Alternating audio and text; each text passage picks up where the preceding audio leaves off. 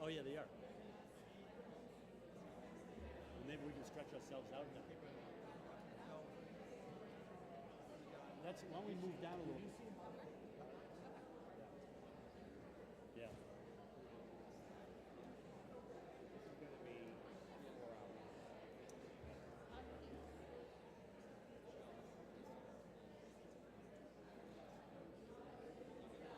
Even in 3 minutes.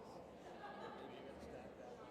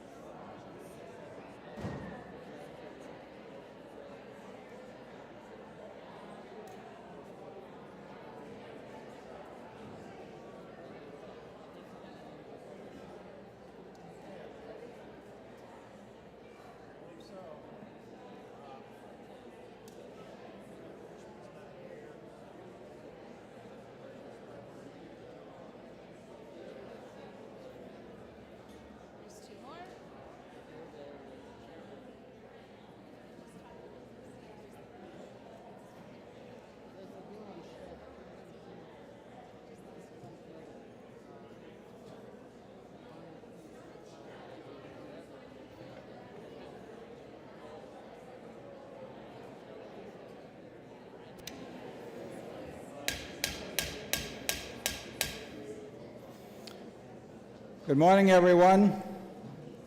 Welcome to the House Committee on Health and Human Services and Elderly Affairs.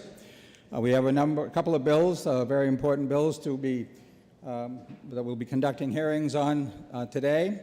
But before we do that, I'd ask you to please join me in the Pledge of Allegiance.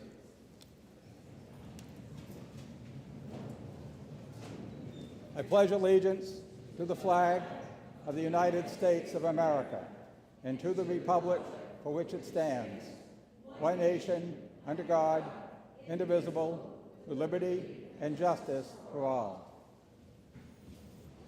Thank you.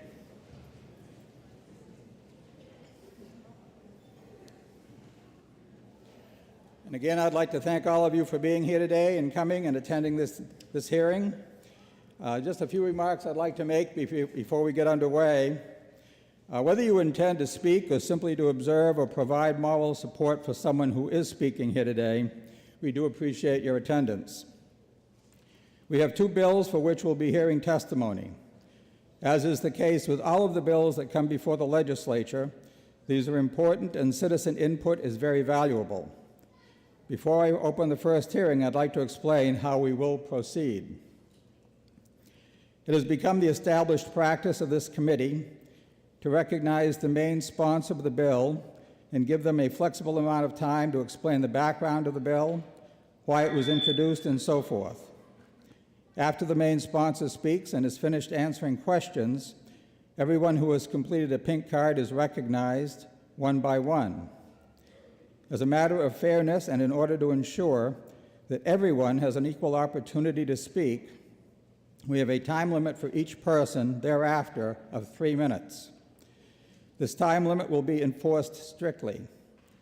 When you have spoken for 2 minutes and 45 seconds, I will advise you that you have 15 seconds and to begin wrapping up your remarks. At the end of 3 minutes, I will ask if you are accepting questions from the committee members, and if you are, I will then ask the committee members if they have any questions. When the committee is finished asking questions of one individual, we will then move on to the next person and the next, and so on. While 3 minutes may not seem like a very long period of time, it is the best way for us to give every one of you an equal chance to speak. I would ask all of you to please be respectful of one another while someone is speaking and in the words you choose. I know that there are strong feelings on all sides of the legislation we are considering here today. Although there may be disagreement, let there not be disrespect.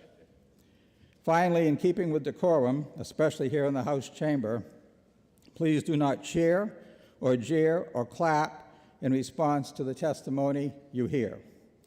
With that being said, let us begin.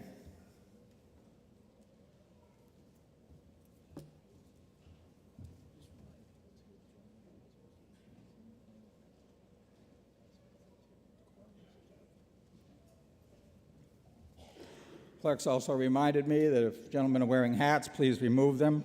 Again, it's a matter of the decorum in the House chamber. The first bill for us to consider today is House Bill 619, and I would like to recognize Representative Roy, the prime sponsor, to introduce this bill. Representative Roy. Thank you, Mr. Chairman. Thank you, members of the committee. Thank you, members of the public, to come out for this important discussion. My name is Representative Roy. I represent Rockingham District 31. I brought this bill at the request of parents in my district. At least 5 different sets of parents came to me a year ago and asked me to bring this bill. I was very hesitant to bring this bill because I knew of the controversy that it would cause. What sealed it for me was when I got a call from a doctor in my district, and that doctor asked me to bring this bill as well.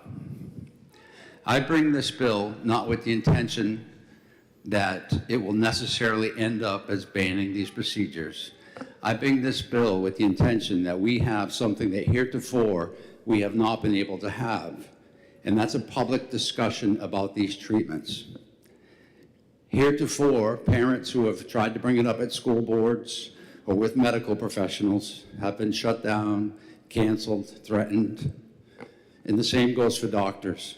I got an email from a doctor, a prestigious doctor in this state, who told me that he supported the bill but was afraid to come forward because he might lose his position.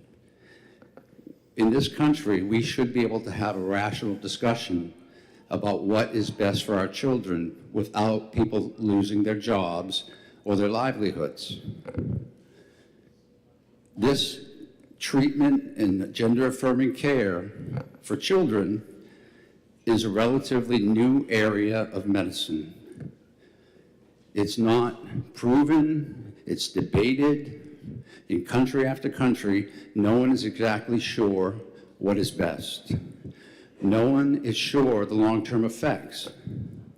But what we are sure of is when someone goes with it and takes it to its fullest extent, they cannot go back.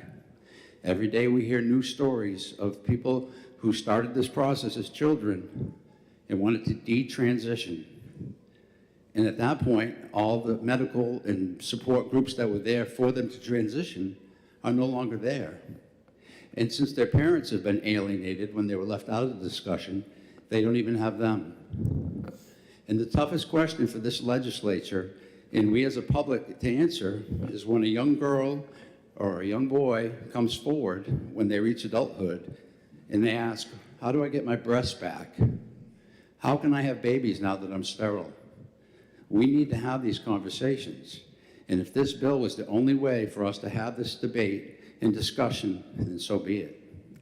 If it turns out that this gender-affirming care is the best thing for our children, then prove it, and then it will be so.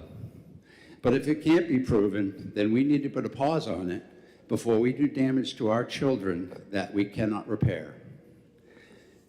The different parts of the bill speak for themselves. I will be submitting a detailed testimony online. That's all of your time I'm going to take today, and I won't be taking any questions on this. Thank you. Thank you, Representative Roy.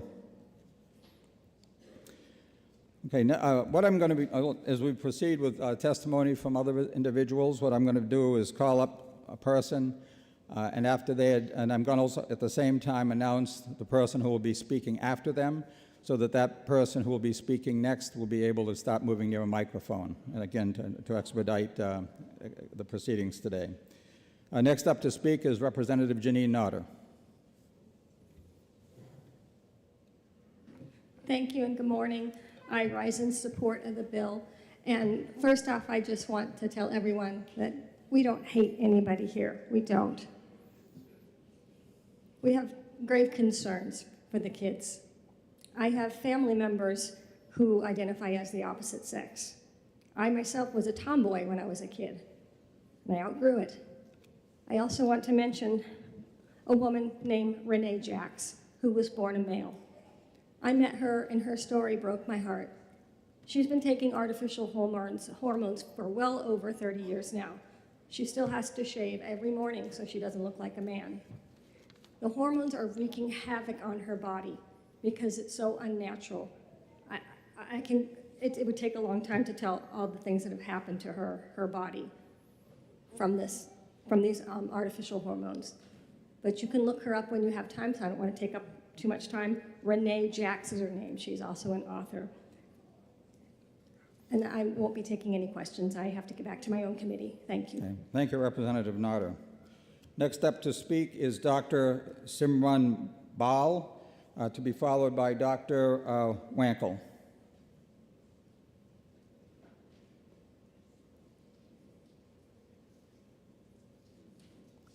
Good morning. Good morning, honorable members of the committee. My name is Simran Bal. I live in Hanover, New Hampshire.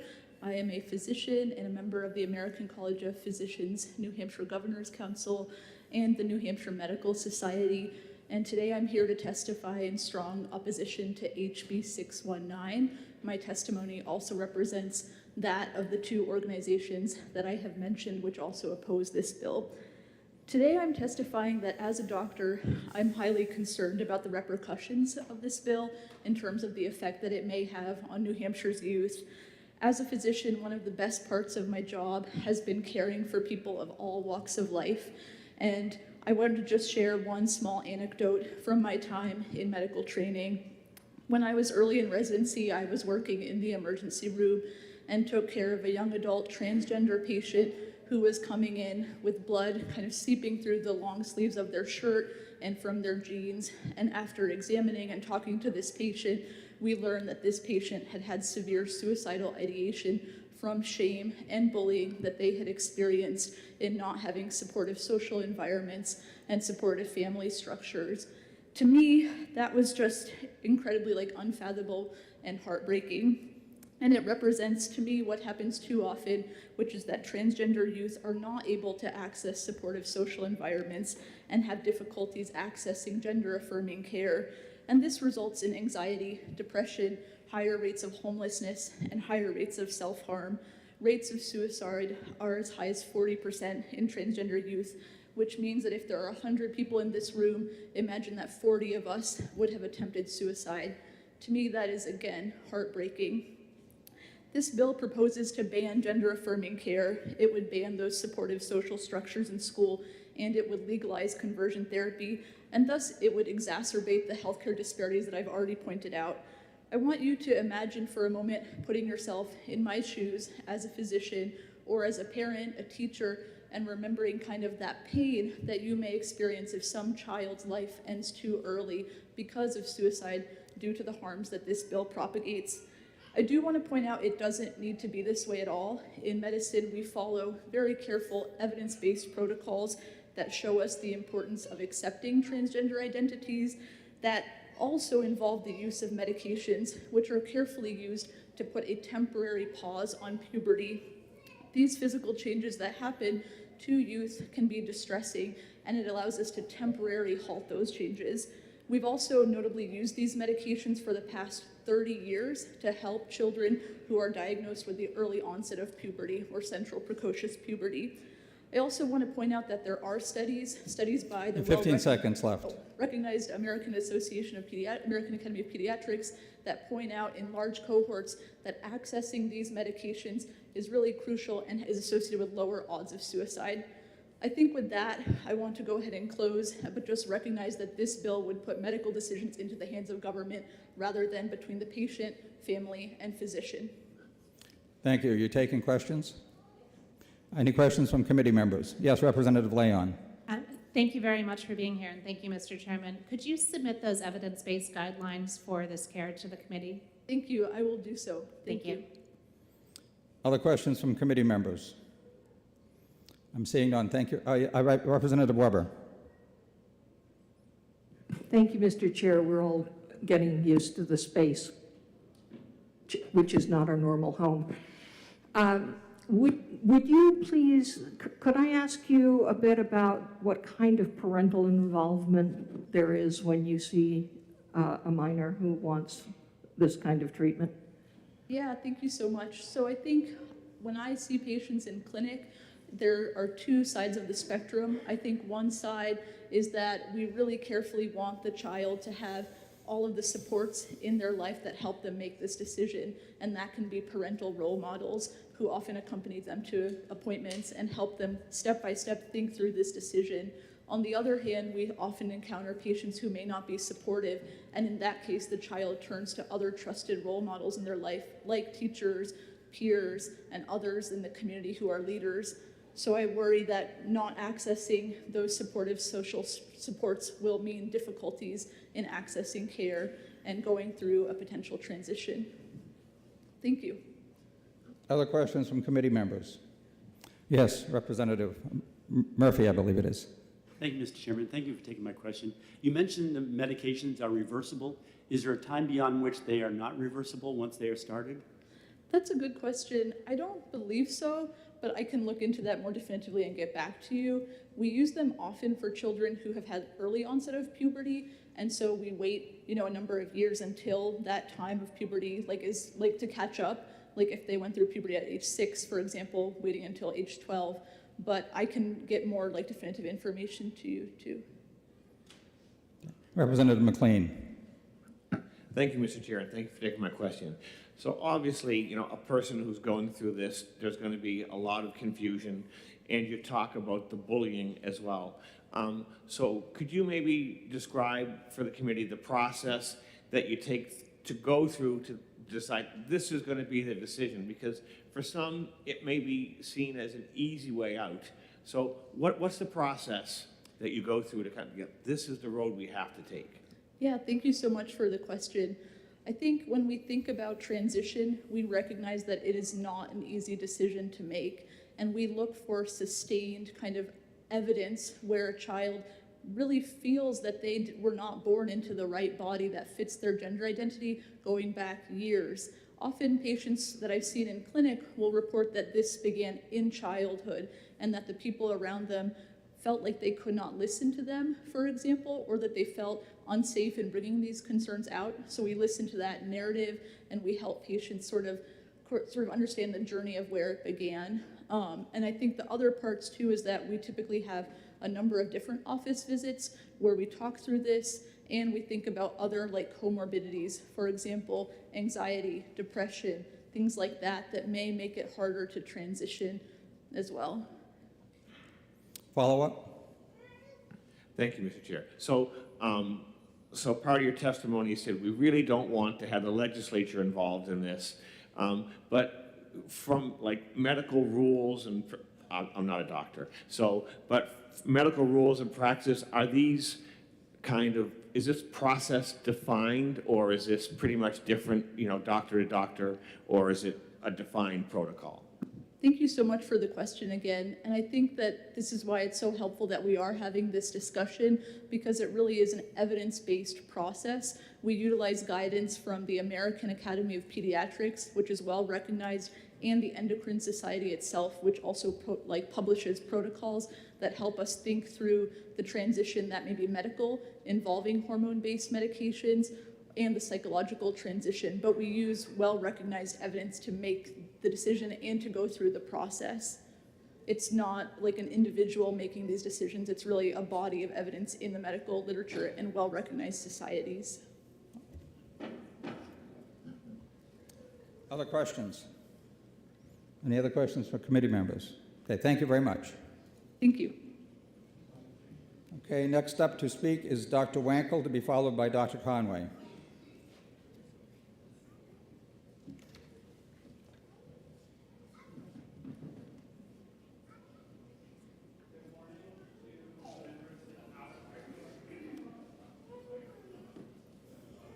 Button. Hello. Hello. Hi.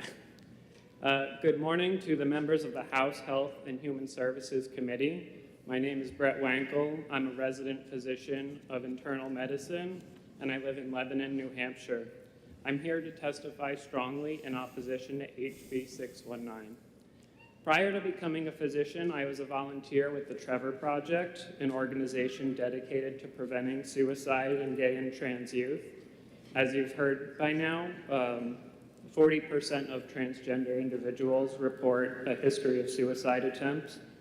Within this group, those who are rejected by their families and their communities, and those who are deprived opportunities to transition are even more likely to attempt suicide. These are ramifications I'm sadly familiar with.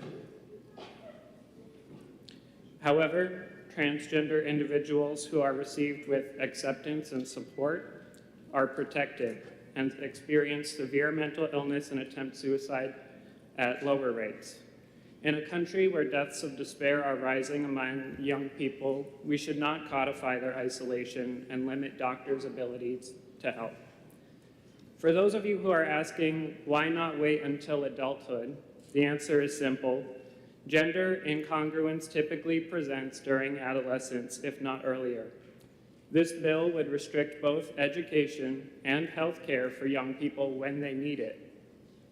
This bill, as it stands, will outlaw best practice medicine and would punish physicians who attempt to give their patients the best care possible. These standards are not experimental, but are established by the Pediatric Endocrine Society, the American Academy of Pediatrics, and the Academic Pediatric Association, based on a synthesis of data in gender-affirming care. While this bill highlights the risk of medication, it overlooks the benefits, as well as the risks inaction poses. It is up to patients and their doctors to determine the best path forward. This legislation will remove a central pillar of the American healthcare system, autonomy. Many adolescents possess the requisite insight to participate meaningfully in informed medical discussions and participate in their healthcare decisions. This would take away this decision from patients and families and leave it with the state. This is not only bad medicine, but it is an infringement of liberty. Thank you for your time. I'll try to answer questions if there are any. Thank you, Doctor. Any questions from committee members? Representative Shapiro. Thank you, Mr. Chairman, and thank you for taking this question. My understanding is that the predominant medical or surgical intervention would be puberty blockers before age 18. And I wonder if you're aware of research about the long-term effects of puberty blockers, and if you are, if you would be able to comment on it and forward that information to the committee. So I'm not off the top of my head intimately familiar with the research. As Dr. Ball highlighted, these puberty blockers have been used for decades in children in the treatment of central precocious puberty, and it's not believed that there are long-term irreversible consequences for delaying puberty. Thank you. Other questions? Any other questions from committee members? I see none. Okay, thank you very much, sir. Thank you. Next up to speak is Dr. Conway, to be followed by Representative Murray. Good morning, honorable members of the committee. My name is Heather Conway, and I live in Enfield, New Hampshire. I'm here today to testify in strong opposition to HB 619. I will be testifying today as a physician, as a New Hampshire resident, and as a sibling of a transgender person about my concern for the potential negative consequences of this bill on transgender youth and all those that care for them. It's a well-known trope that every unhappy family is unhappy in their own way. Growing up, much to my regret now, I would have ascribed a lot of my family's unhappiness to my brother's behavior. He had so much internalized and externalized anger that my parents and I just could not understand. He would get into trouble at school, and I would see the distress in my parents' faces as they tried to help him. What we did not realize then was that every time we called him by his birth name, or he was instructed to go change in the wrong locker room, we were compounding his indescribable hurt. Indescribable because none of us had the language that we needed. When my brother came out as trans a few years later and started receiving gender-affirming care, the transition within my whole family was equally indescribable. He is so much happier now and more comfortable in his own skin. But I can't help to wonder how different things might have been if he didn't have to first suffer through all of those years. This is just anecdotal data from my own personal experience, but now as a physician, I practice evidence-based medicine. And what the evidence shows us is that providing gender-affirming care to trans youths saves lives. You have already heard that studies conducted by the American Academy of Pediatrics have found a significant reduction in moderate and severe depression and a significant reduction in suicidality among transgender and non-binary youth who receive puberty blockers and gender-affirming care. Bills such as HB 619 that aim to legislate against LGBT education and safe learning environments for transgender youth do not prohibit children and adolescents from the experience of being transgendered, but it does limit their access to the medical and educational interventions that they need. I would like to reiterate my opposition to HB 619 and sincerely thank you all for your time and attention, and I'm happy to answer any questions if I can. Thank you. Any questions from committee members? I'm seeing no questions. Thank you very much. Next up to speak is Representative Murray, to be followed by Kearney Ponierny. Thank you, Mr. Chair and members of the committee. My name is Alessandra Rodriguez Murray. I represent Manchester Ward 9, and I'm a trans non-binary person. Many of you, my colleagues, may not know that. Yet I've been able to make good friends on both sides of the aisle.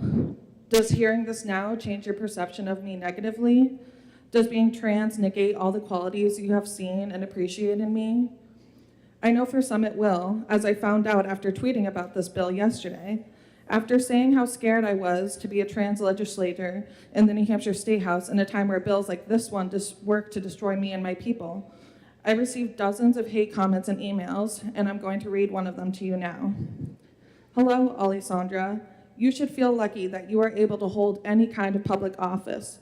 When white nationalists take power someday, trannies and homosexuals will not be able to hold public office or be around children in any capacity. I submitted online testimony today in support of the 3 bills that will protect children from your degenerate filth. I discuss it at the link below and urge all white nationalists to submit testimony as well. And then he includes the link to the Gad post that he made using my content to encourage people to support these bills. Clearly, these bills enable hate. They enable violence. They dehumanize and ostracize trans and queer people, making it even harder to exist in a world that is set against us. You are not protecting children with these bills. You are making it harder for them, increasing suicidal ideation and mental health struggles. It is proven that validating a child's trans or queer identity can be life-saving. If you all pass this bill, you are saying you would rather a child die than be trans. Validating trans children does not mean immediate surgery. Getting gender-affirming care is actually extremely difficult. I am 28 years old, and when I tried to get a consult for top surgery, it took a year to get an appointment. And then at that appointment, I found out insurance wouldn't cover the procedure because I hadn't proved that I was trans enough. This is me, as an adult, facing immense hurdles to get the health care that I deserve. Now imagine how much harder it is for a child to do so.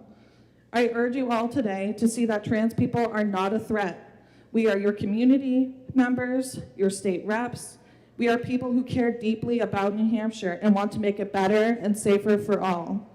I urge you all to vote ITL on this legislation and let the decision between trans patients, families, and providers stay between them. Thank you.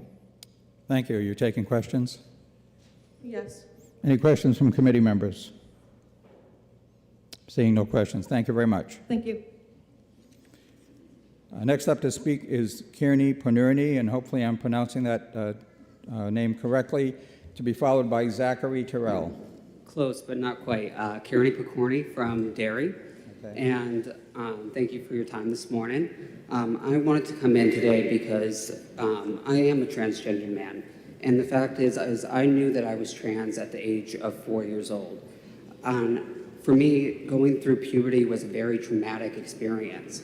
If having the hormone blockers to be able to stop that process and not have the long-term effects of the health that having to go on to hormones and the cancer risk that does come from being on long-term hormones, if we can start earlier for those that do truly know that they are trans and that this was not a thing that I considered, this was a life or death thing for me.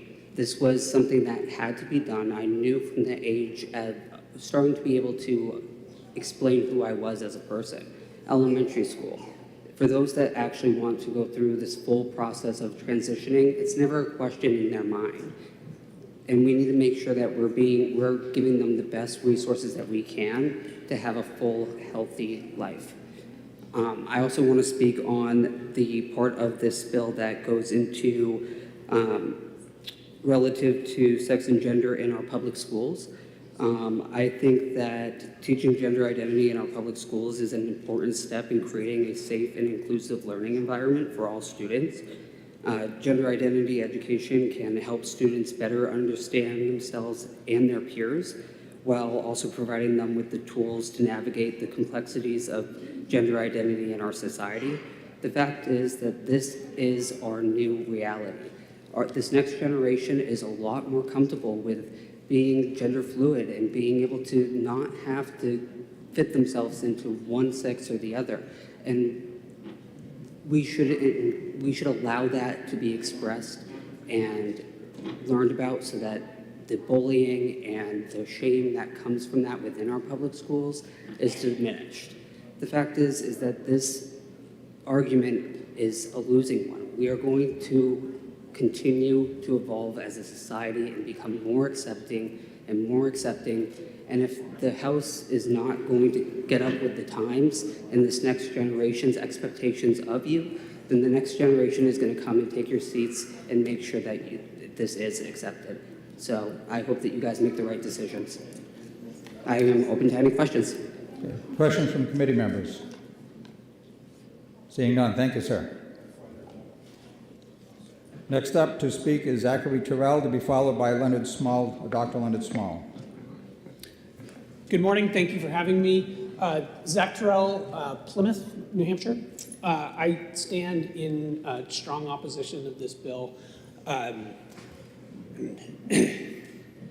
My daughter last year came out as trans to our family. The least surprising thing she could have done, excuse me. At 2 years old, she approached us and, actually her grandparents, and said, the one thing I want for Christmas is a dress. At 2 years old, that we've known for 13 years that this person in their mind and in who they were has always been a girl. That may not be what they were assigned biologically, but through every interaction with this person, they chose to watch cartoons that had female protagonists. They loved My Little Pony. They chose all the sorts of things that you might consider stereotypically feminine through their whole life. We were very supportive of that, but we also knew it was something that they held very personally. They didn't necessarily tell their friends that they chose to sleep in more of a nightgown style pajamas instead of the athletic shorts that their brother wore. This has always been her reality and who she is.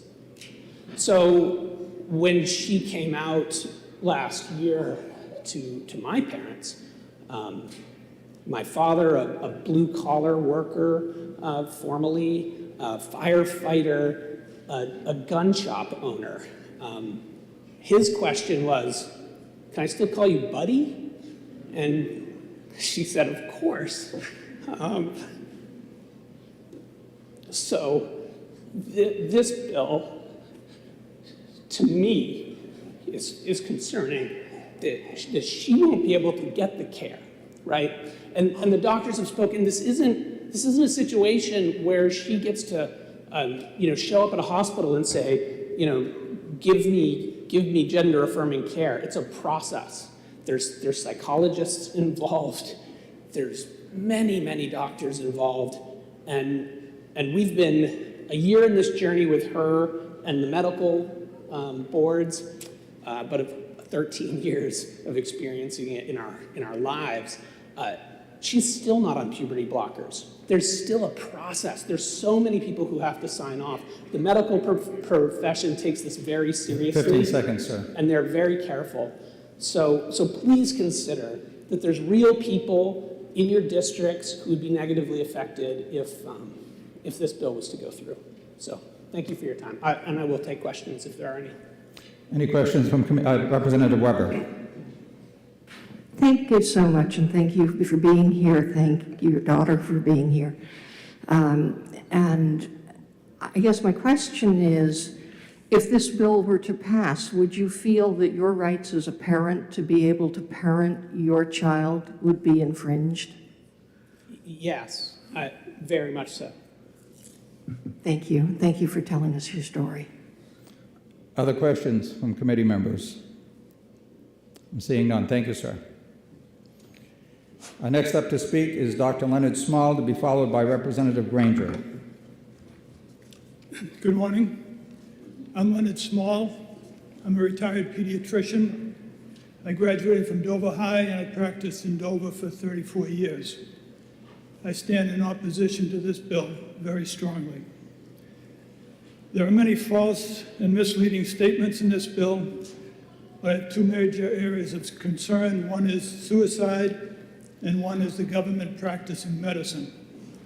I won't go in more to the suicide. I've got it written in my statement, because I think others can express that very well, can express the distress that they grow up with, knowing that their identity is different from what people want. But I think if you all think back to when you were 2 to 4 years old, you knew who you were as a person. You knew you were a male or a female. But just think if that knowledge was in contradiction to what society said and what your physical body says. So that can lead to a lot of distress and suicide, and I won't go into that more. My other concern is the government practicing medicine. New Hampshire gave me a license to practice medicine after requiring college, medical school, and residency. That training and that license carried the expectation that I would act in the best interests of my patients, relying on evidence-based medicine. When faced with a problem, I would rely on a search of the literature and the policies of the relevant medical societies. Not doing so could subject me to malpractice. For trans children, evidence-based medicine is clear that gender-affirming care is the standard for their mental and physical well-being. The American Medical Association, the American Academy of Pediatrics, and the American Psychiatric Association all endorse gender-affirming care and oppose government intervention. This bill forces the physician to ignore or deny that standard. It forces the physician to commit malpractice in order to avoid civil penalties. It is the government practicing medicine, poor, non-evidence-based medicine, which would be unacceptable in any other situation. Trans kids are born with a certain identity. They did not choose it. It is who they are. It cannot be changed. Much of society does not accept this fact, but medicine and science does. This bill leaves trans kids at significant risk of suicide.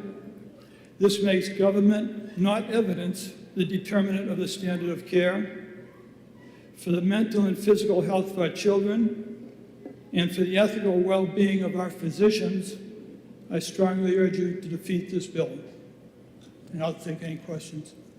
Thank you. Questions from committee members? I'm seeing none. Sir, do you have a copy of your written testimony? Or, yep, please bring it down.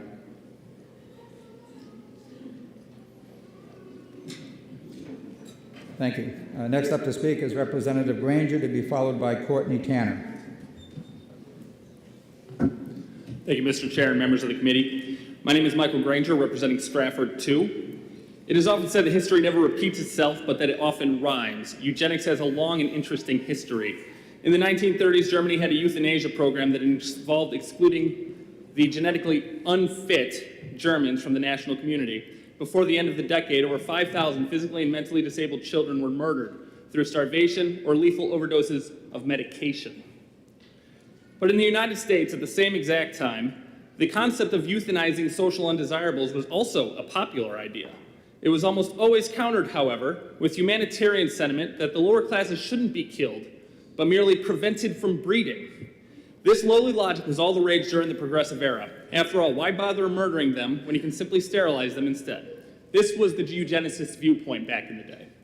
From their viewpoint, that's 9/10 the benefit with 1/10 the risk of social condemnation. After World War II and the full horrors of the Holocaust became well known and well taught, the idea that we should engage in any eugenic activity to prevent the propagation of undesirable traits fell to an all-time low in popularity. The ideas themselves didn't die, however. Those who held on to these progressive ideas kept it to themselves and took time to modify and adapt the viewpoints to make them more marketable. The GI generation who fought in World War II is mostly dead, and when a generation dies, society loses memories. There are less than 250,000 Americans alive now who fought in World War II, and that number is unfortunately decreasing every day. Each time one of these people dies, society has one less person to ask about the ideas that the generation defeated. We forget ideas that are incredibly dangerous, incredibly evil, and incredibly wrong, and if we don't remember, we can't recognize them when they come again. The ideas that have been sleeping since World War II now have an opportunity to come back, for there are none left who remember them. Eugenics is wrong. It is wrong to sterilize minors, even if they are exhibiting what some consider non-gender conforming behavior. So what if a boy thinks he's a girl? Children are full of imaginative thoughts, and if they want to play pretend, that is not a crime worthy of castration. Let's not punish a child's creativity by amputating their sex organs. These children are incredibly valuable. Their genes are worth spreading. Frankly, it's cruel to take advantage of confused adolescents and trick them into destroying their lineages. Every single person alive today comes from a long line of survivors. Every one of us had a father and a mother. Both of them survived long enough to produce offspring. Each of our parents also had parents who survived long enough to have kids. This chain goes back for at least a couple dozen years, probably much longer, and each one of our ancestors survived long enough to have kids. Kids with gender dysphoria are no different. They should not be culled from the gene pool. I repeat, do not cull non-gender conforming children from the gene pool. There's nothing wrong with a boy who likes baking and sewing and wearing dresses. There's nothing wrong with a girl going fishing and climbing trees. Everyone in this room engages in non-gender conforming behavior from time to time, and that's okay. If you truly care for these kids and want them to have full, meaningful lives, don't let them be castrated before they are able to breed. They deserve to have an opportunity to have kids of their own. Many of them may not make it, and each one that is not able to contribute genetic material to the future of humanity is a shame. But to deny them the ability to even try, that's just evil. Eugenics is wrong. So please, OTP, HB 619. Thank you for your time. I'm available for questions. Okay. Any questions from committee members? Representative Shapiro. Thank you, Mr. Chairman, and thank you for taking the question. Are you comparing the extermination of Jews and others with giving gender-affirming care? Correct. Both of them were attempts to reduce No people. applause, please. Correct. Both of those were attempts to remove people from the gene pool. Both of them were genocide. Genocide. As a Jew, I find that... Hey, please, again, no disrespect. Everybody has a right to breed. Even my enemies have a right to breed. They disagree with me, they have a right to breed. Any other questions? Thank you, sir. God bless everybody. Thank you. Next up to speak is Courtney Tanner, to be followed by Peyton Durkee. Good morning. My name is Courtney Tanner. For the record, I'm the Director of Government Relations for Dartmouth Health. Dartmouth Health is opposed to House Bill 619 in its totality. Dartmouth Health provides comprehensive quality care to patients across the state. As the state's only academic medical center, we are proud to provide specialty care to patients who need complex care. We provide high-quality, gender-affirming care to both pediatric patients and adult patients. We're the only pediatric endocrinology program in the state. Our multidisciplinary program is the only program that provides this type of care to this population in the States. And we have a team of doctors, nurses, social workers, psychologists that actively work with this population. They are highly trained, highly skilled professionals who provide care that's grounded in science, all of whom deeply care about our patients and the work that they do. In the packet that came around, I provided written testimony from 3 doctors, Dr. Francis Lim Liberty, Dr. Jack Turco, and Dr. Brian O'Sullivan. There's also testimony in there from Jessica Smith, an APRN, Caroline Calvary, a registered nurse, and Alyssa Hurwitz, who's a PsyD. As legislators, you're tasked with a great challenge to balance individual liberties and government intervention. It's a hard balance. But House Bill 619 would directly impede our patients' abilities and to access care and their individual liberties. It would interfere with their personal freedoms. I want to applaud the father who came up here to testify on behalf of his daughter. Those are our patients. Those are the patients that we treat and we see. As parents, can you imagine not being able to access care for your kiddo that has a complex health disease? I can. I'm a parent of a kid who has one. As an adult patient, can you imagine living in a state where you can't access health care that you need and that you want? I can't imagine a state like that. Our patients come to us because they're seeking care they want and they need. Parents come to us to consent to treatment because they want and need this for their kids. They are trying to support their children. Dartmouth Health is proud to provide this evidence-based care, and we work to lead for best physical and emotional outcomes for our patients. I'm more than happy to take questions. We're strongly opposed to House Bill 619. Thank you. Any questions? Seeing no questions, thank you. Next up to speak is Peyton Durkee, to be followed by Vivian Murphy.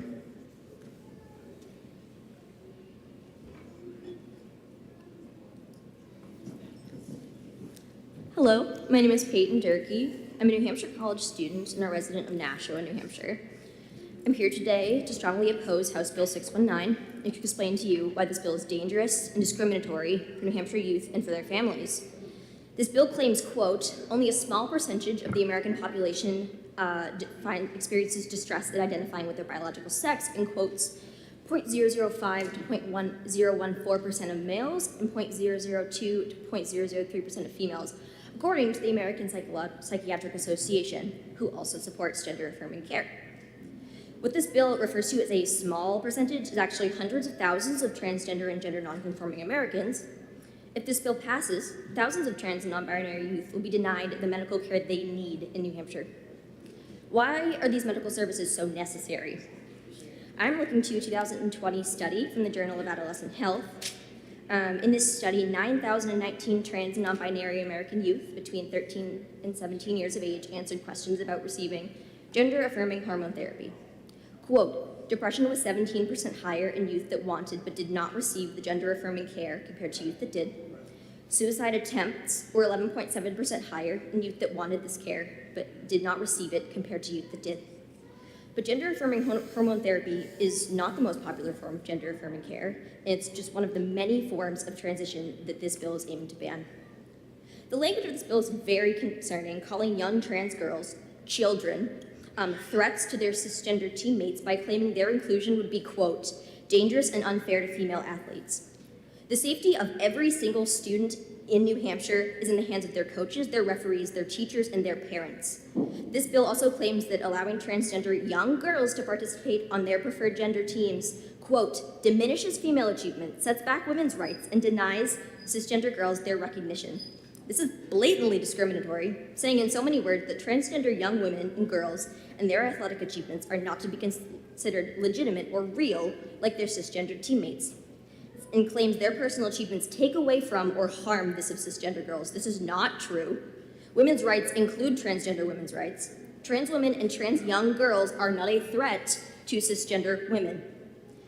Trans youth in New Hampshire deserve medical autonomy over their bodies. Modern medicine has made so many evidence-based gender-affirming procedures safe and successful and more accessible, unless this bill were to pass. It's up to trans kids, their parents, and their trusted medical professionals to make these age-appropriate decisions that are in the children's best interest. The government should have nothing to do with these personal medical choices, and this bill will strip these freedoms of New Hampshire kids and their families. It does not need to exist in this state. Gender-affirming healthcare has and will continue to save young lives. Thank you. And I am accepting questions if you have any. Thank you. Any questions? Seeing no questions, thank you. Next up to speak is Vivian Murphy, to be followed by Reverend Eliza Tweedy. Good morning. My name is Vivian Murphy. I stand today in opposition to this bill, and I speak from my personal experience as a trans woman. First, we were considered deviants, dressing as women only to gain access to female spaces to inflict harm. Then we wanted to engage in women's sports so we could steal their accomplishments. Now we are child abusers for wanting to create a more comfortable path to wellness rather than the confused and heart-wrenching ordeal that we as adult trans people were forced to endure. What comes next? Why is our existence so threatening? Have the people proposing these uninformed and mean-spirited laws ever met a trans person or child? Where does their authority to impose pain reside? Where is their compassion and morality? It was once believed that women's bodies were too fragile to ride in a locomotive, that blacks lacked intelligence to vote, gays were child predators, Mexicans were lazy, etc., etc., etc. All these beliefs have been proven false. I quote, "The voice of the majority is no proof of justice." Friedrich Schiller, philosopher. Laws to force detransitioning have been passed in South Dakota and Tennessee. There are hundreds of anti-transgender laws being proposed around the country, motivated by fear, or worse yet, by people who are willing at all costs to maintain power and position. The rights of parents to seek life-saving, medically appropriate health care for their child are being trampled. Medical evidence is being attacked, mocked, and ignored. Anyone trying to help these trans kids are being labeled as groomers. What does that mean? Who are these people that do such things? And why are there tiny numbers with loud, brash, self-righteous voices being listened to? When does this end? When we crawl back in our holes and suffer in silence because some are uncomfortable by our presence? We do not identify as women or men. We are women, men, or even sometimes we fall in between. This is not a choice. It's an innate knowledge of who we are that is carried from birth. At 72, I have never had one moment where I have felt comfortable as a male. Sorry. Okay. Banning something is the argument of the uneducated or bigoted mind. Compassion and empathy is where the majority of society resides. We've been here before. Women, blacks, Jews, gays, every ethnic group that has come to our shores and those that were here before us have all been demonized, dehumanized, legislated against, physically attacked, and emotionally tortured. This is the fourth time I've come to Concord to testify on trans issues. This bill does not affect me personally, but having lived through the guilt, shame, and hopelessness of being trans growing up in the 50s, and sadly still today, I want these kids to receive the dignity and care that modern medicine and enlightened social awareness makes possible. To remove and criminalize the right of self-determination to be who you truly are is the real child abuse here. Sir, please wrap up. My voice, my beard, my body shape, my male features are all on display, bringing unwanted attention and threats. I'm willing to endure this as judgment, to live the life I only dreamt of, cried about as a child. I had to hide from the world and adopt a false persona just to be safe from scorn, ridicule, and harm. Being transgender is nothing new. We have always existed. The evidence is there if you look. We are simply a small portion of the human condition with every right to exist and flourish. Okay, thank you for your testimony. Are there any questions? I'm seeing none. Thank you very much. Appreciate it. You have written testimony you want to give us, or did you already do that? Thank you. Next up is Reverend Eliza Tweedy, to be followed by Joy Douglas Robertson.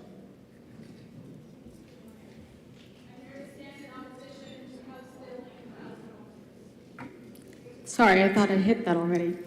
I'm here to stand in opposition to House Bill 619.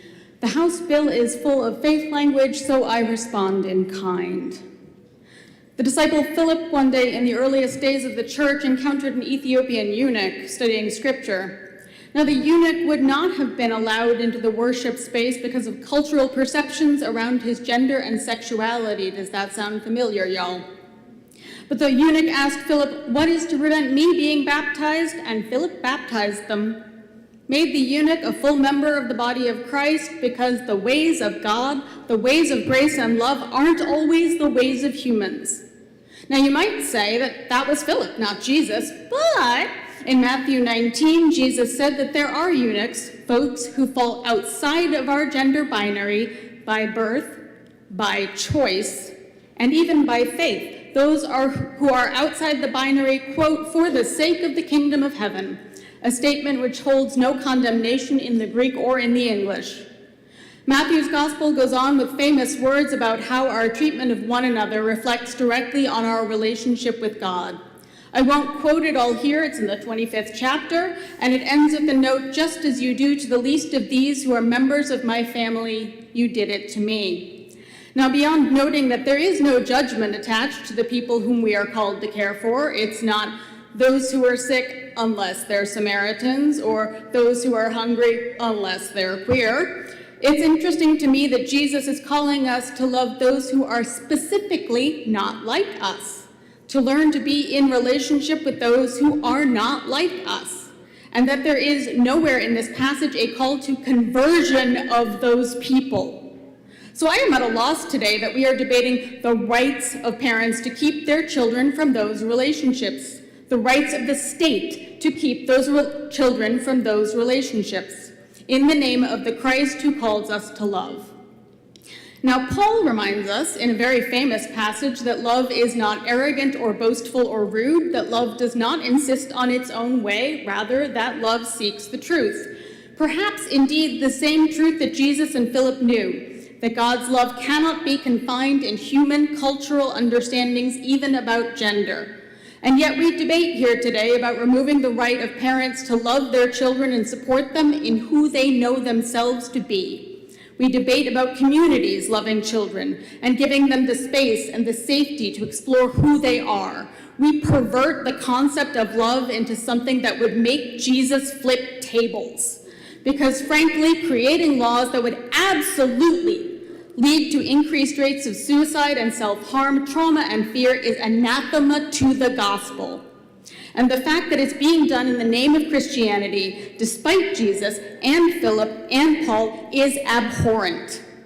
Scapegoating one community for the sake of scoring political points, targeting vulnerable people to create a monolithic culture has been tried.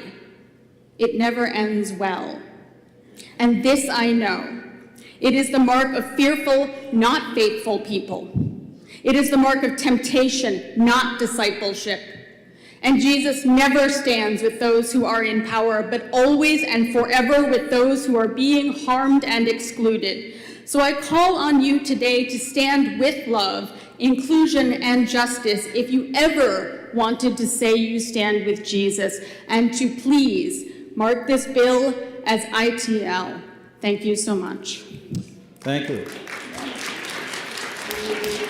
Please, no applause. Representative Weber, are you taking questions, Reverend? Mr. Chair, my question could be answered by the clerk. I just didn't get the name of the person who just testified. I'm the Reverend Eliza Tweedy. I'm the pastor of First Church Congregational in Rochester. Thank you very much, and thank you for your testimony. Any other questions? Okay, thank you. Next up to speak is Joy Douglas Robertson, to be followed by James Marshall. Hello, members of the committee. My name is Joy. I'm a member for the Party of the Party for Socialism and Liberation, and today I'm testifying strongly against HB 619. But I would note that what I say speaks to the entire slate of hateful and reactionary bills currently disgracing these halls. These bills are all fundamentally about the same reactionary principles, and therefore can be addressed as one massive hateful gibberish. Firstly, one of the strategies used by the far right is to highlight those who regret transition, an exceedingly low number compared to the usual statistics on operational regret. And yet, where is the outrage over the regret rate for hip replacement surgeries? Where's the New York Times articles and the alarmist testimonials on the dangers of shoulder surgery? Who here is aware of the fact that 97% of transgender people are happy with their decision to transition? Now, who here is aware that 65% of the general population polled regretted their own cosmetic plastic surgery?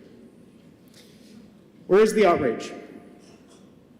We sit here in light of these facts, but some of you want us to highlight a statistical anomaly. They would have us look at the sky and declare it made of steel because they've seen a jet go by.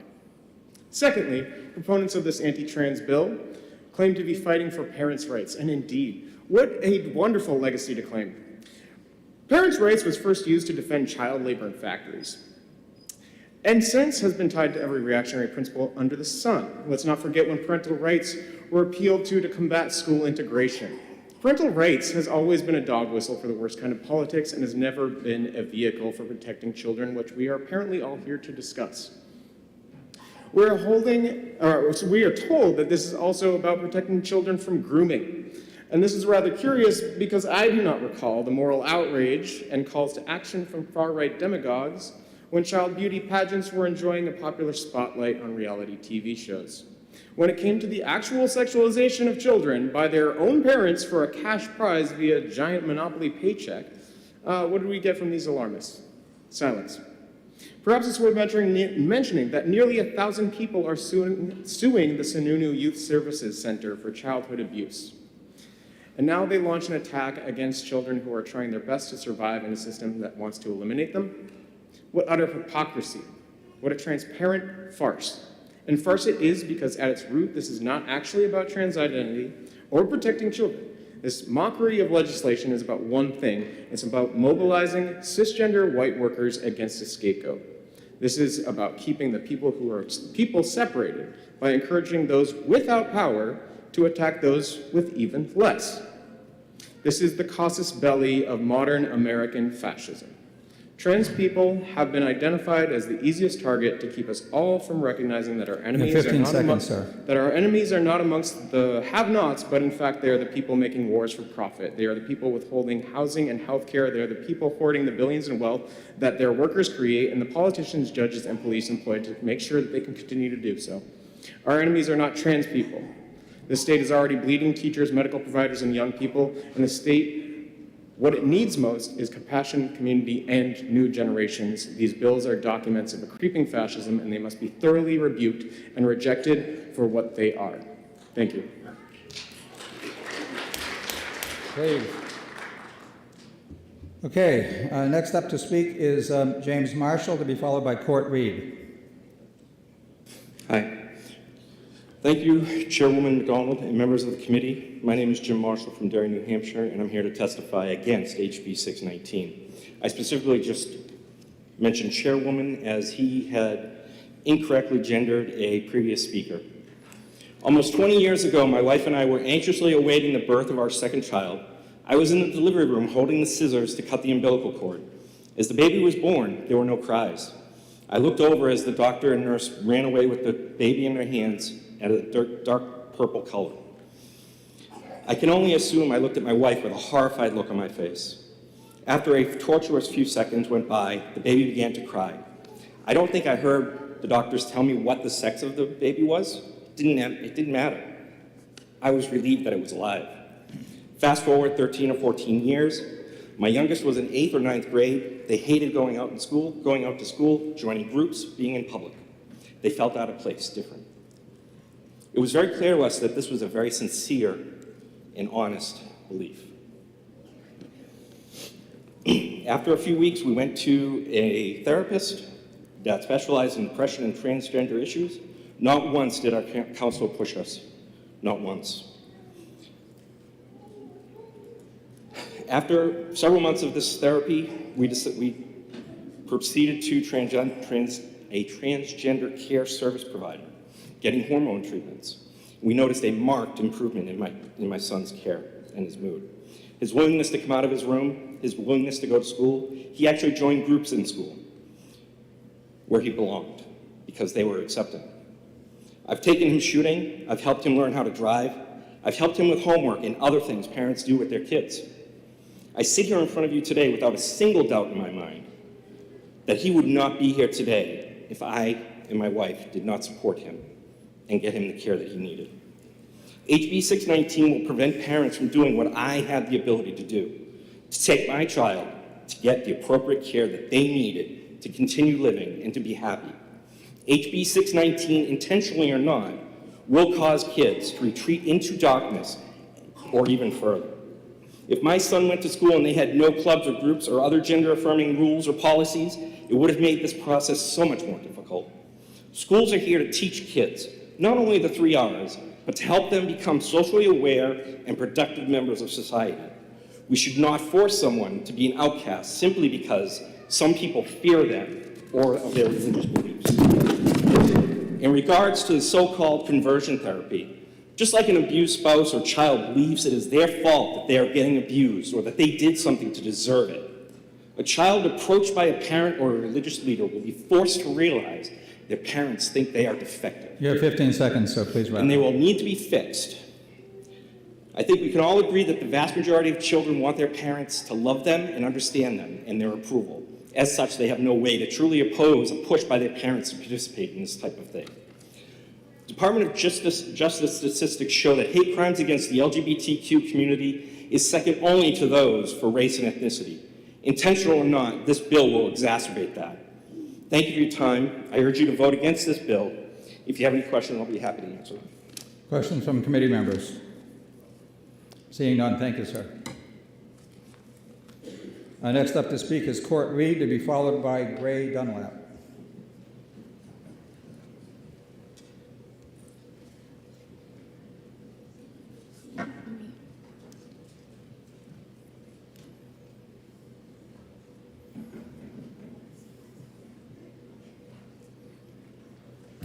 Thank you for your time. My name is Courtney Reed, and I'm here to testify in opposition to HB 619 on behalf of the American Civil Liberties Union of New Hampshire, primarily because, and as I'm sure we've heard already, the bill would ban gender-affirming health care for minors, would ban any affirmation related to being transgender or non-binary in public schools, and the bill would functionally repeal the current ban on conversion therapy by changing the definition in a way that fails to recognize the coerciveness frequently inherent to this dangerous practice.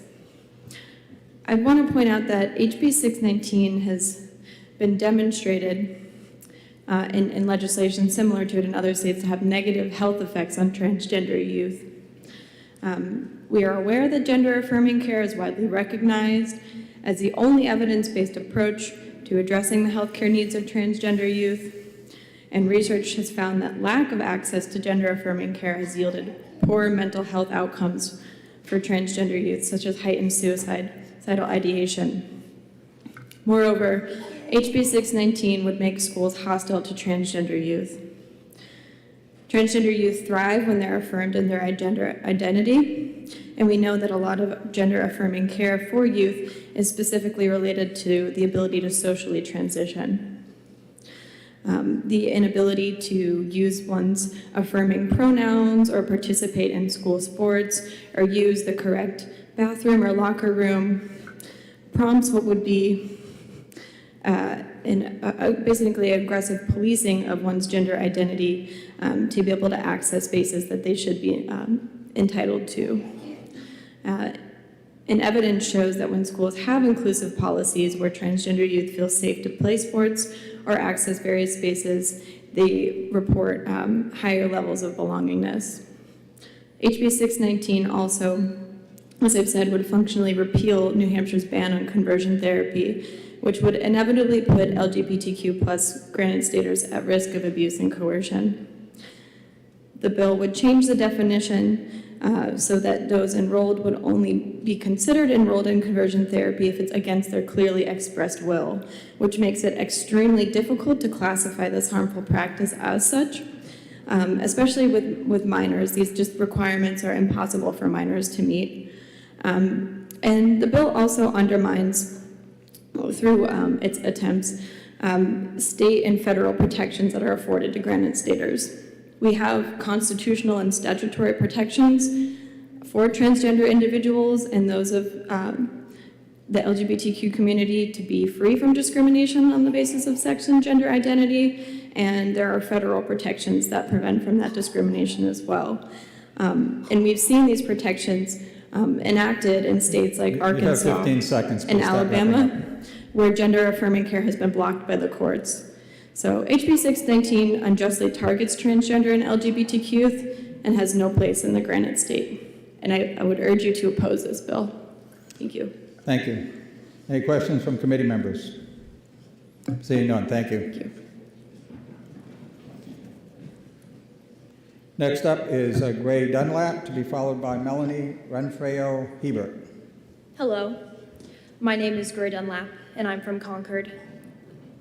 Today, I am not just standing here for myself, but I'm also here to show younger trans people out there that there are people who care for you and will help fight for you. Gender-affirming healthcare is life-saving healthcare.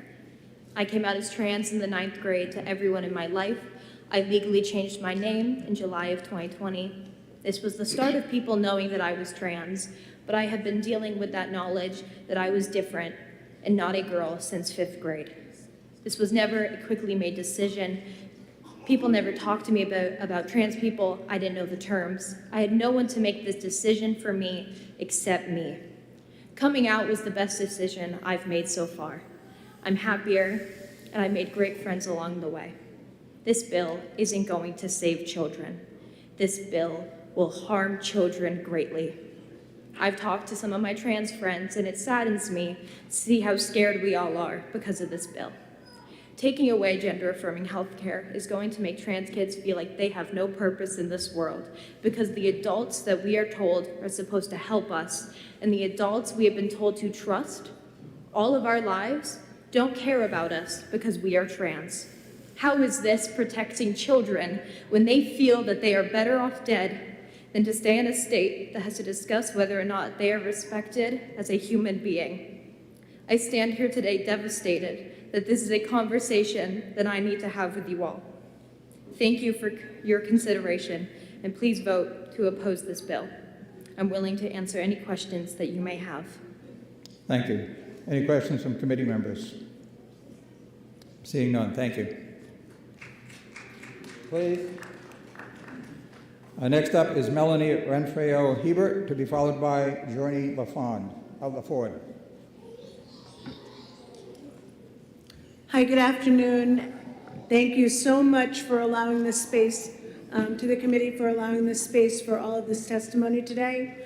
I did have a rather generic testimony of my own, not based on personal experience, but rather based as my own personal experience as a community economic development specialist. House Bill 619 prohibits gender transition for youth, as well as sex and gender education in our public schools, and criminalizes necessary medical care. The bill is clearly limiting the rights of a specific population, along with several similar bills with prohibitions on bathrooms, pronouns, and sports. It's seeking to codify discrimination and, though it's a little triggering, transphobia in our New Hampshire law. While I did have more to share about our school system, I'm going to leave more time and space in this process for individuals with personal experiences that have so informed the committee throughout today. And just to say that I am proud to live in a community where all voices can be heard, and in this room, which I haven't been in since the 4th grade, for the field trip, we all had it, you know that. And that I'm glad to be here today and to see so much attention, effort, and willingness to learn in this committee. And I am dismayed to find that our own Goffstown representative, who's a member of your committee, is not available today to see the faces of these individuals as they stand up here and tell personal and in some cases heartbreaking stories that need to be heard to understand the importance of opposing House Bill 619. And please mark it inexpedient to legislate and not bring it up through this session. Thank you so much. Thank you. Next signed up to speak is Journey LaFord, to be followed by Ann Blanchett. There we go. Sometimes you gotta want it. Okay. Good morning. My name is Journey LaFond. I am a Concord resident, taxpayer, and therapist. I am also a wife and mother. I am also a trans non-binary individual. So I appreciate you listening to my testimony today. I have lived in New Hampshire since 2018 and have been honored to provide mental health services to youth, adults, and to families across inpatient and outpatient environments. This, coupled with my post-secondary education and training, have given me an intimate look at how affirming care in a timely fashion can save lives. How seeing oneself reflected in reading material or hearing the correct name and pronouns used to address you without fear of retribution can be the deciding factor in whether a person wants to live to see another day. I have personally worked with so many young people who have found themselves questioning their identity or orientation. And while the outcome ranges, some people some young people realize that they are indeed gay or trans or asexual or even straight, there are two main paths to these realizations. And on one path, a youth's experience is validated by the people closest to them. Pronoun changes, a haircut, these are the hallmarks of gender-affirming care at this point. Eventually, such care could evolve into hormone therapy. Rarely is a surgery ever performed before the age of 18. Often, hormones, a haircut, or pronoun change is enough to see a young person with a dire outlook become a confident, self-assured human being. My knowledge of how gender-affirming care and education impacts the lives of young people is also personal. When my child came to me at the age of 12 to inform me that they were questioning their gender, my fears were not about what book influenced them to feel this way. I wasn't afraid that they would obtain some surgery that they couldn't reverse. My concerns were around the difficulty of living a life where people would go out of their way to negate my child's existence. When my son approached me at the age of 14 to let me know that he was not my daughter but was in fact my son, I felt proud that our family had created an environment where he could feel safe to ponder these things and be his authentic self. And I was thankful for every teacher, nurse, therapist who treated my son with dignity instead of disdain. HB 619 does not seek to protect children and youth. It instead seeks to force LGBTQ plus young people back into the closet, back into silence, back into danger. This bill not only proposes bans on affirming care and education, but a re-legalization of conversion therapy, a despicable practice that has traumatized youth across generations and across this country. I beg you, if you care about children and youth, then care about all of them. Do not pass HB 619. Thank you, and I will take questions if there are any. Thank you. No applause, please. Any questions from committee members? Seeing none, thank you. Also signed up to speak is Ann Blanchette, to be followed by Susie Colt.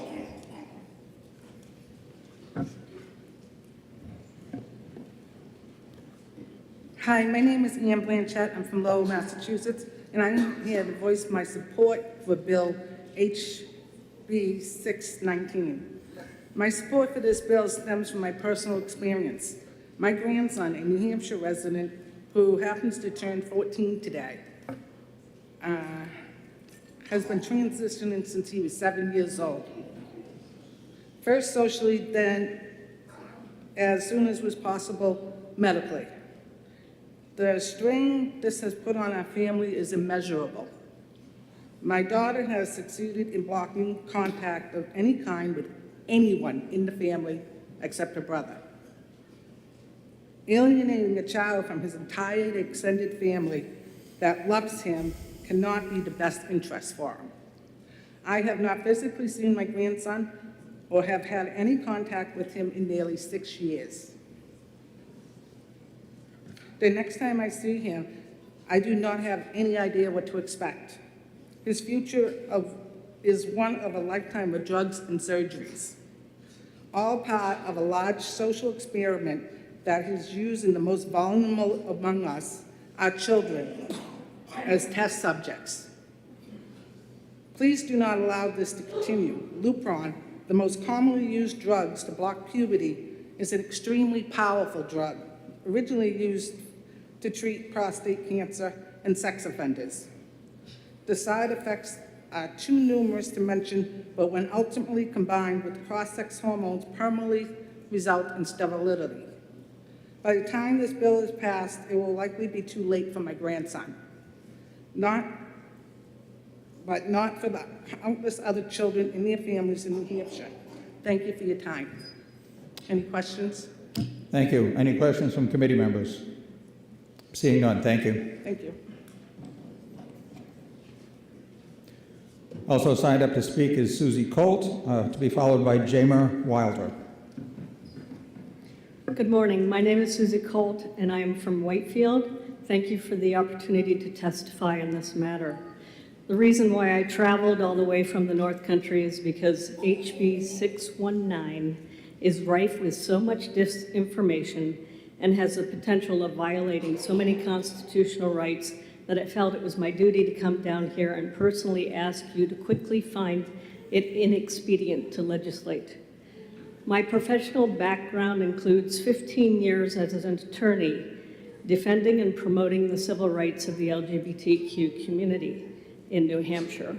In the 90s, I testified in the same chambers to have sexual orientation added to the law against discrimination, which we succeeded in doing in 1997. I helped repeal the discriminatory law that prohibited lesbians and gays from being adoptive and foster parents, and that happened in 1999. Since that time, civil unions became law, marriage, and finally, gender identity was added to the law against discrimination in 2018, which should have been the final nail in the coffin that gave notice to everyone in New Hampshire that discrimination and hate against people because of their sexual orientation and gender identity is illegal. Sadly, as evidenced by HB 619 and other such attempts to discriminate against the LGBTQ community, we are still having to fight for our basic civil rights, and it is exhausting. I agree with Section 2, Roman numeral 1 of HB 619, that New Hampshire has a compelling governmental interest in protecting the health and safety of its citizens, especially children. However, this bill does not do that. Instead, it will cause irreparable harm to our children, to the parents' fundamental rights to autonomy by prohibiting parents from obtaining medical treatment for their children. It'll harm the medical and mental health profession by interfering in their Hippocratic oath to do no harm. And finally, to the educational system by muzzling and censoring teachers. The only thing this bill will do is put New Hampshire in the national limelight, along with those states like Alabama, Texas, Tennessee, and Arkansas, who have passed similar bills, all of which are being challenged in the courts. You will be guaranteeing future litigation, which will be a burden on the Attorney General's office and raise their budgets, unnecessarily having to defend cases like this. Please just remember that you are hired and elected to make laws, not break laws. You took an oath to uphold the Constitution of the United States and New Hampshire. Please wrap up. If nothing else, please remember the long-held tradition of our state's motto, live free or die, which guarantees New Hampshire citizens freedom from overbearing governmental control over our lives. Thank you. Representative Polozov. Thank you, Mr. Chairman, and thank you for taking my question. Would you agree that there are some activities that are appropriate for adults but not appropriate for minors? Like you mentioned marriages. Would you agree that, for example, marriages, it's more adult activities and not for minors? Thank you. Adults can drive, they can drink, minors cannot. I'm not sure I understand your question fully as it relates to this kind of bill. Follow up. Thank you. Follow up.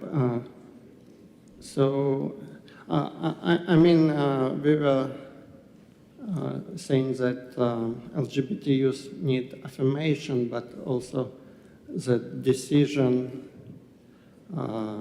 for surgery, for example, or for being put on some treatment that will be lifelong, is a serious decision similar to marriages or driving or drinking. Can you comment on that? I'm sorry, sir. I don't understand your question. I can't answer it. Sorry. Thank you. Other questions? Seeing none, thank you. Oh, Representative Weber, I'm sorry. Would you agree with me that there is a significant difference between the prohibition against alcohol at a certain age, which is based on our current understanding of brain development, which changed over time, but that there is a fundamental difference between that, even though that is an evidence-based decision that we've made as a society, and the decision not to follow evidence-based medical treatment for one segment of our population who would then be denied the same benefits of evidence-based understanding. Thank you for your question, and I do agree with you, yes. Other questions? I'm seeing none. Thank you. Also signed up to speak is Jama Wilder, to be followed by Paige Wood. Good afternoon. First, I would like to just comment and say that one of the things stated earlier about the eunuch in the Bible, there's no evidence that says that that was something that he chose. Normally during those times, those castration happened by force. So I just wanted to note that. I live in Hollis, New Hampshire, and I have 5 children between the ages of 4 and 18, and I am in support of this bill. It has been widely accepted that a child's brain does not develop until the age of 25. Until then, their mental faculties are underdeveloped. Their inability to exercise careful judgment and weigh long-term consequences for their decisions is well documented. To allow a child under the age of 18 to make life-altering decisions based on gender dysphoria cannot be reversed is not only wrong, it is child abuse from the parents and the doctors. I had the opportunities to sit with a man who had attempted to transition to a woman. He lived like that for decades, and when he decided it was not what he wanted, he was left with no options of changing back. The fillers in his body could not be removed without distortion, and the hormones he took left his skin and appearance permanently changed. He described a feeling of being maimed and broken. He shared with me that every man that he knew that had received castration surgery struggled with suicidal thoughts daily. I requested that our school allow him to share his story, to give the children a chance to reconsider what they might be doing to themselves, and the school refused. I cried many tears that day, coming to the realization that this was going to be true for many of the children in our country. When I was in school, many girls struggled with body dysphoria. Instead of teaching them how to starve themselves if they had anorexia, or teach them how to make themselves binge for bulimia, they were given counseling to help them overcome their illness. I wonder if anyone in this room over the age of 30 knew someone they grew up with that expressed a desire to surgically change their gender. We need to ask ourselves why this has become so prevalent in our culture. I would suggest that they are teaching children to question it by teaching what gender is in schools as young as kindergarten. In the high school, they have things on display like the gender-bred person, which explains gender to the students. These are not conversations the guidance counselors or anyone else should be having with someone's child. After summer break in 2021, my children returned to the public school to discover we had at least half a dozen... Please start wrapping up. You have 15 seconds. We had half a dozen students change their gender in our district. Many are taking hormone-altering drugs, and at least 2 were planning surgeries. I would argue that changing gender does not exist because it does not matter what you do to the outward appearance of a person. A man is still a man, and a woman is still a woman based on their DNA. Thank you, ma'am. God did not make mistakes when he created classifications of biological sex. Ma'am, your time is It up. has been Thank you. confirmed at birth since the beginning. Thank you. Are you taking questions, ma'am? Are there any? I'm sorry, are there any questions? Are there any questions from committee members? I'm seeing none. Thank you very much. Have a wonderful day. Also signed up to speak is Paige Wood, to be followed by Kim Peasley. My name is Paige Wood, and I live in Greenfield, New Hampshire. I'm a 29-year-old transgender woman, and I strongly oppose HB 619. This bill is a death sentence for trans and genderqueer youth, as it would ban access to information and healthcare vital to their well-being. Rates of depression and suicide among trans youth drop dramatically when given access to gender-affirming healthcare and when they are supported by their families, schools, and communities. When I was younger, I had no understanding of what being transgender was, nor did I have the access to the necessary information to learn what being transgender was. From the time I started puberty, I was severely depressed. I had intrusive thoughts of suicide every day for years, every single day. Every single day, I had suicidal ideations, and I had no idea why. I struggled with this existence for close to 15 years, attempting suicide on more than one occasion. It wasn't until, as an adult, I stumbled across the information that would save my life. I still struggled after I started questioning my gender, but the day I decided to start my transition and accept myself was the day that the suicidal thoughts stopped. And they stopped entirely. I haven't had a suicidal ideation for more than 8 months, and I don't expect them to come back because I finally know who I am, and I'm proud of that person. But I was lucky. It was pure dumb luck that I did not succeed in killing myself before discovering who I was. Not everyone is so lucky. No one should have to go through the experience that I did, but this bill would ensure that every single trans youth in the state of New Hampshire would. And not all of them will survive that experience. In May of 1933, Nazis burned 20,000 books and journals belonging to Magnus Hirschfeld. Hirschfeld was a pioneer in transgender research, and much of that research was destroyed in the fire. Today, 90 years later, those on America's right are calling for our genocide. Media figure Michael Knowles recently gave a speech at CPAC where he called for the eradication of transgender people to thunderous applause. The architects of this bill, Representatives Terry Roy, Janine Nodder, James Spillane, Sheila Seidel, Nikki McCarter, Alicia Lakis, Kevin Vervelle, and David Lowe should consider how history will view them. It will not be kindly. If this bill passes, the blood will be on their hands. I'm here today to ask the committee to, in a world that stands against us, stand with us. Thank you. Thank you. Next signed up to speak is Kim Peasley, to be followed by Betsy Harrington. Good morning. My name is Kim Peasley. I'm a resident of Concord, and I'm a parent of a transgender son. I'm here testifying in opposition of HB 619. This bill's own summary states that it prohibits gender transition care for minors under 18, prohibits teaching about gender identity in public schools, and changes the definition of conversion therapy. This bill flies in the face of every major medical association in the United States. It's an embarrassment. It's a very dark day in New Hampshire. As a legislator in New Hampshire, you swore to faithfully and impartially discharge and perform all your duties incumbent upon you as a state representative. One would assume that this means that prior to proposing any law to abridge a citizen's right, at least a modicum of research would be conducted. Clearly, this hasn't been done, as over 1.3 million doctors recognize the medical necessity of transition-related care for improving the physical and mental health of transgender people.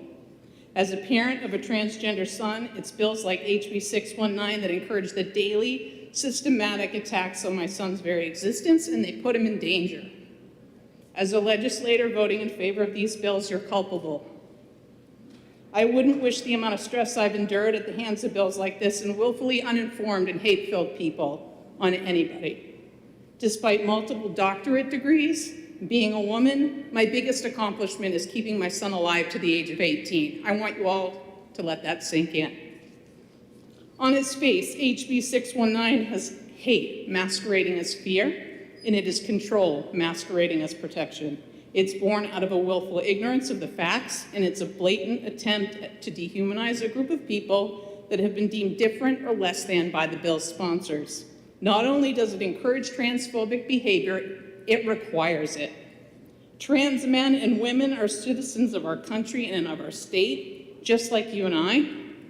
We all deserve protection under the Constitution. This continued attack on my son and other transgender persons disgusts me and makes me angry as a mother and as a citizen. I oppose HB 619 as repugnant to the rights and liberties contained in the Constitution, and it must be deemed inexpedient to legislate. Thank you all for your time. Okay, Happy to answer any questions. Thank you. Questions from committee members? I'm seeing none. Thank you. Next up to speak is Betsy Harrington, to be followed by Kurt Donato. Hi, I'm Betsy Harrington from Deering. I really appreciate the opportunity to speak today. I am in support of this bill. I believe that growing up means something. When I was a kid, I used to say all the time, when I grow up. When I was a kid, I really wanted to be a boy. I played hockey.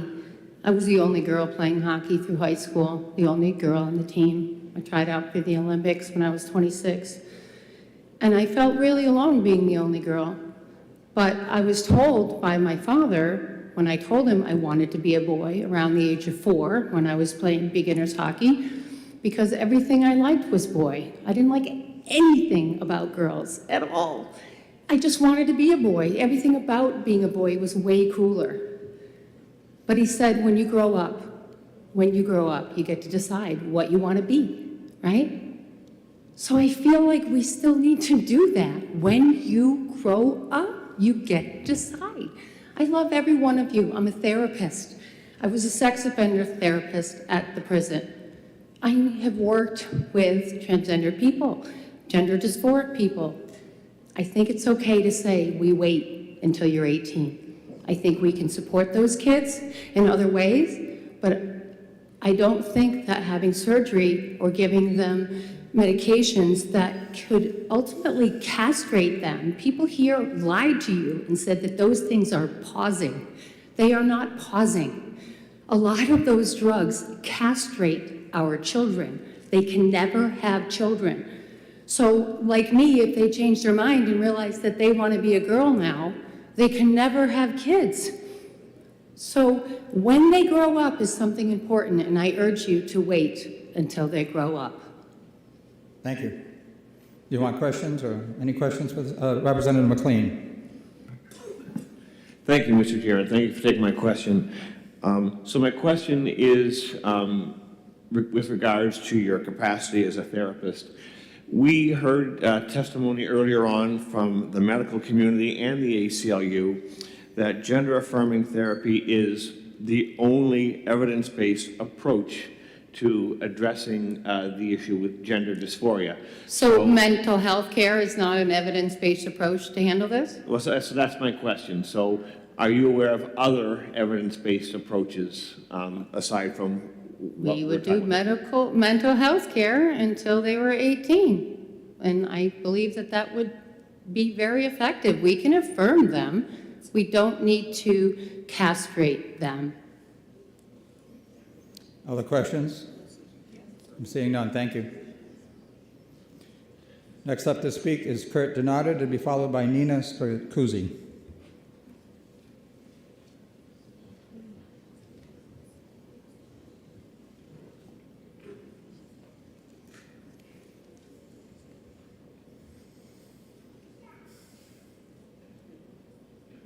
Donato, Mr. Donato. Kurt Donato, is he here? Not seeing. Okay. All right. Moving on. Next up to speak is Nina Stracuzzi, to be followed by Eva Ford.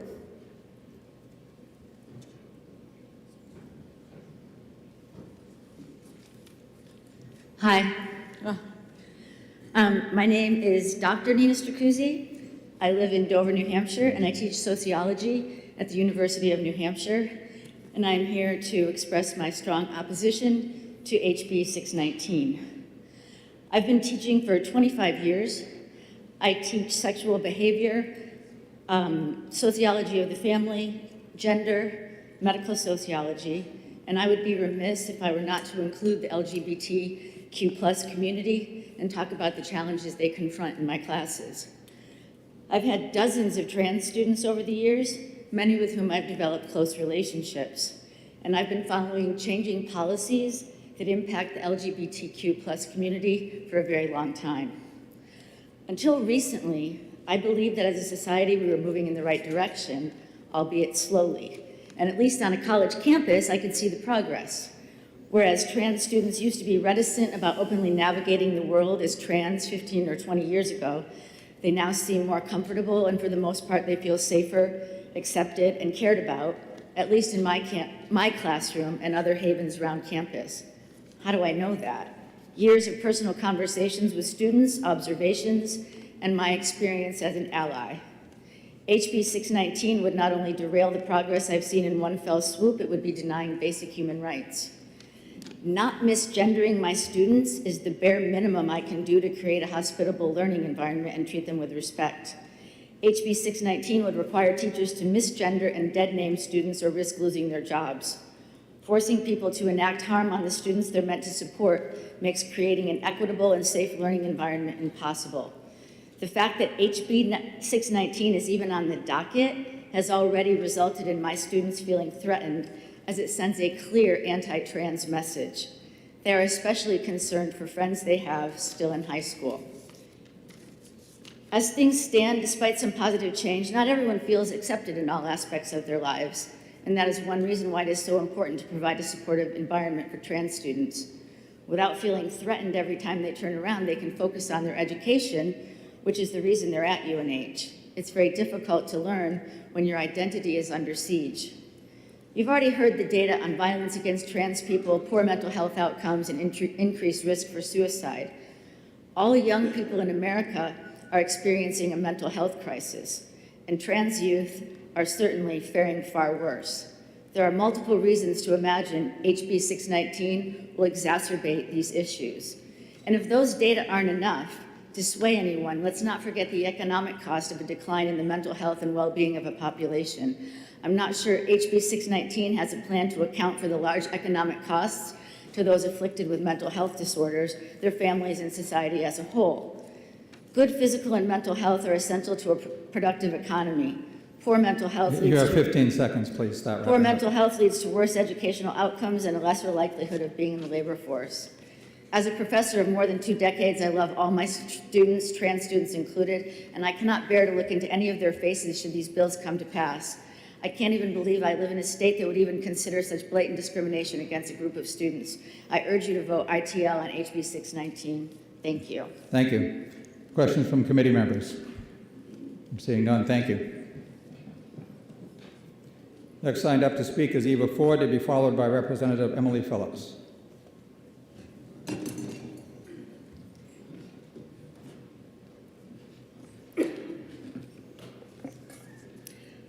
Hello, my name is Ava Ford and I'm from Dover, New Hampshire. I'm here representing New Hampshire Youth Movement to speak in opposition to HB 619. I believe in public education that provides a sanctuary for all students, regardless of their gender identity, the color of their skin, or the money in their pockets. HB 619 does nothing to address the real problems facing kids and teenagers today, like bullying, housing insecurity, gun violence, and a mental health crisis that's been skyrocketing to the point where our local high schoolers had to propose their own bill this session in an effort to get their needs addressed. This bill actively causes harm and violence to any student who does not align with a rigid gender binary and anyone who supports them. It should be the goal of teachers and administrators to foster an environment in which all children can participate in their learning, but HB 619 would make that impossible by forcing teachers to misgender and dead name their students every day. If teachers choose to ignore this bill and continue to respect their students' gender identities, they risk being fired. This bill is rooted in conservative Christian beliefs that seeks to force students and staff to operate within the gender binary and adds extreme consequences for anyone who speaks of an alternative. School is supposed to be a place where we learn to interact with people who are different from us, not create more division among cisgender people and anyone outside the gender binary. That bill is a pipeline to increase rates of bullying and violence for trans kids. While I don't agree with HB 619, and some of you may not agree with me, we don't need to agree today because we have a separation of church and state. The purpose of public education is not to exercise one opinion onto everyone else. The purpose is to provide children with many perspectives and give them the tools to navigate this complicated world once they become adults. That's why we have teachers and administrators with advanced degrees to invest in the education of our children. If parents are upset with the curriculum, they might want to consider homeschooling. Some of the arguments in favor of HB 619 are resting on some of the same logic used in 1954 when white parents fought to keep schools segregated in fear of their white children interacting with black children. Requiring trans students to conform to the gender binary that actively harms them won't stop trans kids from being trans. And I can't imagine any ulterior motive other than trying to make cisgender students more comfortable. Is this the direction we want to go in? We all know the quote, "Those who fail to learn from history are bound to repeat it." Creating learning environments that exclude trans children won't just harm the trans children. It will also harm their families, their peers, and their educators. Why is it so wrong for our students to learn to be empathetic and treat everyone with dignity and respect? Our society is becoming increasingly diverse, and we should be learning to work with those who are different from us, not draw deeper lines in the sand, telling those who are different they need to stop being themselves so that other people can be more comfortable.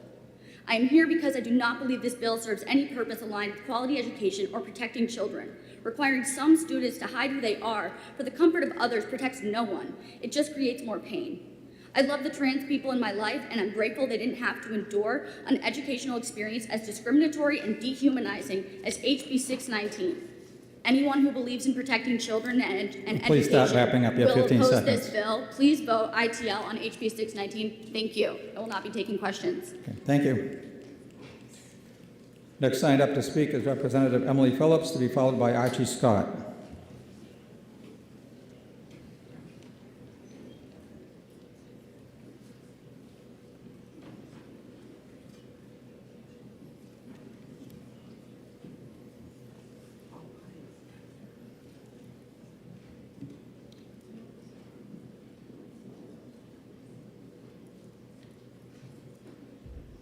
We should, this person here?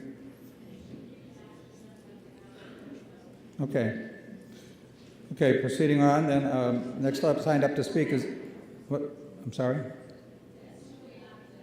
Okay. All right, so next up is Archie Scott, and then it'll be Representative Phillips. Oh, she is, okay. All right. I apologize. I'm Emily Phillips. I represent Fremont, New Hampshire, Rockingham District 7. I was waiting in the anteroom because I have a noisemaker with me. I support this bill. I want to just make a statement, and I hope I'm not repeating it, but the state of New Hampshire does not allow children to get tattoos because children cannot consent to permanently altering their body. We do not know the long-term effects of decades of cross-sex hormones. I know that there's a link to cancer. Will it cause infertility? We're just not sure. I think we should protect New Hampshire's children. Thank you. Thank you. Are you taking questions, or are you all set? I'm not sure there's any questions anyway, so thank you. Okay, again, next signed up to speak is Archie Scott, to be followed by Paul Sontak.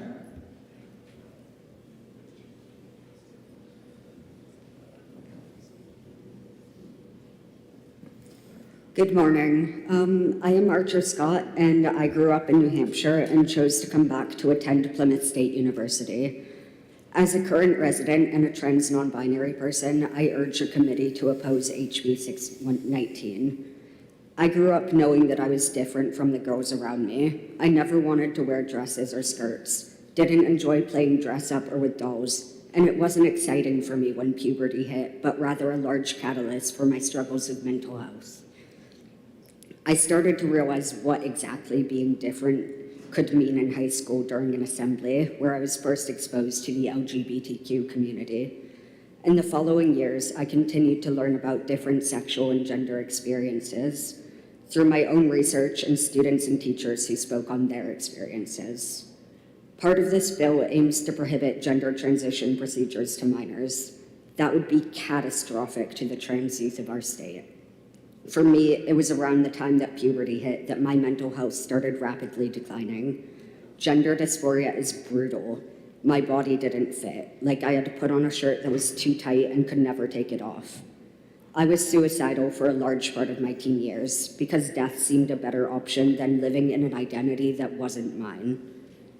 What was the point in living when I went through every day hating myself? I grew up in a period of time where trans identities weren't well known, and there was no media attention on the topic. There is a lot of hate and violence directed towards the trans youth now through the media, and I can't imagine trying to keep fighting while my community was being openly attacked. I'm an adult now. I've realized my identity and started my own process of gender transition. When the hormones started taking effect on my body and I finally learned what it was like to love myself looking in the mirror, it was life-changing. But I missed out on a large part of my teenage years, and it was preventable. I think it's appropriate that the World Professional Association for Transgender Health recommends that after a multidisciplinary assessment, youth be allowed to start hormone replacement therapy as young as 14, so they experience puberty with their peers. If I'd had the opportunity to go on puberty blockers, if I'd been taught about the LGBTQ community in school, if I'd been able to start hormone therapy as a young teen, my life would look very different right now. Trans youth are being attacked across the country right now, and it sends a very clear message that they are not important, that their lives and identities don't matter. This bill would have extremely harmful impacts for trans youth, so I urge the committee to vote ITL on HB 619. Thank you for your time. I will not be accepting questions. Thank you very much. Next signed up to speak is Paul Sontak, to be followed by Bridget Keevy. Thank you very much. I feel it a privilege to be able to talk today and give a perspective, I hope. I do want to thank Representative Roy when he started off and introduced the bill, that he said that his main purpose was to look and try to increase conversation around this particular topic, which we really all are struggling with. I personally have been a teacher and principal for 30 years, and I've been a teacher for 30 years. I have participated I was a pastor for 11 years. I'm now working in a recovery center and in Milford, New Hampshire. I kind of reference Milford because most likely you have seen Milford in the news these late days. And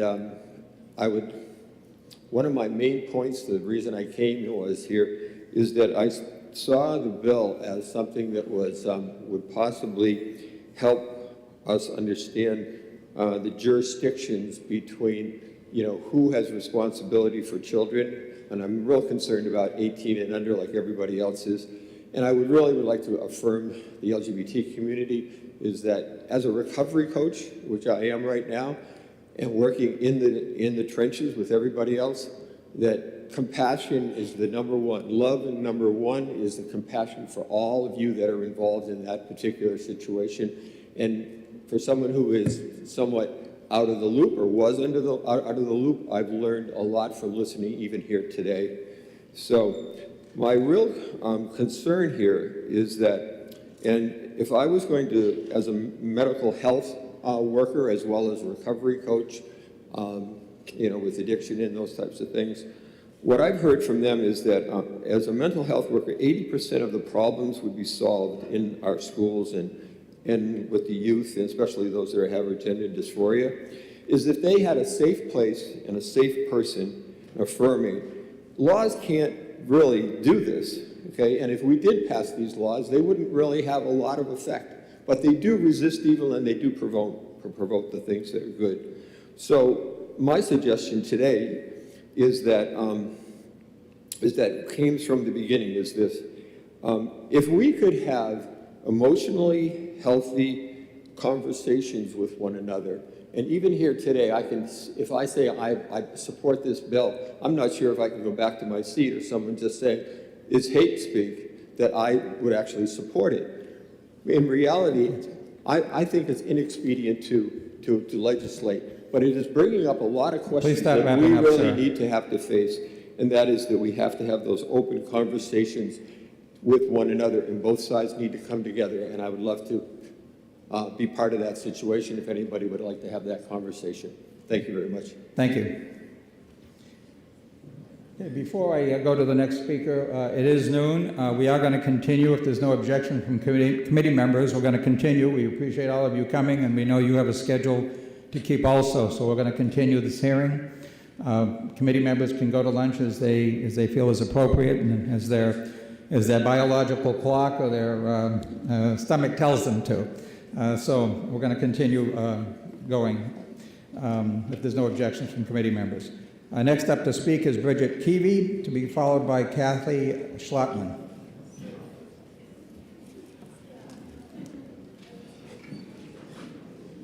Oh, this is way lower. Hello, my name is Bridget Keevy, born and raised Nashua, New Hampshire.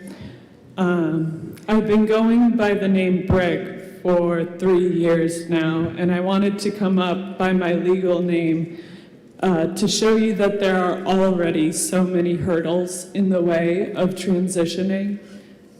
You have to change your documents for your legal name. In order to change physically, you have to get notices from doctors and therapists, and it's a long and arduous journey. I have worked with the trans youth from this state and from all over this country for a couple years now, and they are very well educated on how they feel, on who they are, and what hormone replacement therapy means for them currently and in the long run, and as are their parents. This is a decision that is made by the family unit, by the doctors, by the therapists. This is not a decision to be made legally in the courts, in this room. This is for individuals to decide. I hope you keep that in mind, and I hope you oppose HB 619. Thank you. Thank you. Also signed up to speak is Kathy Schlotman, to be followed by Nancy Brennan. Brennan. Good afternoon. My name is Kathy Schlotman, and I support HB 619. First of all, I'd like to thank you so much for all of you do. I really appreciate all the hard work you do for the citizens of New Hampshire, so thank you. Second, I would like to share 3 sections from the Bible to you. There is much I could share personally on my thoughts and opinions in regards to HB 619. However, the most important words that we can all learn and glean and learn from God's word is the Bible. You are all sworn into office with your hands placed on the Bible. Your hand was on the Bible. On the outside, however, what's inside is the most important. It's what's inside that matters. I believe in the Word of God. This is His Word, and I believe it.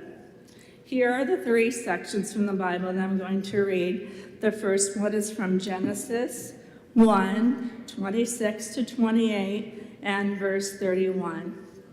It says,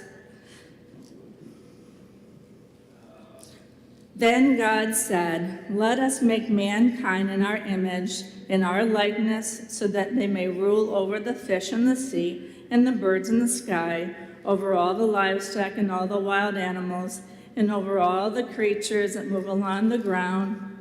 So God created mankind in His own image. In the image of God, He created them. Male and female, He created them." Finally, in verse 31, God saw all He had made, and it was very good. And there was evening, and there was morning, the 6th day.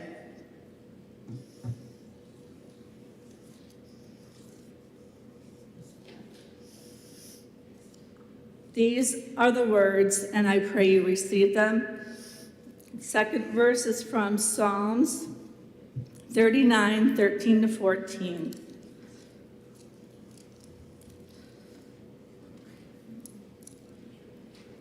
Psalms 139, 13 to 14. "For you created my inmost being, you knit me together in my mother's womb. I praise you because I'm fearfully and wonderfully made. Your works are wonderful. I know that full well. I pray you hear these words and receive them. Finally, this is from Philippians 4, 8-9. Finally, brothers and sisters, whatever is true, whatever is noble, whatever is right, whatever is pure, whatever is lovely, 15 seconds, whatever is ma'am. admirable, if anything is excellent or worthy, think about such things. So I pray that you will vote according to them. I pray that you will do what is right and honorable and noble. And I want you to know that I pray for each and every one of you. I thank God for you, and I ask God's blessings to come upon you. Thank you. No questions. Okay, thank you. Next up to speak is Nancy Brennan, to be followed by Heather Mullins. Thank you. Nancy Brennan, I'm from where, she, her. I oppose 619 for two reasons. One, it is based on inaccurate and misleading information, and two, it does major harm to our transgender and non-binary population. I have done some research, too much to share with you in 3 minutes, so I will be sending it to you via email. Here's one example of something I found. The bill states, studies consistently demonstrate the majority of kids come to identify with their biological sex in adolescence and adulthood. This is a lie. It is based on inaccurate, outdated studies and faulty methodology. Recent accurate studies, such as one in the journal Pediatrics, found 94% of transgender youth maintain their gender identity. This bill on page 3 calls for the prohibition of gender transition care for children and young adults. They're mainly talking about puberty blockers and cross-sex hormones. The bill states risks outweigh benefits. This is not true. Yes, there are some risks, as there are in every medication we take. You know what has risks? Ibuprofen. In severe cases, it can cause heart attack, stroke, kidney and liver failure, and ulcers. Ibuprofen. As for hormone and puberty blockers, doctors who actually work with trans youth acknowledge the risks and are working to mitigate them. They feel the benefits far outweigh the harm. Our transgender and non-binary youth are real, and their right to exist should not be dismissed. A hateful speaker at CPAC this weekend said transness needs to be eradicated. No, it needs to be understood. The bill says there is no credible scientific evidence that a person is anything other than the gender and biological sex they are born with. I have included in what I will be sending you a piece from Scientific American that totally refutes that. Please do not pass this bill that renders these kids invisible, that forces teachers to dead name them and deny their very existence. I have transgender and non-binary people in my life, in my family. They are real. Any confusion children may have about their gender is only exacerbated by confusion about why they are being treated in such a hateful manner, why they have to show up day after day to say, "We exist." Look at them. Listen to them. Believe them. Please start wrapping up. 15 seconds. Support them. Their way of being does not need to be eradicated. This bill does. Thank you. Thank you. Please, no applause. Next signed up to speak is Heather Mullins, to be followed by Representative Jerry Cannon. All right. Oh, Thank you guys for having me. I'm Heather Mullins, and I'm speaking in support of banning gender-affirming care for minors. Not that I don't agree that there are people that genuinely suffer from gender dysphoria or chromosomal abnormalities that actually cause them to be born with multiple reproductive organs, and the parents have to make a decision at birth. There's a social contagion going on right now where an assumption that every child, every minor that thinks they have gender dysphoria actually does. And there's two organizations I implore you to look into. One of them is called Gays Against Groomers, and it's actually members of the LGBTQ community that strongly speak out against pushing these kinds of drastic measures on minors, because there are portions of the population that do outgrow them. Another organization called the Changed Movement are former LGBTQ members that now live heterosexual lives and outgrew that. So for the young children that are actually struggling legitimately with these issues, all we are asking is that you give it a few years and allow them to see if they're one that outgrow it, or if they're actually somebody who is just struggling with finding an identity during some of the most controversial hormonal periods of a child's life. I can personally say, going through high school, I went through my own series of phases, and now here I am today. So I have tattoos that I got when I was 17 that when people ask me about them, I say it's a bad decision from my youth. I'm thankful that that wasn't a decision that permanently prevented me from having children, as I have a 13-year-old daughter who I care about dearly. At the end of the day, anybody suffering from any sort of anxiety, depression, or gender dysphoria, we want to affirm those kids, but we want to affirm them that they are perfect just the way they are, and that if they decide later in life to make changes, we will support them. But to go into a child's mind and tell them that they need to make these drastic decisions in order to be whole, to me is criminal and is child abuse. We need to love our children, and we need to affirm them that they're perfect just the way they are, and not not do this stuff that's going to give them irreparable damage later in life.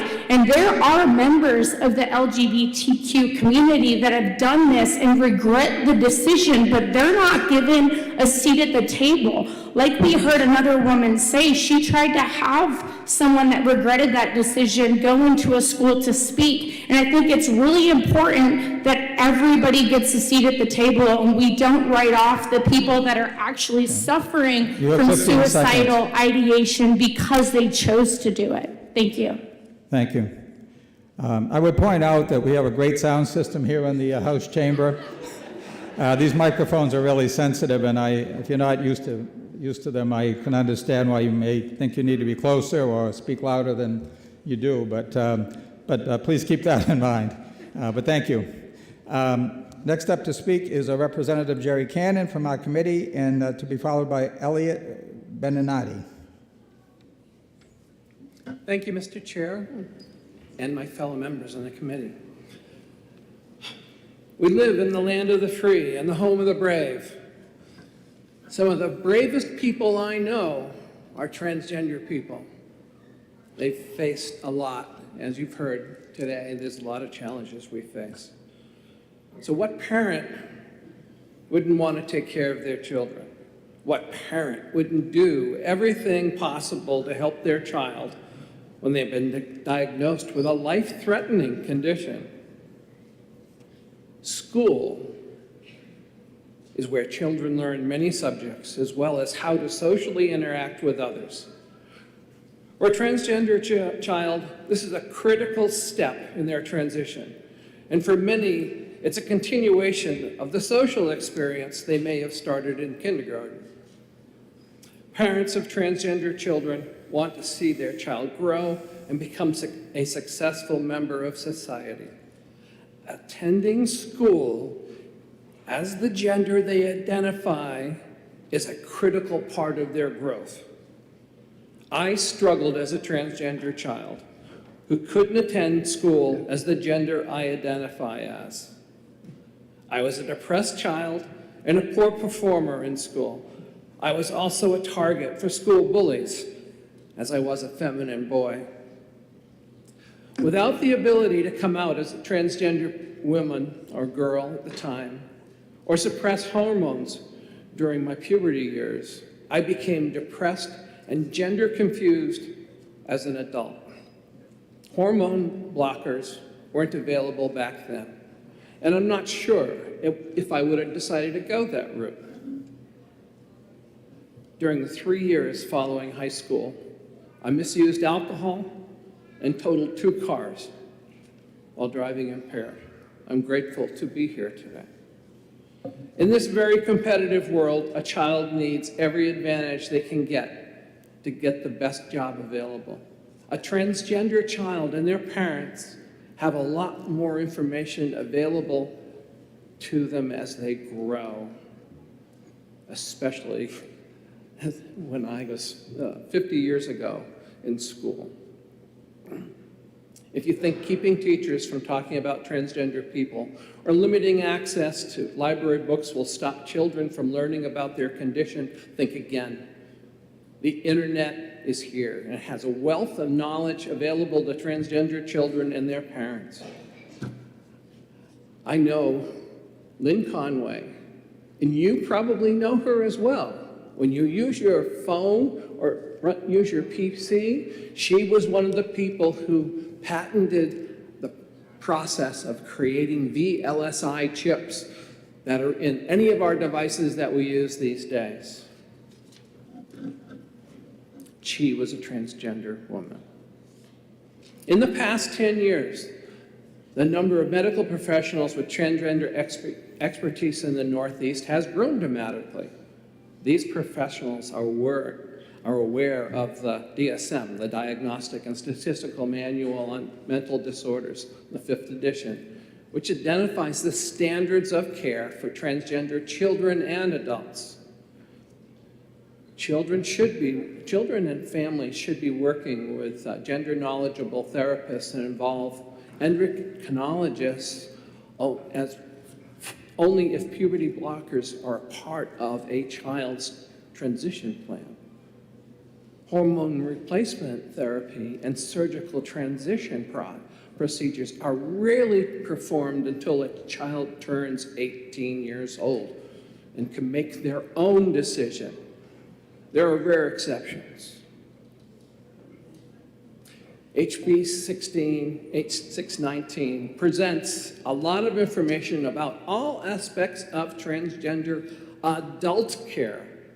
The section concerning transgender youth health care is substantially inaccurate, as it includes surgical procedures and hormone treatments typically initiated when a child turns 18, and the child, then adult, can make the decisions about their health care.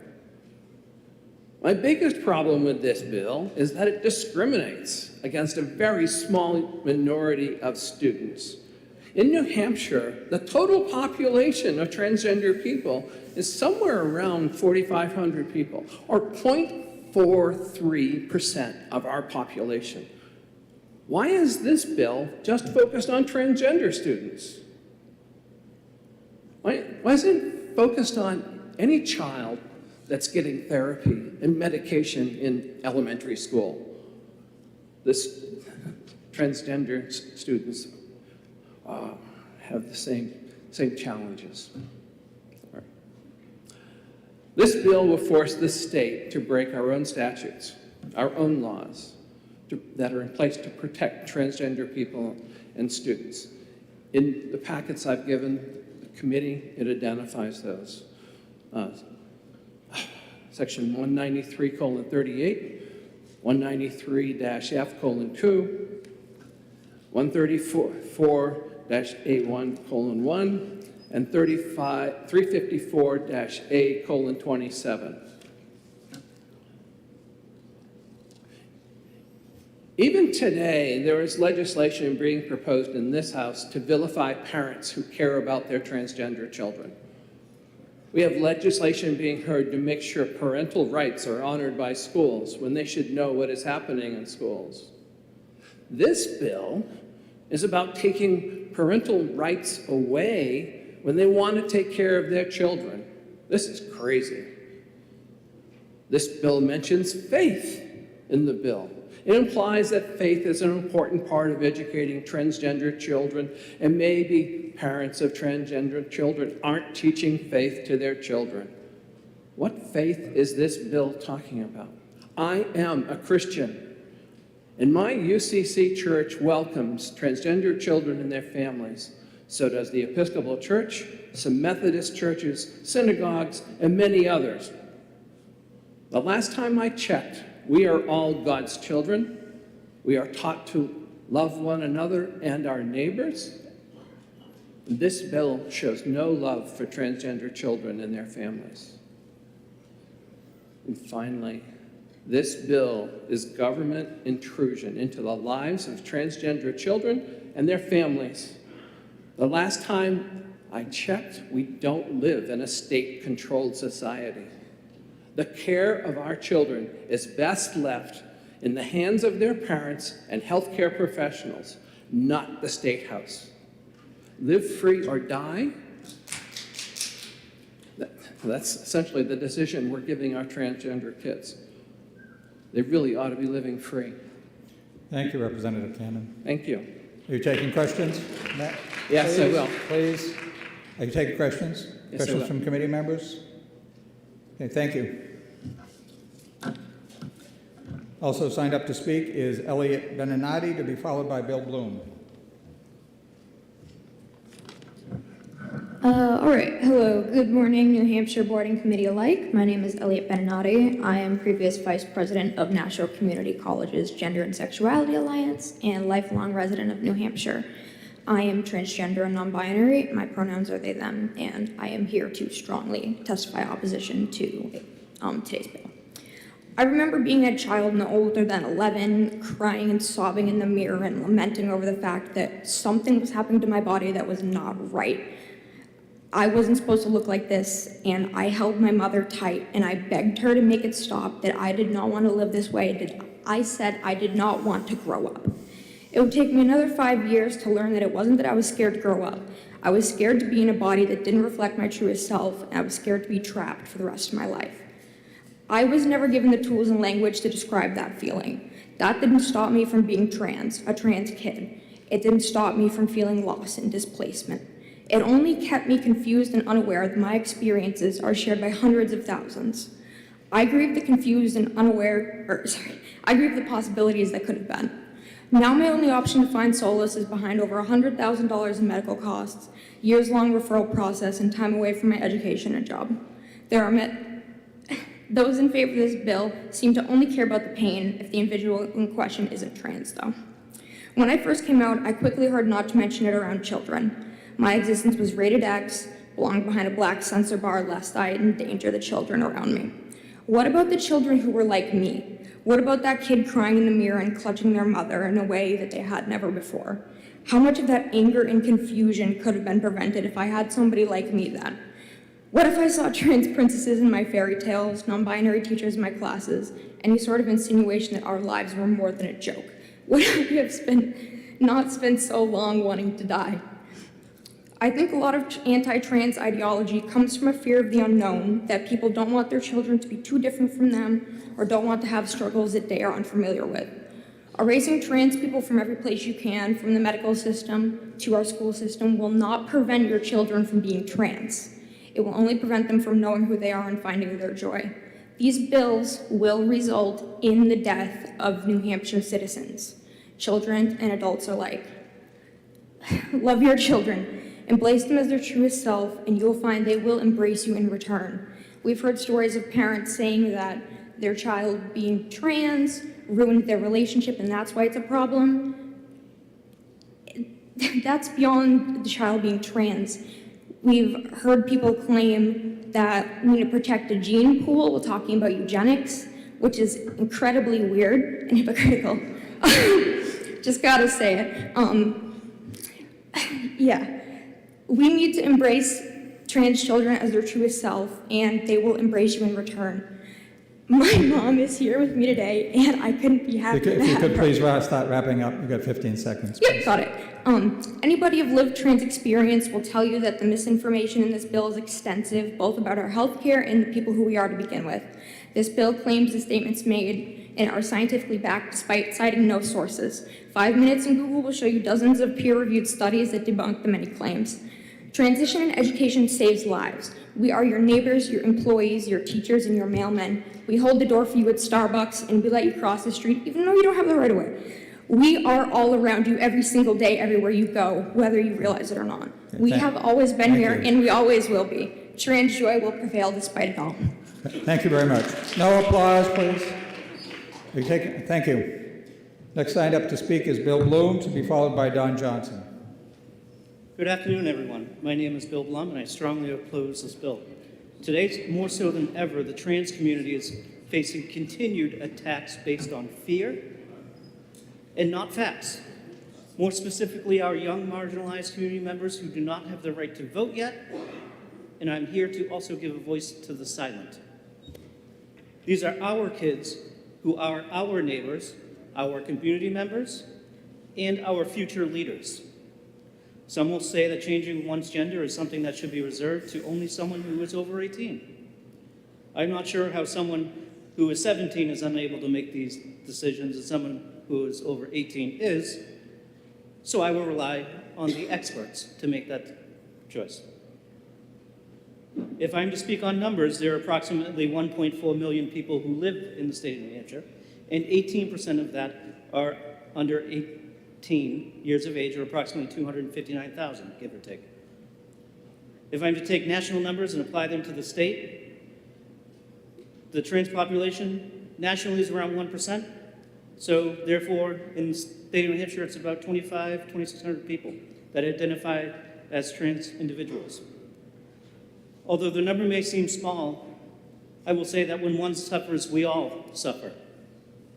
Additionally, the American Medical Association members are 1.4 million people, which is very close to the total population of the state, agree that providing gender-affirming care is what is in the best interest of the children. I'll say that again in case you're on your phones.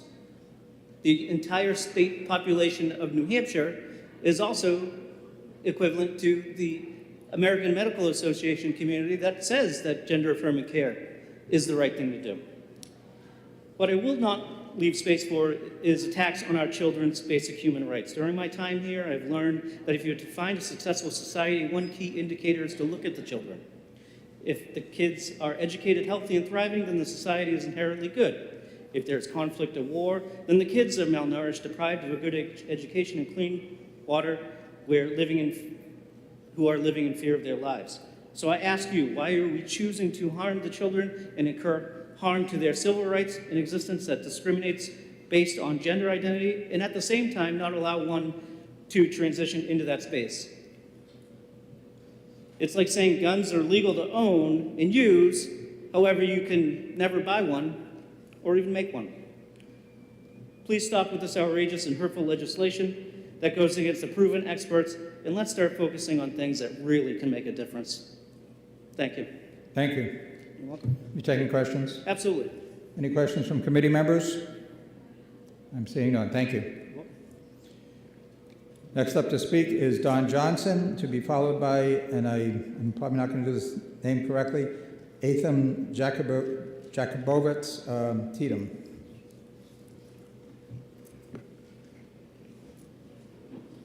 Thank you, members. My name is Don Johnson, and I'm from Laconia, New Hampshire. I have a couple of statements, and then I have a brief statement in regards to a comment that was made based off of the Bible. Today, we've heard testimony that from doctors. Well, we all know that the doctors, maybe not all of them, but many of them, have created the opioid crisis that we have today throughout the country.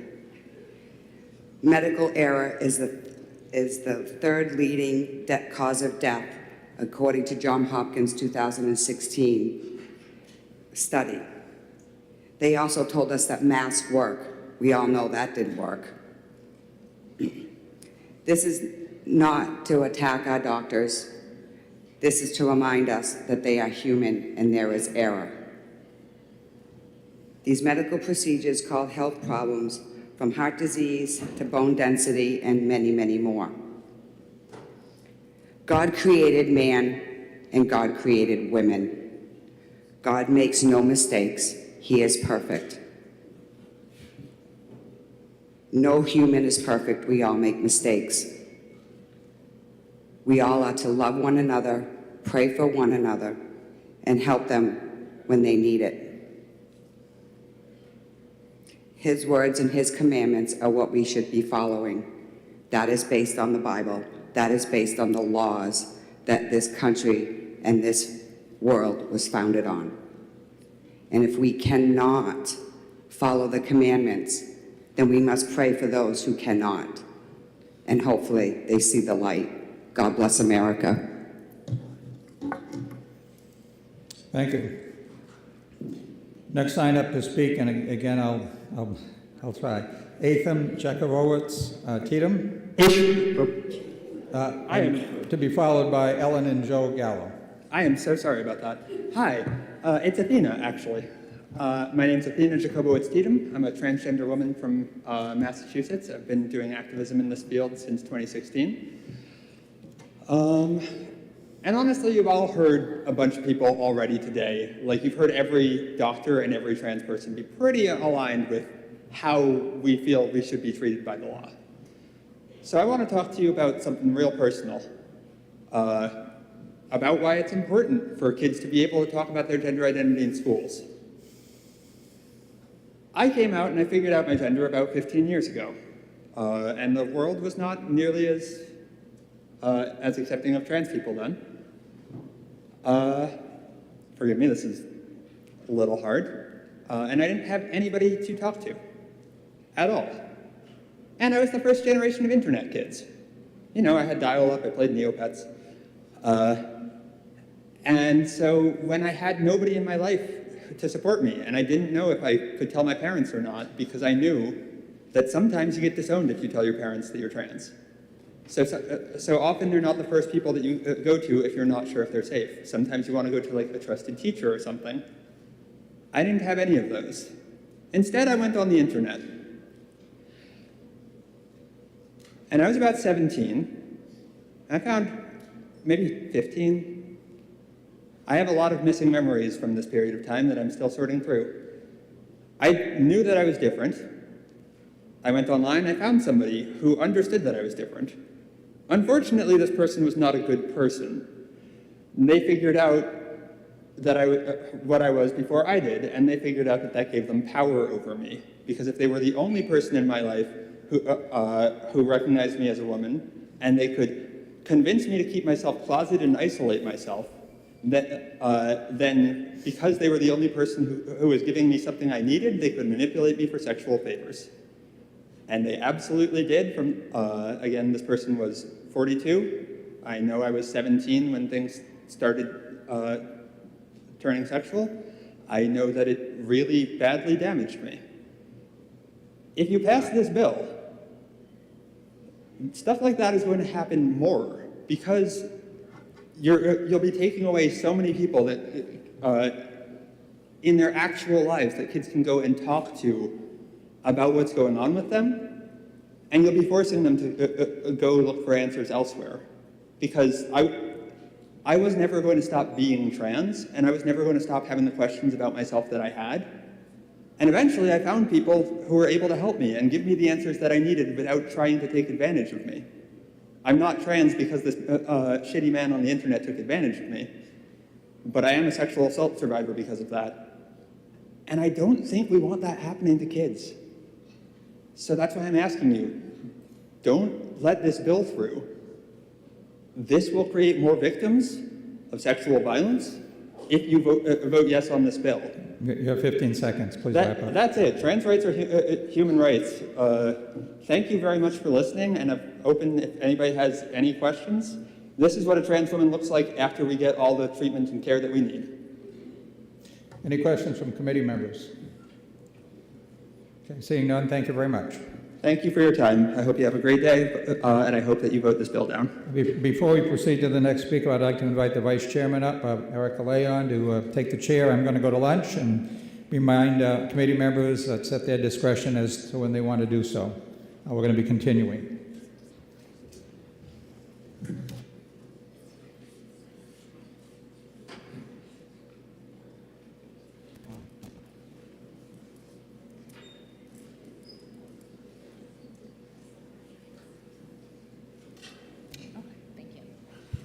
Thank you very much, Mr. Chairman, and since I have the microphone, thank you for sharing that vulnerable story. We really appreciated that and for you opening up. Next, we call Ellen and Joe Gallo, and on deck will be Sharon Boyd.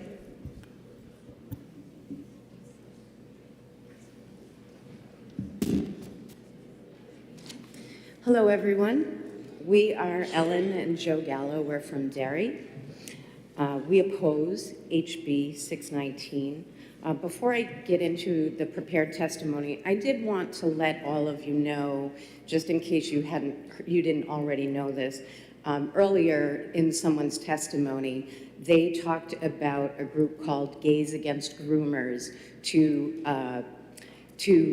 in support of this bill. And I just wanted to let you know that Gays Against Groomers is considered a hate group by the LGBTQ Nation, the Center of Extremism, and the Anti-Defamation League. So I just wanted you to know that. This is our first time coming to the State House to testify, and we are here to tell you about our transgender daughter, Joyce. We are and always have been a tight-knit, communicative, loving, and supporting family. We spend as much time together as we can, we rely on one another, and we truly enjoy each other's company. Joyce is our third and youngest child. She was the missing puzzle piece in our family and brought all of us together with her abundance of love.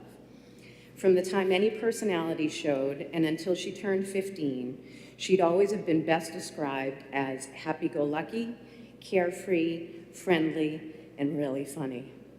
Her whole life, she was always, to everyone, totally irresistible. Seemingly overnight, our smiley, sunshiny, wickedly funny 15-year-old went completely dark. I don't want to share too many personal details of her journey or of our family's experience publicly, and will not answer questions today, but if you are inclined, I will provide my email address and will answer questions if you have them. I will tell you, though, that this journey has been all the things, but those particular years were all the really hard things. Coming out, honoring and embracing your truth is a different experience for everyone. Joyce's was particularly painful. We had to take her out of school, and at one low point, we spent almost a week in the hospital's emergency room held without care or treatment. I say we because I slept in that bed with her every night. As parents, we did all the things. We questioned, we researched, we enlisted the help of therapists and specialists. We doubted, we cried, we learned. We deliberated with caution, care, and diligence, while she slowly, at her own pace, transitioned socially. And over time, we came to know and embrace this truth of who our child was. We found a school that honored and supported her, and once she had socially transitioned for a predetermined time and under the care of medical professionals, we agreed that it was time to introduce gender-affirming medicine. And that was when her light began to shine again. Joyce is now 19 years old, and a high school senior. She is a valued member of her school community, respected by her peers and teachers alike. She is a servant leader, wise, gentle, and compassionate. Most of the time, she's happy-go-lucky, carefree, and really funny again, too. Although the road ahead, mostly due to outside forces, such as bills like this one, will be challenging, we are so grateful to watch her future unfold, just as any parent does at this milestone. Gender-affirming care in both medicine and in the classroom very likely saved our daughter's life. We are good, present, and dedicated parents, and it is our opinion that if this bill had passed 5 years ago, we would have held a funeral rather than her graduation party this summer. We ask you, please don't interfere with the medical decisions between a doctor, a patient, and their parents. And please don't put up more barriers to them in their important social and school community by prohibiting or restricting teachers from supporting these kids. Please vote inexpedient to legislate on House Bill 619. Thank you. Thank you very much.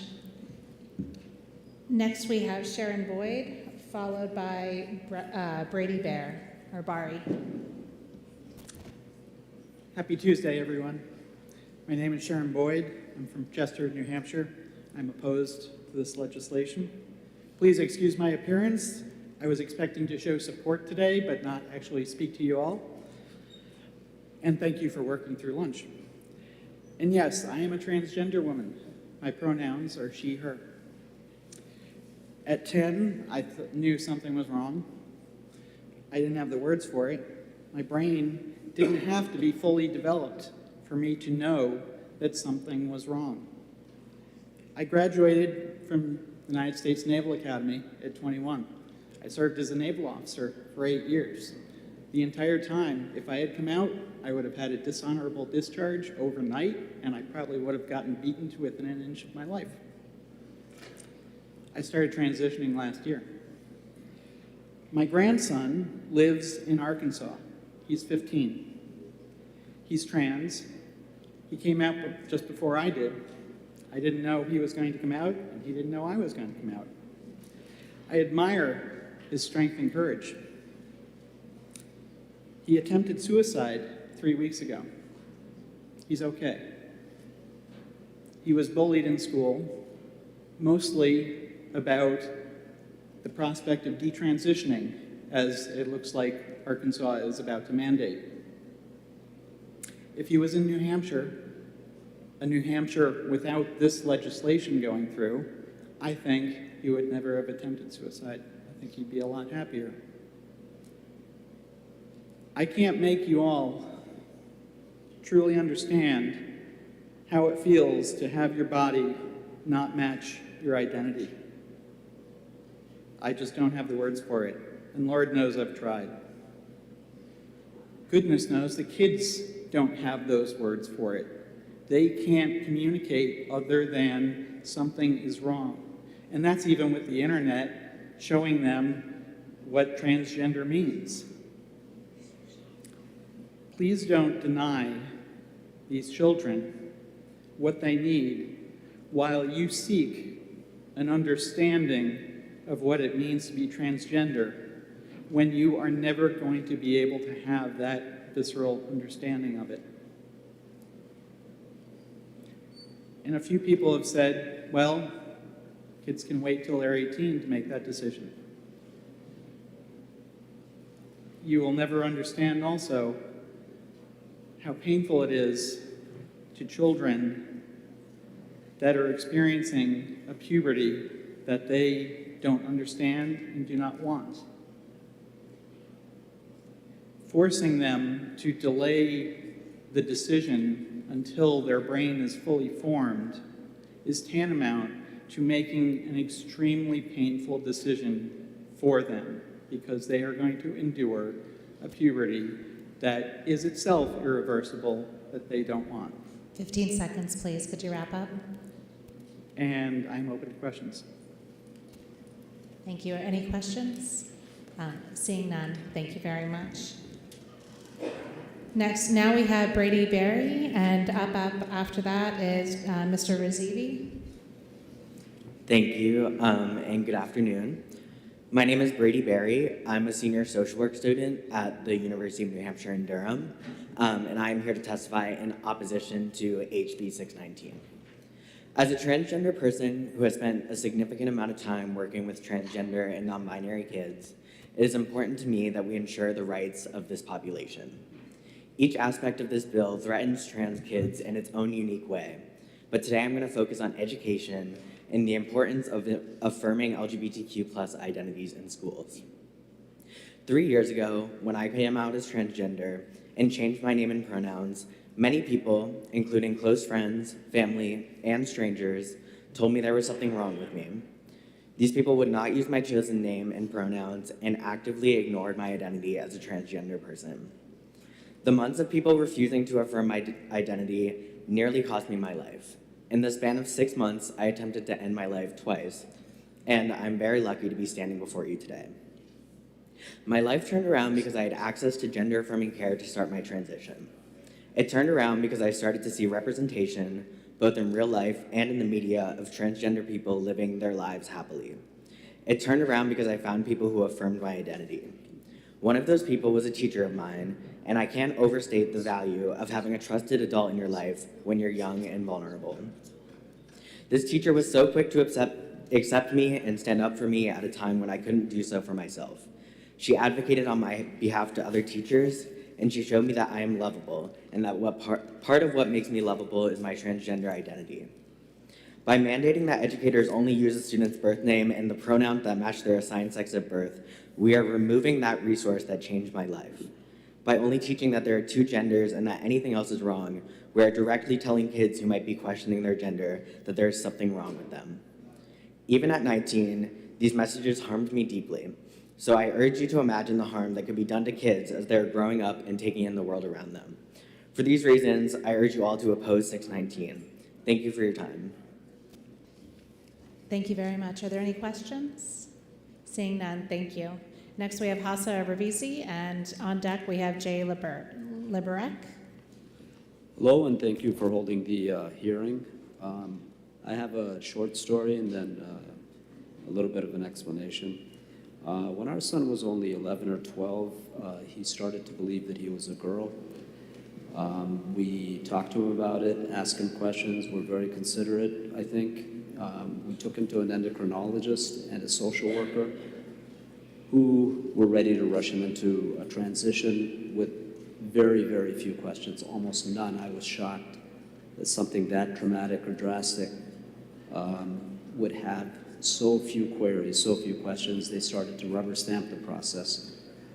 I think very luckily for us, he decided to rethink his decision and decided to stay a boy. And I think that he's much, much, much better off having done this thinking on his own rather than being thrown onto a conveyor belt and undergone something that he would come to regret. People of his age, and this is the point that I wanted to make in support of this bill, are extremely vulnerable. They're going to schools where there are social workers, a whole network of psychologists, etc., who are almost plucking them, almost cherry-picking them for this process, about which they have very, very little understanding as far as the consequences of it go. And I don't think, and I agree with many of the people who've spoken earlier who have just pointed out, let them do the thinking, do the hard work, question themselves on their own for a while in conjunction with their parents. I think it's critical, essential, to have respect for them at that level, rather than just steering them and guiding them and insisting that we know better, medical profession knows better what kind of people they want to be. And I would just end with a quote from, King Lear, where he asks, who is it who can tell me who I am? So if a person of that caliber, unsurpassed in insight, Shakespeare, has questions about Lear's identity, then I would ask you, would a 14 or 15-year-old be able to answer that question? I cannot answer it myself. So I would say very strong support of this bill. Thank you. Thank you. Are you taking questions? Any from the committee? I'm sorry, I forgot the format. Yeah, No, sure. That's all right. Actually, I don't see any questions. Thank you very much. Okay, thank you. Sorry. We have Jay Liberec, followed by Elaine Plant. Good morning, committee members. I'm aware that some of you may know few people who use they, them pronouns, so I'll give you a chance to meet me. My name is Jay Liberec. I was born down the street in Concord, and I've lived in New Hampshire my whole life. I'm 20 years old, and I'm currently triple majoring in social work, justice studies, and women's and gender studies at UNH. I work a part-time job. I'm the assistant music director of an a cappella group, and I even snowmobile. I'm a person with passion, goals, and dreams just like everyone else, but I'm also transgender. I'm standing here today able to achieve these feats because I was allowed to be who I am now and always have been. I speak in dire opposition of House Bill 619. I grew up in Ware, New Hampshire, and attended public school from grades 1 through 12. I know very well the disastrous effects that would come from the passing of this bill because I lived through them. When I was in middle school, I didn't know what being trans was or meant. As a gender nonconforming kid, I didn't know what to think of myself. When I was in 5th grade, I started wearing masculine clothes. Finally, I felt like who I really was. But at the same time, I felt isolated. I didn't know anyone like me, and no one talked about transgender identities at all. I was certain that there was something wrong with me. Though I tried to feign confidence on the outside, I felt lonely and depressed. I thought I was such a bad person for being this way. So when I was nearing 8th grade, I reluctantly started wearing feminine clothes again. After that, I wasn't outwardly seen as different, but I felt even more alone. Those around me were relieved that I was out of my phase and turning into the woman they all expected me to be. But that didn't work out. I needed to live authentically, but society's lack of acceptance and understanding surrounding trans identities made that feel impossible. I developed an anxiety disorder because I thought I was such a bad person for being who I was. I became very religious. I prayed that God could save me from who I was, and I had to find out the hard way that I couldn't be cured. No amount of prayer or religious intervention could save me, could fix me, and that's because there was nothing wrong with me in the first place. It was my senior year of high school before I began to entertain the idea of allowing myself to exist. I graduated in 2020, and I have since been more successful and happier than I've ever had the chance to be. I've had the genuine confidence to make astounding achievements academically and otherwise. I've long thought about what I could have achieved in public schools if my peers and I had received some level of education and affirmation surrounding trans identities. Instead, I was left picking up the pieces of myself that were shattered by society's expectations because I couldn't meet them. I am one of the lucky ones. Statistically, according to the Trevor Project, 4 trans kids have attempted suicide since I began sharing this testimony because of experiences like mine. We're not scary, we're not evil, we're just people, and they're just kids. Please leave them alone. I will be taking questions. Thank you. Any questions from the committee? I have it written as well. Okay. Thank you very much. If you hand those up, we can put those on the record. We have Elaine Plant up to speak, followed by Cameron Munns.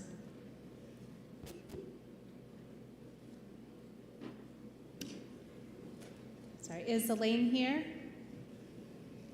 I'll set this to the side for a moment. Cameron Munns, do we have Cameron Munns in the room? Do we have the Honorable Ed Butler?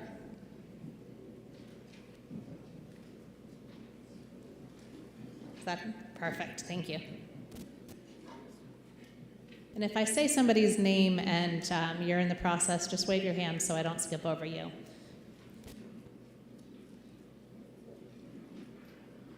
Good afternoon. Thank you.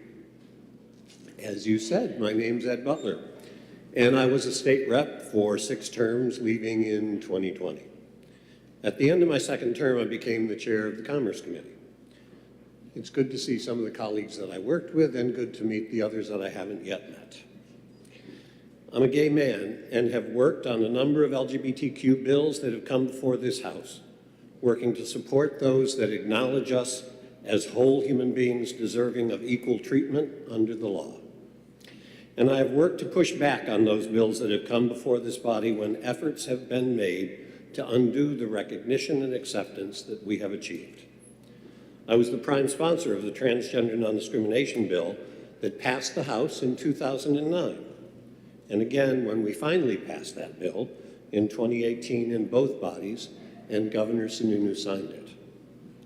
I was a co-sponsor of the bill to ban conversion therapy, the prime sponsor being a Republican, which passed and was signed by Governor Sununu. We are all aware that we understand issues through the lenses with which we learn about and explore our world. The authors of this bill note all sorts of frightening and disastrous consequences of the treatment of gender dysphoria in children by healthcare professionals. They are bent on proving that such treatments will have horrible consequences, and the language of the bill certainly screams that perspective. But if you look at this issue through my lens, I too can come up with expert reports that report the exact opposite of what the bill asserts. As reported in the Washington Post in February of 2022, the Gallup poll found that 0.6% of US adults identify as transgender, but among Gen Z adults, about 2% identify as transgender. And researchers expect that number to grow. Does this mean that there are more transgender people than before? Advocates say that it's merely a sign that more transgender people have the information and language available to understand and describe their identities. Transgender people have existed throughout history, including transgender children. But many clinics, many clinics have been treating transgender children only in recent decades. The medical director of the Center for Trans Youth Health and Development in Children's Hospital, Los Angeles, one of the largest transgender clinics in the country, said her clinic has been taking care of trans young people only since the 1990s. What's happening now is not a massive surge in transgender people.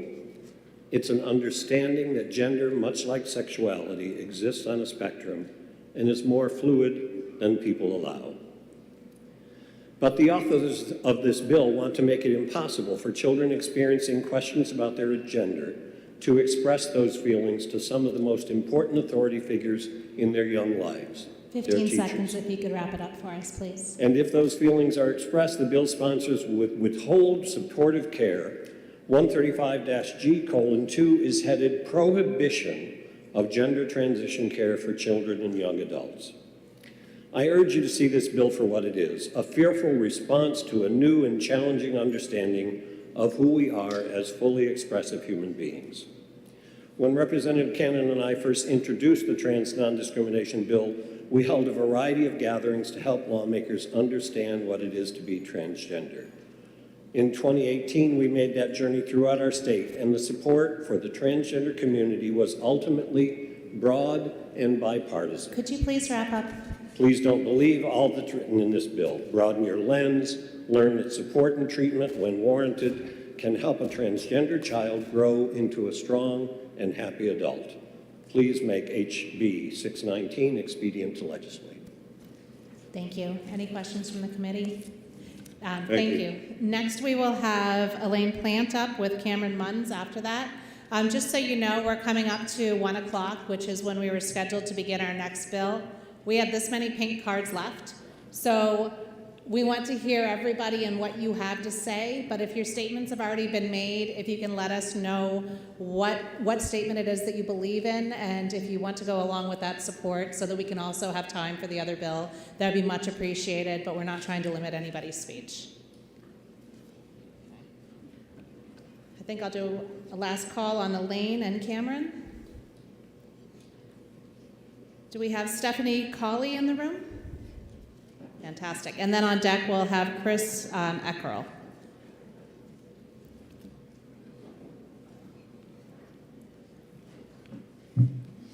Hi, thank you. I'll try to be brief because everybody's hungry, and I don't know about anybody else, but I got to use the bathroom very soon. So I'm 67 years old. I live in Santa Conway. It's been my representative. I haven't been here since 2018 when I testified at the original trans rights bill, so it's been a few years, but I am here in opposition to this bill. I strongly oppose it. I grew up at a time, much like Jerry, when being trans was hidden away, and we had to make do with the best we could. And this bill attempts to push trans kids back into the closet, so I adamantly oppose it. I went through so much pain, awful experiences trying to live a life as a transgender woman when I was younger, and a lot of self-harm that occurred as a result of that. I've seen progress in our society, but I see this awful pushback coming trying to push us back into the closet and exterminate us, essentially. So I oppose this. I don't want to get too lengthy because everybody's tired. I just would say that this seems to be an unwarranted intrusion into the private decision-making of patients, families, and the medical doctors.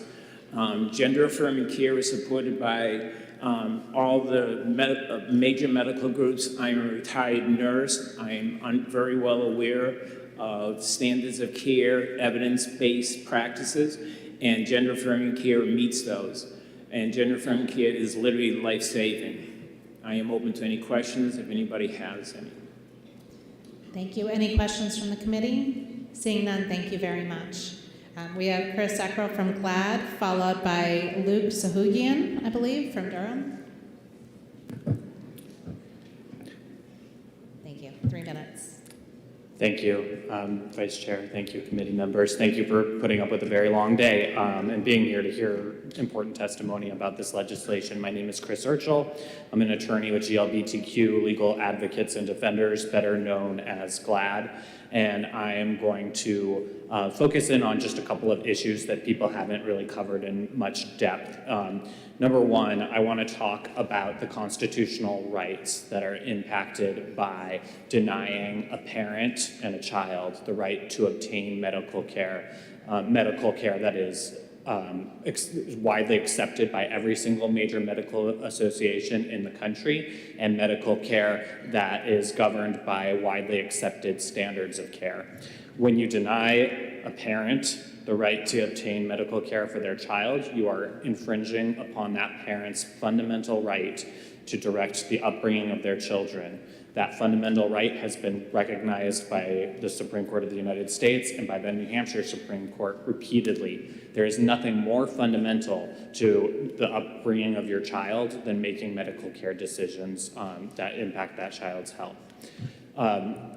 And also there's another constitutional dimension to a ban on gender-affirming medical care, and that is the constitutional right to be treated as equals under the law. Transgender people share that right just like everyone else does. This bill singles out transgender people and prohibits them from obtaining medical care in a way that is flagrantly in violation of the principle of equal protection under the law. Finally, I just want to focus in for a moment on the repeal of the ban on conversion therapy, which is in this bill. New Hampshire would be the first state to repeal a ban on conversion therapy, and I just think that's really important to note that no other state has taken such a drastic step. I'd also like to note that the exception in there for young people who affirmatively provide notice that they don't consent to conversion therapy, that is an unmeetable standard. There are 0 cases of a adolescent teenager being able to say, oh, I provided a memo to my doctor in advance that said I didn't want to get this treatment, and therefore I can prove that it was done against my will. So I just want to be very clear that this is a full repeal on the ban of conversion therapy. There's no person who could ever meet the standard to show that their rights were violated under the law. That's all I wanted to touch on, but I'm happy to take questions on any topic. Thank you. Any questions from the committee? Seeing none, thank you very much. Luke Sahokian, followed by Timothy Burdick. Dr. Burdick. How's it going? I came here today not to share any opinions. I came here to share facts, because upon reading HB 619, I found that there were exactly 0 facts to support any of the claims that were made in the bill other than the statistics of prevalence of transgender youth.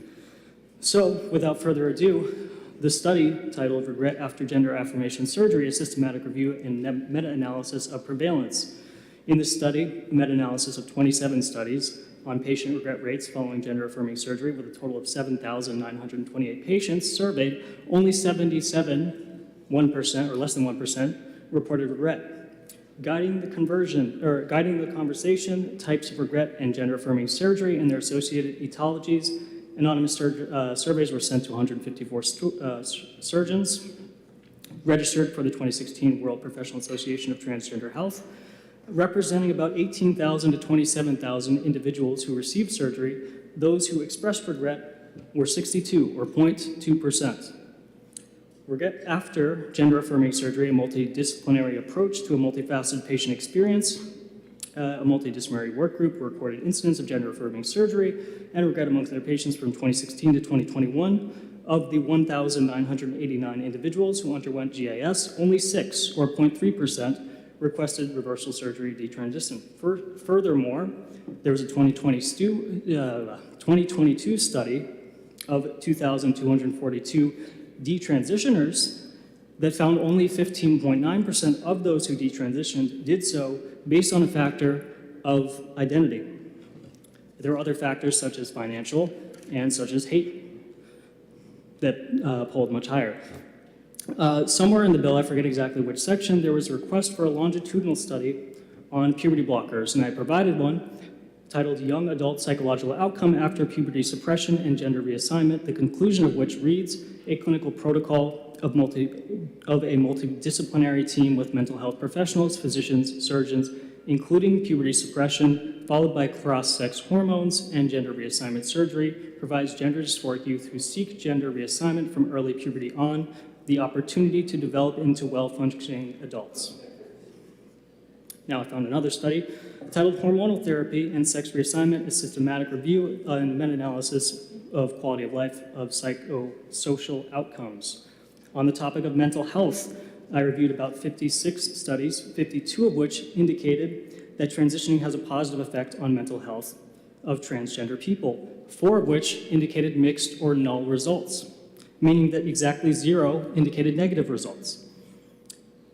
Furthermore, there was a study on mental health, self-worth, and socially transitioned transgender youth, the conclusion of which essentially is that children who socially transition report levels of depression and anxiety that closely match levels reported by their cisgender children or colleagues, meaning that from a demographic of one of the highest suicidal ideation and suicide tendencies, they go back down to essentially normal by having that care. Could you please wrap up your testimony? In conclusion, vote. Thank you very much. Any questions from the committee? Seeing none, thank you very much for your testimony. We have Dr. Burdick, followed by Jonah Sutton-Morse. Hi, good afternoon. Thanks for having us, and thanks to all the committee members for listening to this testimony today. The stories that we've heard have been incredibly powerful. My name is Timothy Burdick. I'm a family physician. I live in Lyme, New Hampshire. I'm not going to read the testimony that I have. I've submitted that online already for you.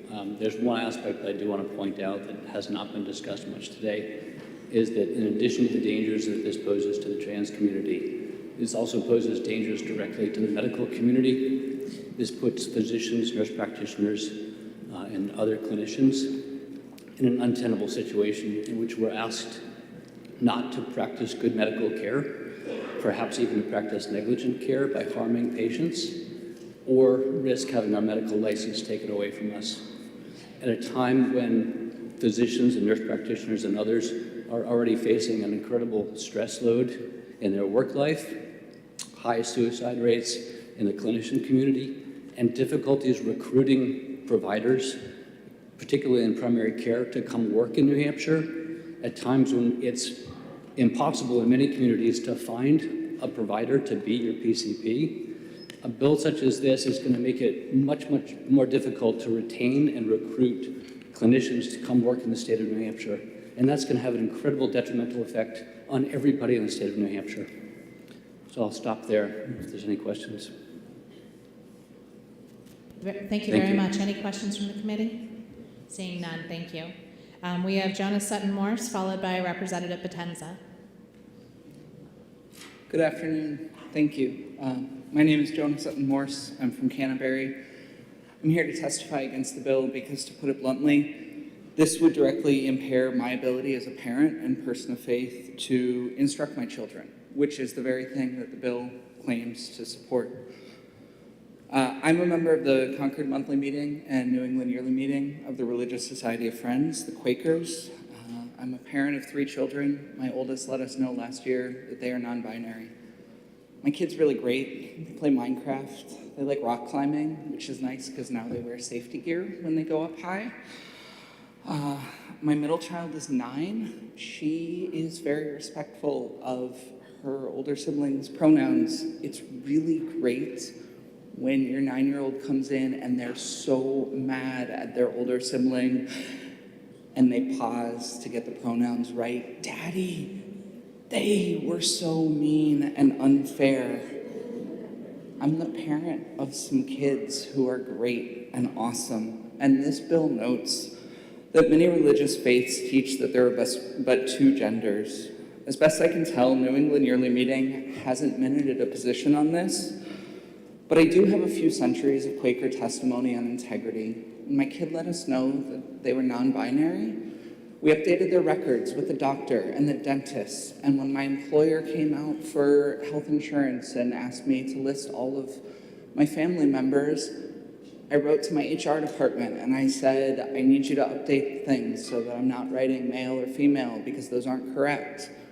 Shout out to my HR department and IT for getting it right.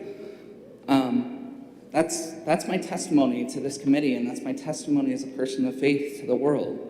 This bill says that parents are solely responsible for teaching their children about matters of faith, morals, and matters relating to their sexuality. We've told our kids, be straightforward and clear when you have a conversation. Are they a boy or a girl? No, they're not. Well, should we say he or she about them? No, you should say they. And we've told our kids, if people get argumentative and confrontational, go find an adult and have them help navigate the situation. This bill says that teachers can't help do that. This bill doesn't do what it says about letting me instruct my kids on matters of faith and morality. And you should vote against it. Thank you very much. Any questions from the committee? Seeing none, thank you. We have Representative Potenza, followed by Reverend Elsa Worth.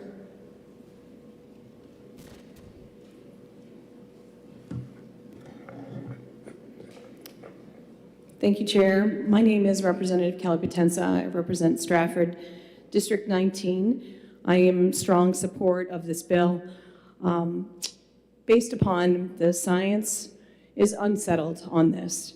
So Dr. William Malone, he's an Idaho-based assistant clinical professor of endocrinology, and there's a lot of medical stuff that's in here, and there's a lot of things that people have talked about already.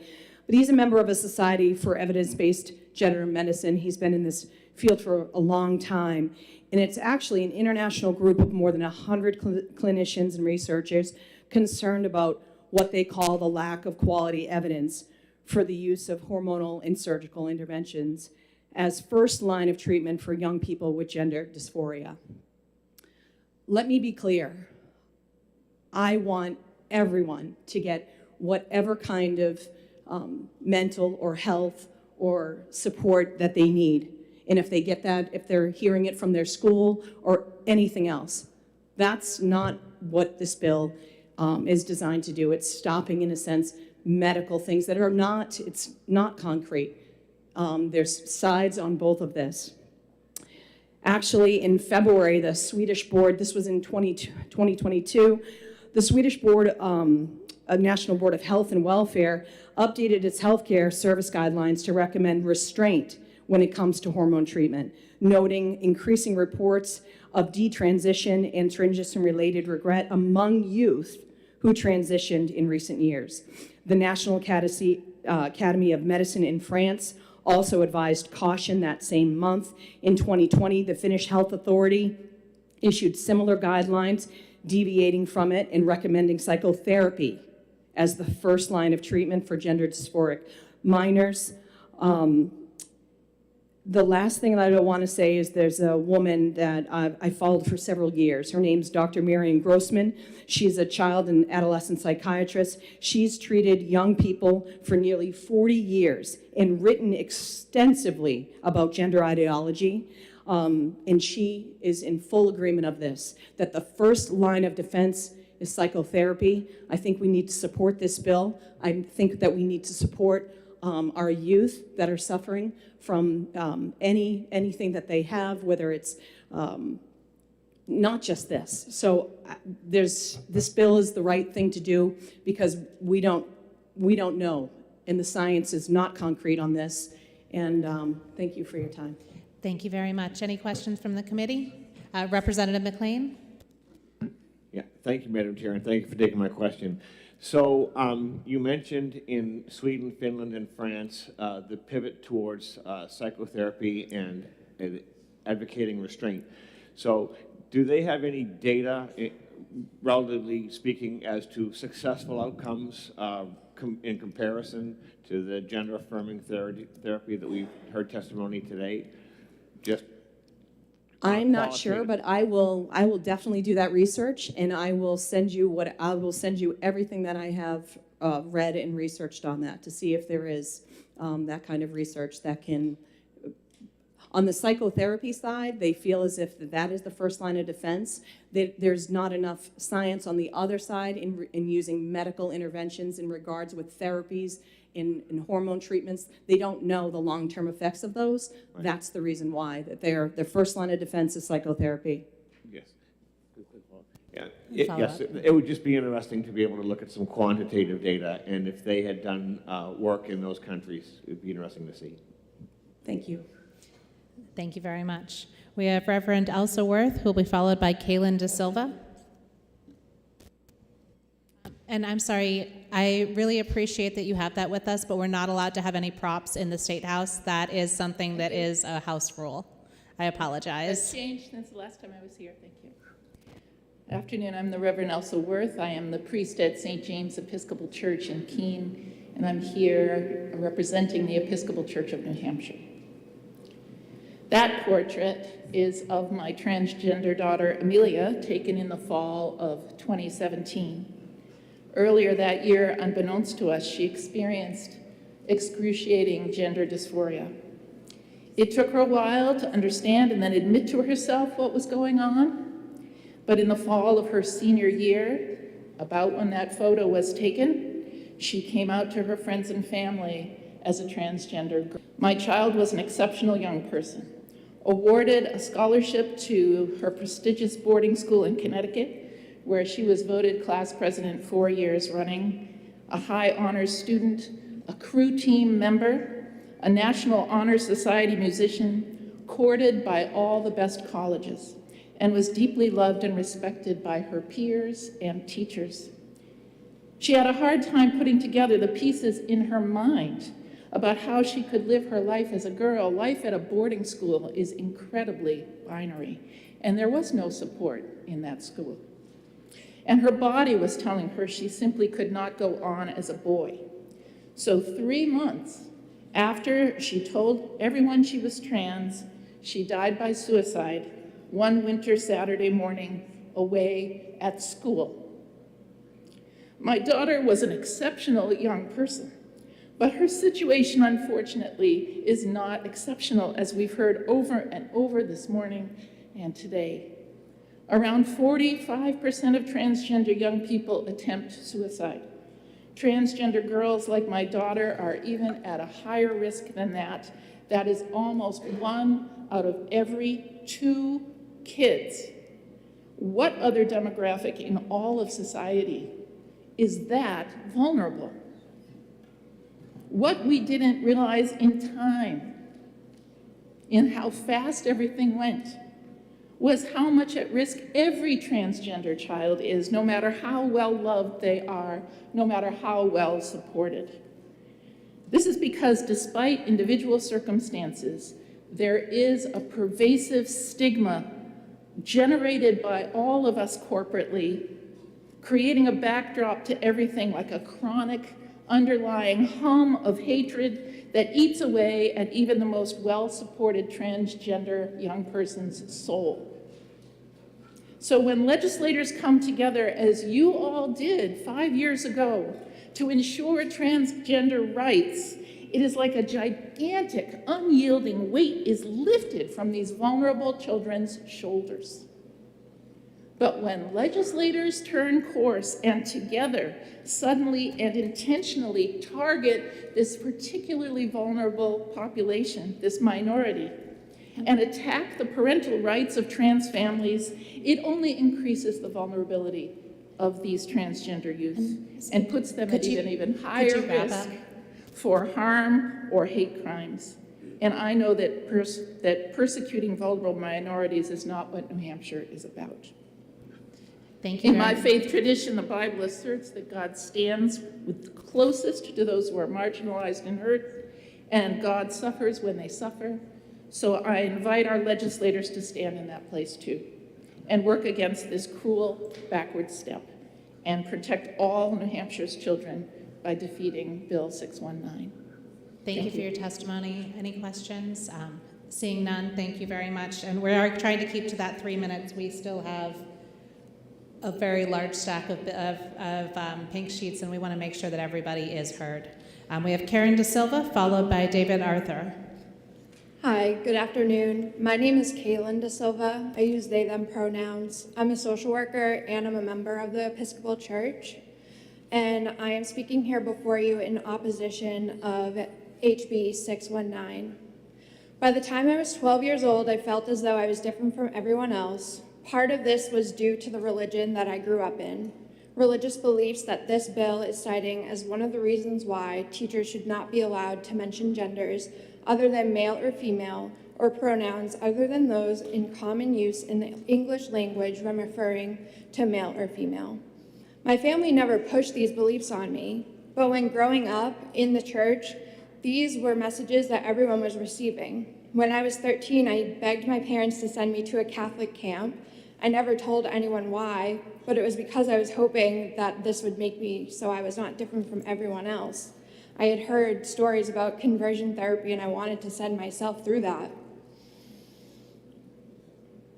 I grew up with so much guilt and shame because of the world I lived in, the world we all live in, where legislation such as proposed HB 619 is perpetuating damaging and potentially deadly misconceptions about the transgender and non-binary community.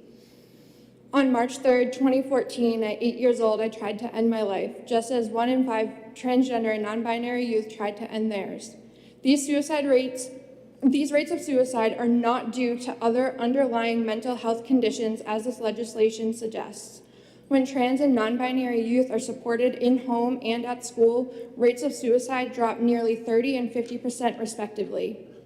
Minority stress theory explains that the everyday stressors that minorities, including transgender and non-binary people, face on a daily basis cause elevated rates of mental health conditions such as anxiety and depression, not the other way around. I conclude with asking you this. Will you allow students to be called by their nicknames in schools, or are trans students the only ones that will be required to be called by their birth name? Will puberty blockers still be allowed to be prescribed for youth who need to delay the process of going through puberty because they began going through it at a young age?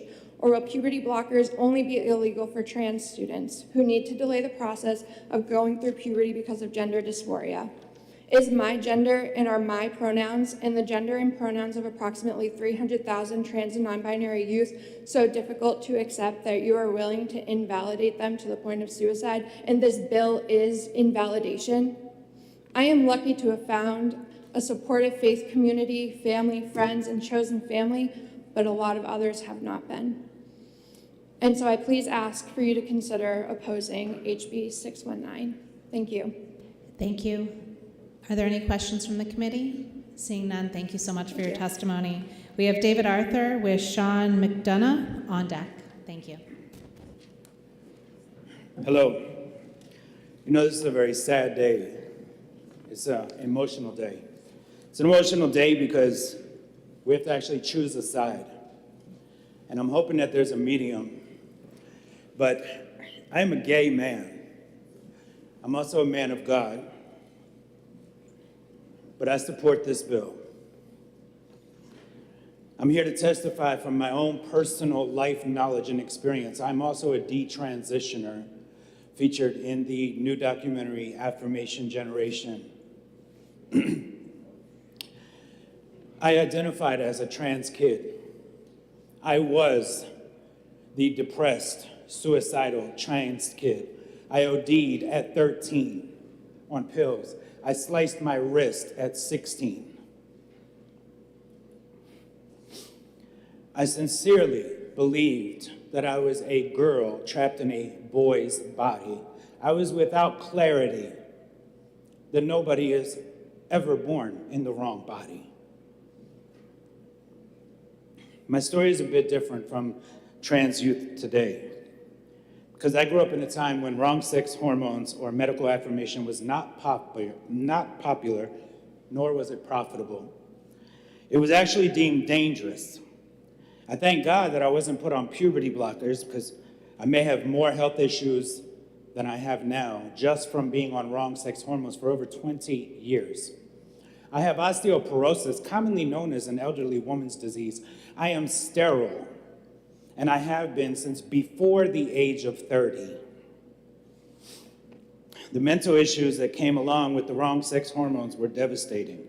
Major chronic depression, severe mood swings, anxiety, PTSD, suicidal tendencies, and attempts. From my own experience, as well as the experience of hundreds and hundreds, possibly thousands of detransitioners out there that I have spoken to personally in the last 12 years. Excuse me. I was a suicidal trans kid. I was also a suicidal trans adult, because the affirmation and the acceptance did not change my depression, did not take away my suicidal tendencies. They did flatline for quite a period, because I recognized the euphoria of affirmation and acceptance. But it wasn't long before I got to see that I was still the same confused, broken person.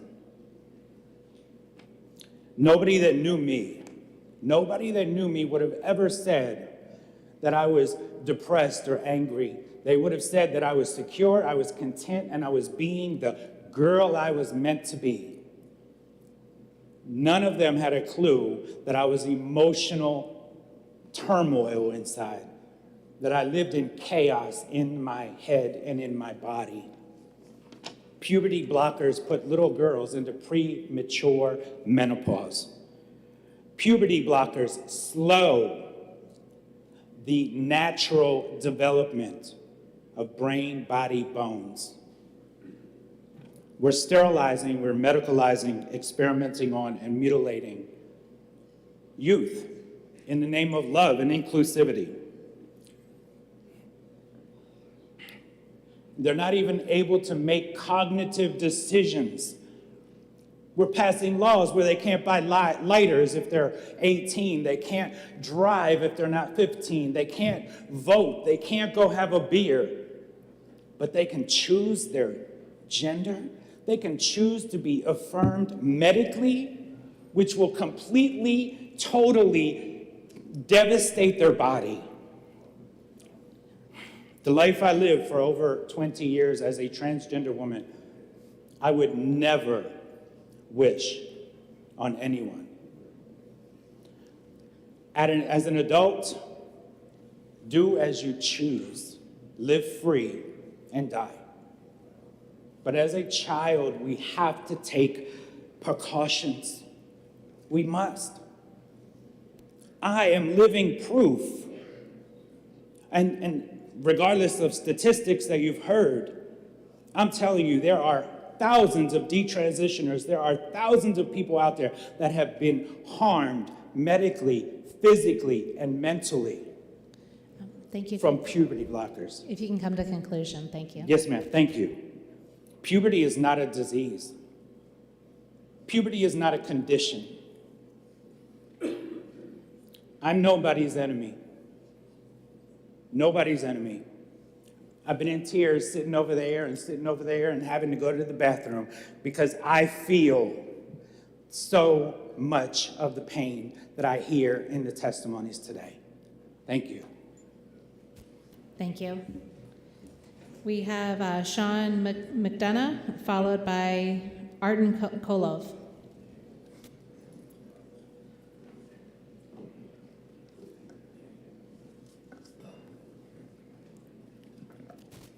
My name is Sean McDonough. I'm a student attorney from the Harvard Law School LGBTQ Advocacy Clinic, and I'm here representing Seacoast Outright. HB 619 would exclude transgender students from bathrooms that reflect how they live and express themselves in all other areas of their lives. When schools have attempted similar bans, courts have repeatedly blocked them as violating transgender students' civil and constitutional rights. In Grimm v. Gloucester County School Board, the Fourth Circuit ruled in favor of a transgender boy's right to use the boys' bathroom at school. The Supreme Court also sided with that transgender boy by declining to reconsider the ruling and leaving it in place. That district paid a $1.3 million settlement. In another case, Whitaker v. Kenosha, the Seventh Circuit ruled in favor of a transgender boy's right to use the boys' bathroom at school. That district settled for $800,000.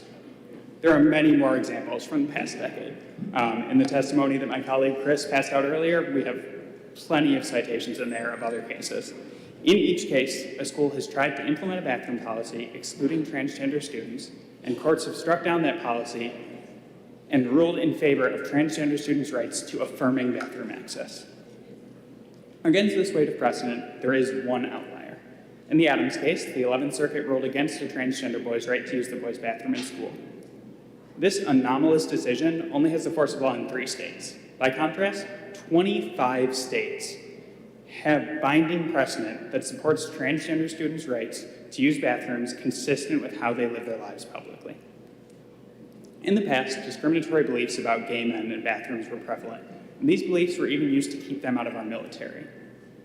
Now, if you tried to exclude a gay boy from the boys' bathroom, it would clearly violate his civil and constitutional rights. It's no different for a transgender boy under our non-discrimination laws. In each of the cases I've mentioned today to keep transgender students out of bathrooms, schools have spent resources on litigation trying to exclude them, and all but one school has lost anyway.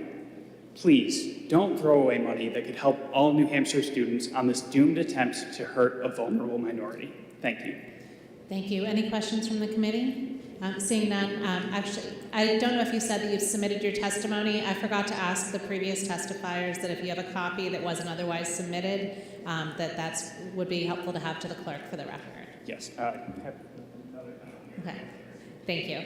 And now we have, Artem Kotov, followed by Laura Alazam.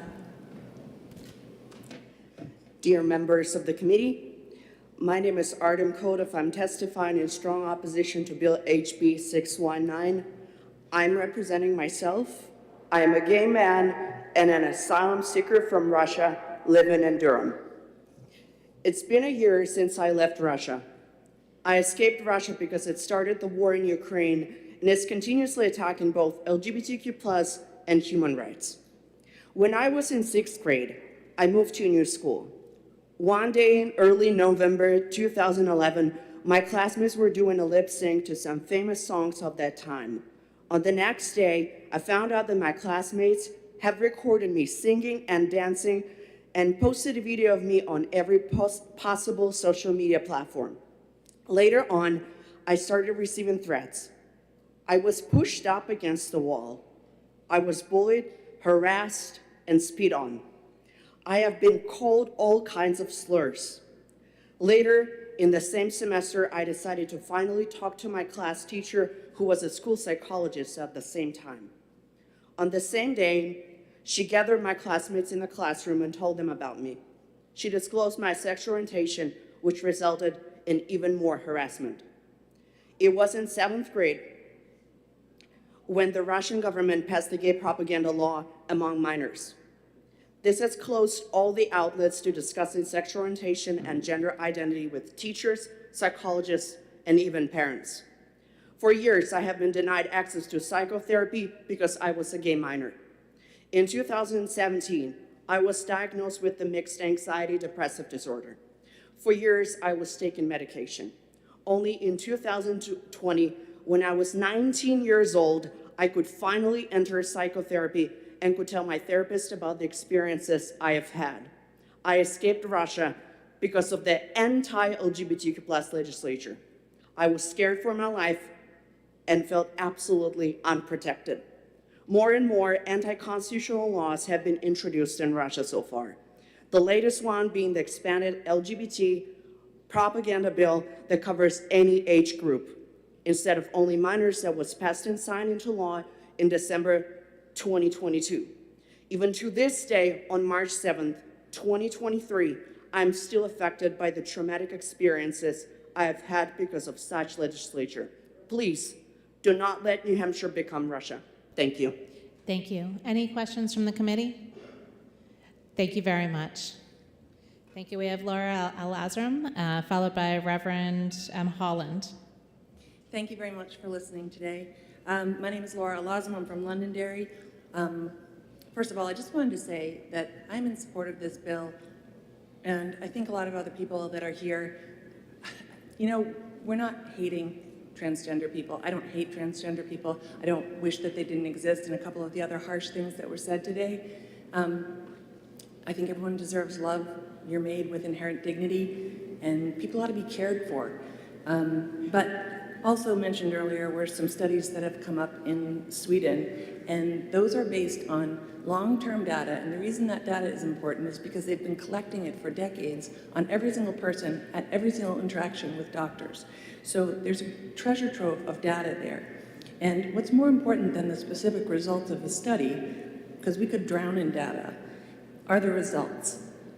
Pediatric gender clinics that have been operating for decades have been closed because they've looked at the data and decided to heed it. France, Italy, Australia, Finland, and the UK, the Tavistock Clinic, most recently, which was the largest pediatric gender clinic in the world, and 3 gender clinics in Sweden have closed because they have decided to refocus treatment for gender dysphoria on mental health support and exploratory psychological care for minors. I am a huge parents' right advocate. By natural law, parents have the broadest latitude to make decisions for their children regardless of what state law says. However, they do not have the right to kill them, to abuse them, to deprive them of healthy, functioning body parts, or to consent to treatment that will disable normal, healthy bodily processes and cause serious deficiencies in future bodily function. They just don't have that right. They also do not have the requisite free choice in the matter, seeing as they are under threat of self-harm or suicide by a beloved child. Certainly minors don't have the cognitive capacity to make life-altering decisions. I don't hate kids who want to get tattoos or kids who want to vote, but I recognize that they don't have the cognitive capacity to make these decisions. It's a perfectly natural developmental limitation, but it's further complicated by a very high coincidence of serious psychiatric and psychological diagnoses, including autism, ADHD, anxiety, depression, and most concerning, suicidality. That's really what we're talking about here. But no doctor should proceed with elective, life-altering treatment while the patient's decision-making is compromised by despair. I ask that you support HB 619 and please oppose HB 368, which you'll be hearing this afternoon. Please support and help New Hampshire move toward a compassionate, whole person, developmentally appropriate approach. Thank you. Thank you. Are there any questions from the committee? Seeing none, thank you. We have Reverend Holland and then Reverend Morio. Good afternoon, honorable members of the House Health and Human Services Committee. I've amended my comments to shorten them. My name is Reverend Sam Holland. I'm tired like many of you. I'm an ordained Christian minister in the United Church of Christ. I live in Center Harbor in the center of the state, and I'm here on behalf of my local congregation in Plymouth Congregational United Church of Christ. I'm also speaking on behalf of the Justice and Witness Ministry of the New Hampshire Conference of our denomination. I ask you to vote in opposition of House Bill 619. Last fall, our conference voted to affirm the worth and dignity of trans people in both society and the church. I have that resolution for you so you can review it. Our conference has publicly professed that we will, as a large Christian community, stand against anti-trans legislation and policy. So here I am, primarily as a church leader. It happens that this bill also pains me emotionally as someone who identifies with the non-binary and trans community. This bill shows legislative overreach and does not even fit the culture of New Hampshire. You know that. Live free or die. It's not our culture. The care for youth and adults with regard to any physical transitioning is slow and is careful. This bill lacks empathy and understanding, and this bill seeks to totally erase those who are born as intersex, and that's a problem. This bill would leave space for guardians to coerce youth and children into conversion therapy, which has been shown to lead to an increased risk of self-harm and suicidal ideation. And I just want to highlight the lawyer's comments about this would make us the first state to reverse that ban. That's a problem. Even by being proposed, this bill alienates families. I know there are many families in our state experiencing deep emotional hurt because this bill is being considered. I hope you will keep that in mind as it causes people like me to consider moving away from our state. I give to charities, I support our state's community, and so I hope that I and other families would be appreciated as such. The effect of such legislation is stinging and offensive not only to the safety of people I care about, but also to my own existence. And to have to stand up here and defend that existence is biologically impacting me. I've seen other people shaking and hearts are pounding. So I hope you keep that in mind. It hurts, both physically and emotionally. Thank you. If you can wrap up your testimony. Yes, ma'am. Thank you. I want to see youth and families supported. As a minister, a person of faith, and a resident of our state, I want to see a society where all people are empowered, where all people are metaphorically lifted up, and where all people are honored. I hope that you will reject this dangerous and unsympathetic bill. Thank you. Thank you. Any questions from the committee? Seeing none. We have Reverend Morin, followed by Joanna Brown. Thank you. Thank you so much. I'm the Reverend Sarah Marian, Associate Conference Minister serving the 132 churches of the New Hampshire Conference of the United Church of Christ. Since 1985, the United Church of Christ has been open to and affirming of the LGBTQ+ community. On October 15th, 2022, the New Hampshire Conference of the United Church of Christ recommitted to welcoming transgender, gender non-conforming, non-binary, and intersex people and their families into the full life and ministry of our places of worship and study, and encouraging all of its settings to do the same. We made this commitment not in spite of our faith or opposed to it, but rather because of it. In our sacred text, the Holy Bible, we hear again and again the words of God declaring that creation is good. Simply put, our transgender and non-binary brothers and sisters and siblings are part of this vast and beautiful creation, beloved in God's sight, in the fullness and sacredness of who they are as they are. They are not in need of converting to anything different to be seen as good in God's eyes. Our teacher, leader, and Savior, Jesus Christ, welcomed all to be with him, rejecting those who would place barriers between and amongst people.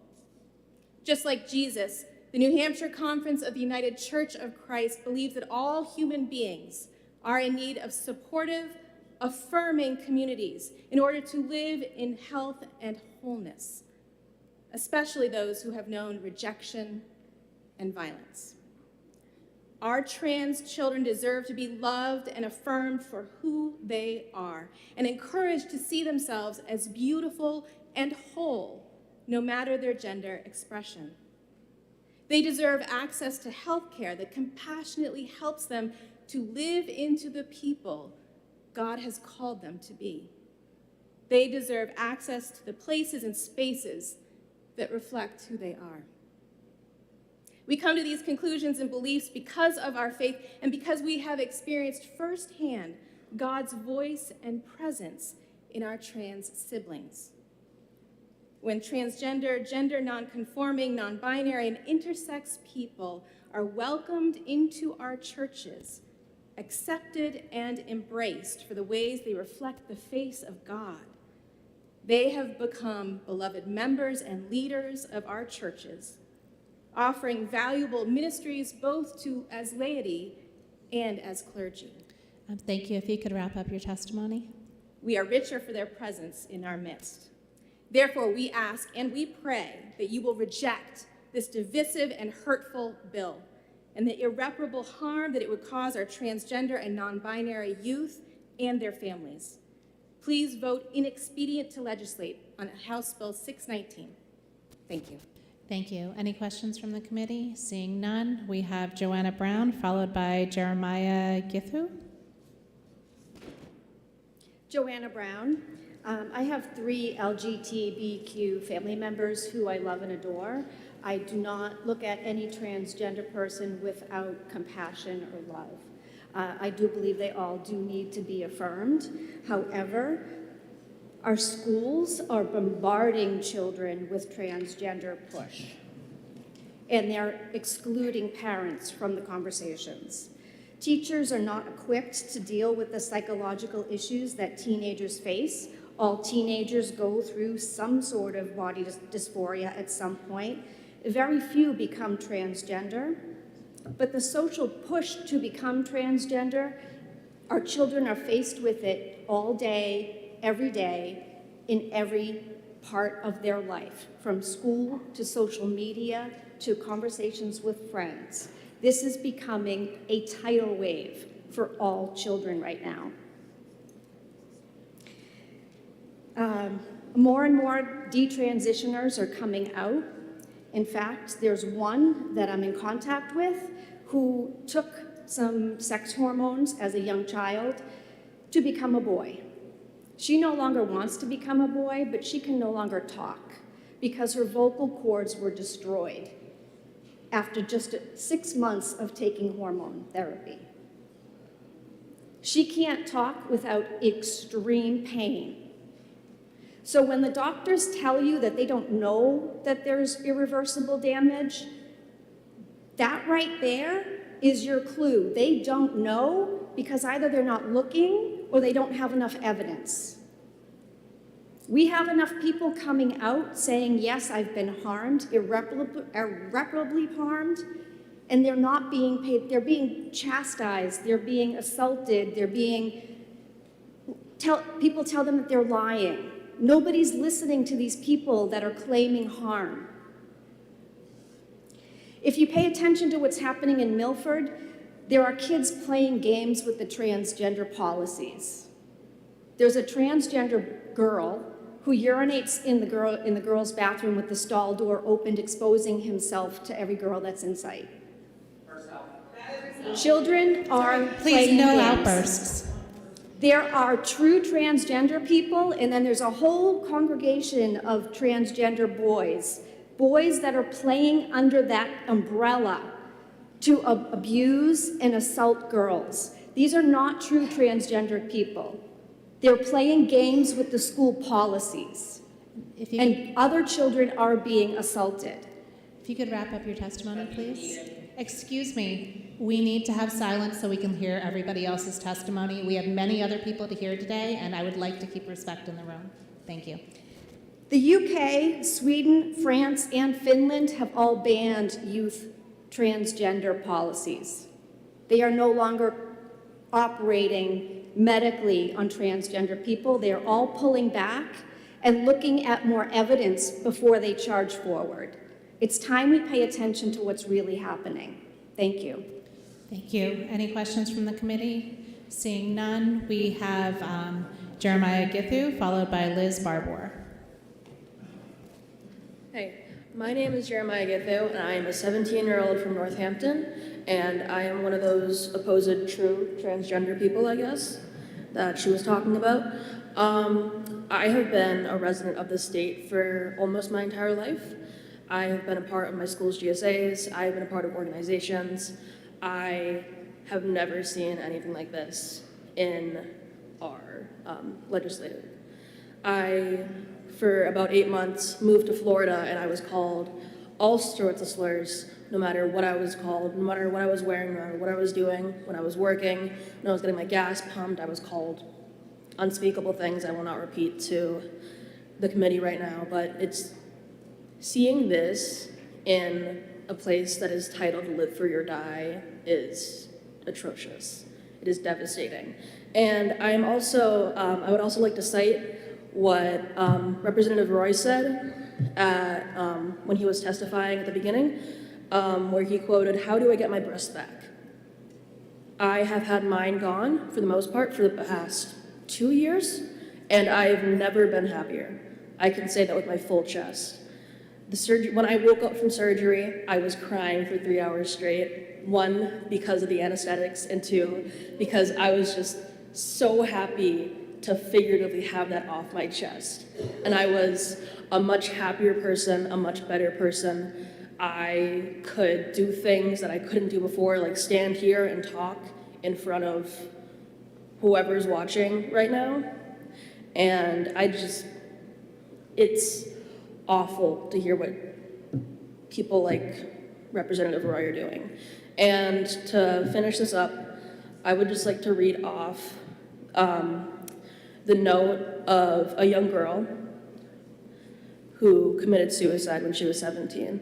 And I am about 20 days from 18, and I will have outlived a number of my peers who have committed suicide, who have attempted suicide, and it's appalling. That's all I can say about it. Here's what she wrote. "There's no way out. I'm sad enough already. I don't need my life to get any worse. People say it gets better, but that's not true in my case. It gets worse. Every day I get worse. That's the gist of it. That's why I feel like killing myself. Sorry, that's not a good enough reason for you, but it's a good enough reason for me. As for my will, I want 100% of my things that I own to be legally sold, and the money plus the money in the bank to be given to trans civil rights groups and support groups. I don't give a shit which one. The only way I can rest in peace is if one day transgender people aren't treated the way I was. They're treated like humans with valid feelings and emotions. Gender needs to be taught about in schools, the earlier the better. My death needs to mean something. My death needs to be counted in the number of transgender people who commit suicide this year. I want someone to look at the number and say, that's fucked up. Fix it. Fix society, please." Thank you for your testimony. Any questions from the committee? Seeing none, I know that was her late poem and will. Let's try and keep our language respectful, but we can't ask that of her. She gave a lot. And also, when we're speaking to people, let's just try and make sure that we remain respectful so that we can keep this good dialogue going. Thank you.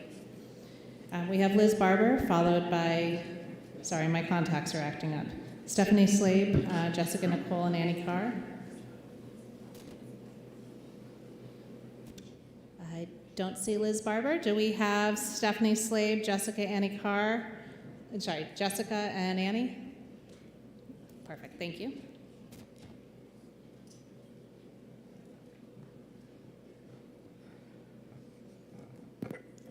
Hello. Thank you for taking the time to hear from us today. Unfortunately, Annie did have to go, but the three of us are UNH students. I'm Stephanie Slavey. I'm Jessica, me. We were all born and raised right here in New Hampshire, attending our local public schools across the state. The first thing we learned about New Hampshire is our motto, live free or die. Growing up with the rite of passage that freedom is so precious, not even life can continue without it. The right to be yourself, called what you want, and referred to by your chosen pronouns is an individual's freedom. The three of us are not transgender or non-binary, but we have all been affected by this issue, as we have family, friends, and peers that are. According to the CDC, one of the top 3 causes of death among teens is suicide. I've experienced depression and suicide personally and among my own family. I can confidently say that losing a child because we banned healthcare that could have saved them instead of allowing them that access is a failure upon us and our government. We have an opportunity here as the next generation to be active in our community and make a stand for what we believe is right and wrong. To watch someone you love go through the struggle of the world telling them not to be who they are is what emboldens us. I'm scared of a world where the boxes we fit in become smaller and more restricted. I'm scared of a world where my future children don't have the right to be themselves. We should be focusing on helping these youth, not tearing them and their mental health down. We should refer to them as they wish, allowing them access to gender-affirming healthcare and giving them the respect because they are human too. Protecting NH children starts here and with opposing HB 619. We will leave you with this. If it was your child, wouldn't you want them to be happy above all else? Thank you for your time.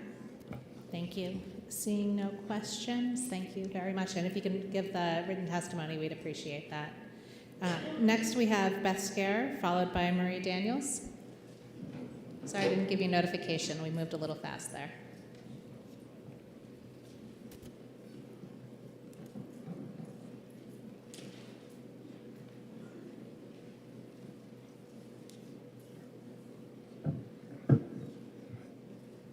Hi, Beth Scare from Nashua. I'm reading the testimony from Erin Brewer. She said, I'm a former trans kid. As a child, I was insistent, persistent, and consistent that I was a boy. I have no doubt that if the option to take puberty blockers and cross-sex hormones had been available, I would have done everything I could to obtain them, including threatening suicide, especially if I had others encouraging me to threaten suicide as children are today. In the short term, I likely would have felt better. Testosterone is a controlled substance. Like other controlled substances, it has high risks to health and well-being and has the potential for both addiction and abuse. Testosterone makes almost anyone who takes it initially feels a sense of euphoria. If I had taken it as a child, it would have allowed me to completely disassociate from myself as a girl and create a new persona, someone who could pretend that the horrible trauma that triggered my gender dysphoria didn't happen to me. When I first started taking it, it would have boosted my confidence and increased my energy, and most importantly, I would have felt safer. If I took testosterone, it would have been so much easier to pretend I was not that little girl who was brutally sexually assaulted. A little girl who became convinced at the moment of the assault that I was not safe being a girl, that the only way I could keep it from happening again was by becoming a boy. Despite feeling better in the short term, in the long term, taking testosterone would have been profoundly damaging, potentially even more damaging than the sexual assault. I can't imagine the impact of being told by teachers, doctors, and other adults that I was born in the wrong body, that I was inherently flawed. It would have reinforced all the mistaken beliefs that I had caused me to develop gender dysphoria in the first place. That being a girl was bad, that it was my fault that those men hurt me, that my body was a mistake, that it was too dangerous to be a girl. If I had been medically transitioned, I wouldn't have gotten the help I needed to work through my self-hatred and shame. I never would have realized that my transgender identity was a coping mechanism. I'm so thankful my school of psychologists put me on a healing path. I'm grateful to other therapists who helped me understand that my transgender identity was a result of the sexual assault, not because I was born in the wrong body. I shudder to think at what my life would be like if I'd been encouraged to believe I was a boy. I would have lived my life hating myself. Puberty blockers would have retarded my growth and development. Cross-sex hormones would have caused my otherwise healthy body to become dysfunctional. The combination of both puberty and blockers and cross-sex hormones would have left me sterile. Children who say they feel better because of puberty blockers and cross-sex hormones are likely telling the truth. In the short term, these interventions allow children to avoid difficulties they're facing, whether that be grappling with internalized homophobia, struggling with autism, or trying to recover from a significant trauma. We should not be giving children controlled substances in order to make them feel better. It is a horrible disservice to encouraging them to dissociate, to run away from their feelings, to run away from themselves, and to take a drug that in the short term will help them to feel better by numbing their feelings in the long term. If you could summarize, if you could submit the rest as testimony, if you could put it through the portal, everybody else will be able to read it as well. Permanently damage their bodies in the long term, prevent them from getting the help they need to understand the difficult feelings they've been having in the first place. Please vote OTP on HB 619. Thank you. Thank you very much. Seeing no questions, We have Marie Daniels with Anne Marie Banfield on deck. Thank you for your patience in this long day. We don't pay you people enough, but of course you already knew that. I am Marie Daniels from Barrington, New Hampshire, testifying in opposition to this bill. I'm going to scream. I'm a school psychologist and a high school guidance counselor and the faculty advisor of my Gay Straight Alliance at my school. I started this club after one of our transgender students was hospitalized a second time for suicidality, and I felt that I needed to provide some supportive community for these kids. These kids are suffering. They're experiencing bullying and ridicule and constant microaggressions, and they're dying at their own hands because of it. In contrast to the cherry-picked data and widely debunked studies obliquely referenced in this hall and in this bill, I want to leave you today with some legitimate research from the CDC, the Journal of the American Medical Association, the Journal of Adolescent Health, and the Journal of Interpersonal Violence. We know that 80% of transgender kids consider suicide and at least 40% attempt it. This research confirms that the suicide risk plummets and mental health outcomes drastically improve when kids experience gender-affirming treatment in communities. As someone who has spent decades working with teenagers and in schools, I can unequivocally tell you that the invented hysteria about locker rooms and bathrooms is just that, invented. These kids, by and large, if they don't have access to a private bathroom, say in a nurse's office, they are going to the bathroom. They're not drinking all day. They're waiting till they can get home and go to the bathroom in peace. They don't want to go into locker rooms, either one, because they're afraid. They're afraid of making anyone uncomfortable, and they're afraid for their own safety. And I can tell you, heteronormative males are not sneaking into girls' bathrooms and locker rooms to attack kids, largely because they're so afraid of being called gay. They wouldn't set foot in those rooms. So that is an invented information that people have referenced. If you could try to wrap up your testimony. Yep. Thank you. I can tell you that transgender kids who need to satisfy PE requirements are taking classes that don't require that they go into locker rooms, and they're taking their PE classes online. As far as school staff respecting kids' chosen names and pronouns, the research, I will show you, solidly shows that these tiny kindnesses that we offer kids significantly decrease a kid's suicide risk. In closing, I want to ask those of you who believe in the conservative values of parental rights and limited intrusion of the government into people's lives and local control, please say no to this bill and allow these private medical decisions to remain in the hands of families and their physicians, and allow school districts to continue to decide how to best serve their own kids. For those of you who feel you have a moral obligation to insinuate yourself into these very private decisions, please know that if this bill passes, more New Hampshire kids will die, and you will be culpable.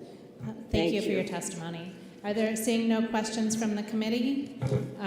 Unless I missed one. Thank you. We have Anne Marie Banfield with Tom Carden on deck. Is Anne Marie still here? I don't see her. Tom Carden? And after that, we will have Ray Breslin.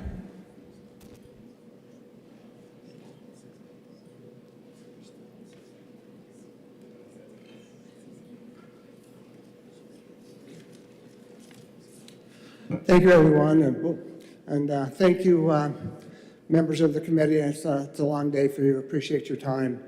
My name is Tom Carden. I am a retired high school teacher. I'm a former member of the House of Representatives, and I am the grandfather of a transgender daughter who is a teenager. She's well-adjusted, she's happy, she's sweet, and she's very courageous. We really didn't know what was going on with Allie at first. When she was 4, she was in the hospital. She got salmonella poisoning, and of course I taught food service sanitation, and we were worried that she was going to die. So she's in her bed one day, and all of a sudden on the TV, a Barbie doll shows up, jumps up. That's what I want, Mommy. So her mother went out and bought her a Barbie doll, and Then things kind of progressed. She started getting these really kind of cute hair pieces, and then we started realizing that she's different, and it was okay. And one of the things that my daughter agonized about is what's going to happen with her when she goes to school. She had lots of sleepless nights where she cried herself to sleep, but she did what she was supposed to do. She advocated for her daughter. And the school was pretty supportive at first, and it's kind of hard because, Allie wanted to wear girls' clothes to school, and of course she couldn't at the time. And again, the advocacy and a very good school system allowed her to start wearing girls' clothes to school. And she didn't wake up one day and decide that I want to be trans. This has been a long process for her. It's been 10 years. And I think anybody is that way. It's not like it's cool, they're discriminated against, they're bullied. State legislatures make laws against them. And, it's just who she is, and that's all she wants to be. She just wants to blend in like the rest of all of us. It's a very vulnerable population, and they need support more than anything. They don't need laws made against them, and I would hope you would oppose this bill. And in all honesty, and all due respect to the legislature, any decisions on their health care should be made between the patient, the doctors, and the parents. Thank you. Thank you for your testimony. Seeing no questions, we have Ray Breslin, followed by Reese Gray. Going once, going twice for Ray Breslin. Do we have Reese Gray in the room? We may get through this before it's midnight. Fantastic. Next, we have Aaron Penachik. Oh, thank you. Stephen Scare.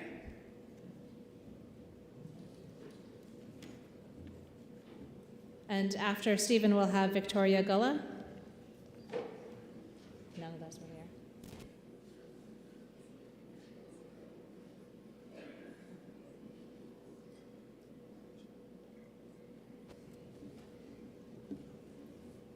You have 3 minutes. Thank you. Thank you. I'm Stephen Scare of Nashua, and I urge you to consider voting ought to pass on HB 619. Earlier, we were talking about puberty blockers, and according to Marcy Bowers, the president of the World Professional Association of Transgender Health, which sets the standards for treatment, a child who starts puberty blockers and then goes on to opposite sex hormones, which almost all do, will never have any sexual function, never be able to experience intimacy. Marcy Bowers compares that to female genital mutilation. Activist claims that laws that end the practice of treating gender dysphoria with hormones and surgery deny life-saving care, a claim they support with astronomical suicide figures. But just last month, Dr. Italu Catalina, Finland's leading pediatric gender medical experts, warned that, and I quote, "It is not justified to tell the parents of young people experiencing transgenderism that the young person is at risk of suicide without corrective treatment, and the danger can be countered with gender reassignment treatment." She cited 12 studies that demonstrate that if you allow children to go through natural puberty, 4 out of 5 will outgrow their dysphoria. The most recent one was and the largest one was just 2 years ago, which showed a desistance rate of over 87%. So why the differences between US policies and the health policies of Finland, England, and Sweden, countries which have dropped the gender affirmative model of puberty blockers and opposite sex hormones? The Trevor Project statistics are from self-report surveys solicited on LGBT sites, not from a review of the actual suicide rates.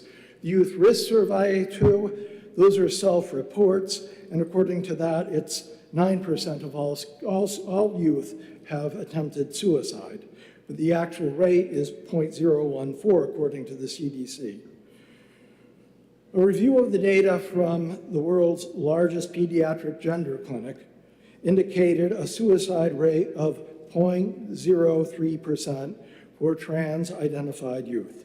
Although this is higher than the average suicide rate, it's similar to suicide rates for youth with other mental health conditions and lower than the suicide rates for autism and anorexia.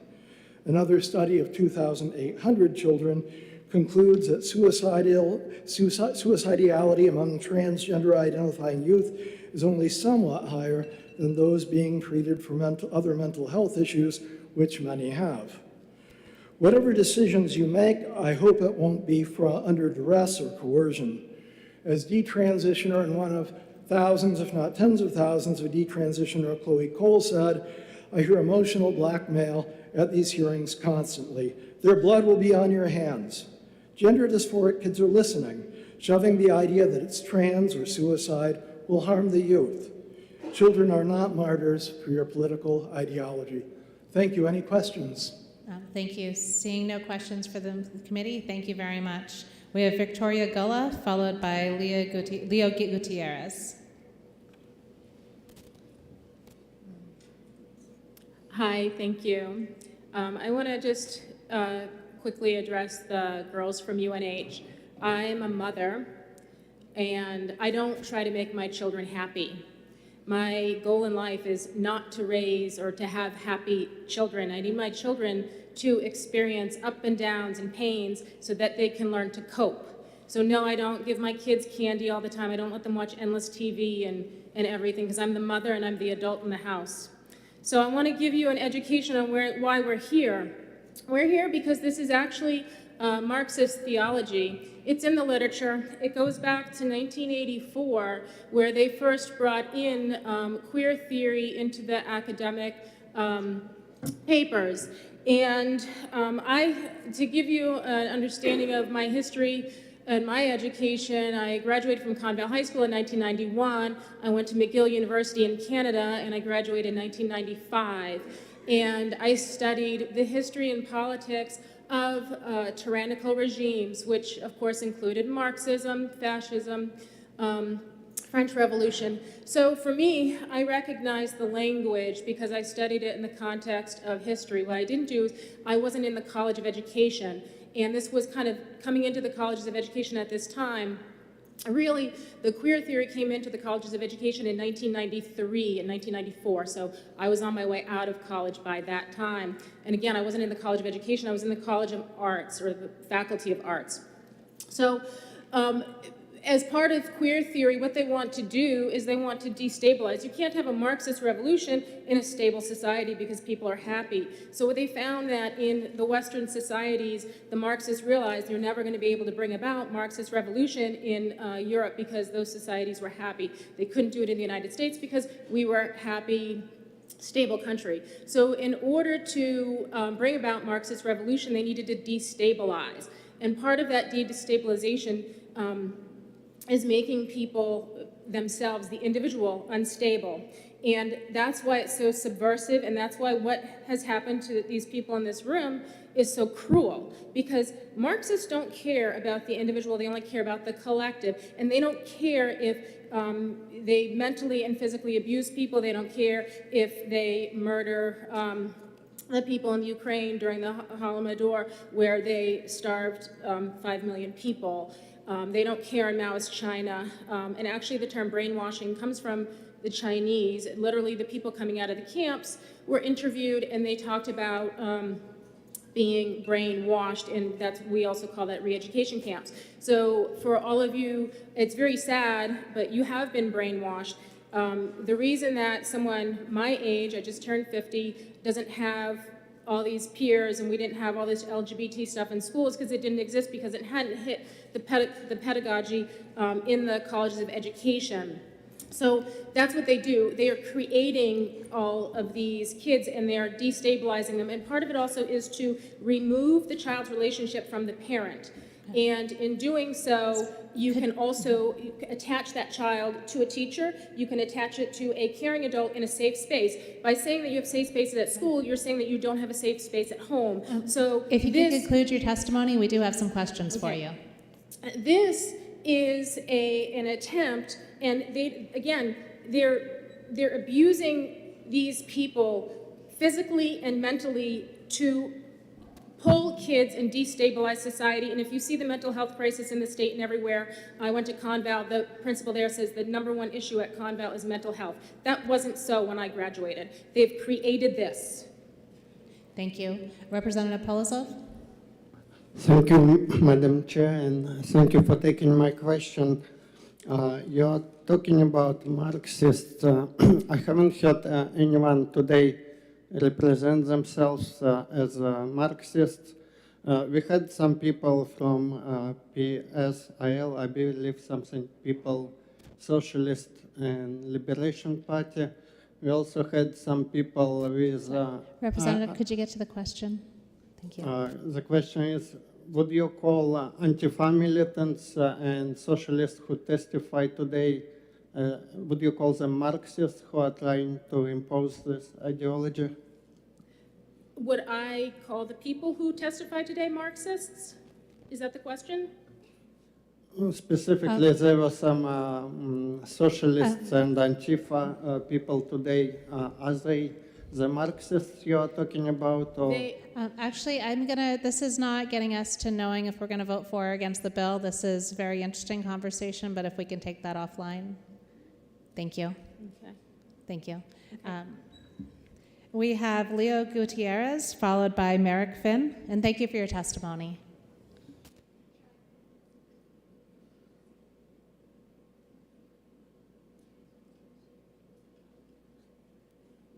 Yes, for those keeping track at home, there's 42 more cards for this bill and 15 for the other bill. Since I don't see Merrick Finn, that makes it 41. We have Mike and Adam Krowski? Adamkowski, sorry, it was a little close together for me to see. And then we have Anthony Federer-Blue after that. I don't know how far to stand back. I appreciate you guys being as attentive as you've been all day, long day. When I first heard about this legislation, I was pretty angry. Actually, livid would be a more apt description. Rick Ladd got an earful. Sheila Seidel got an earful.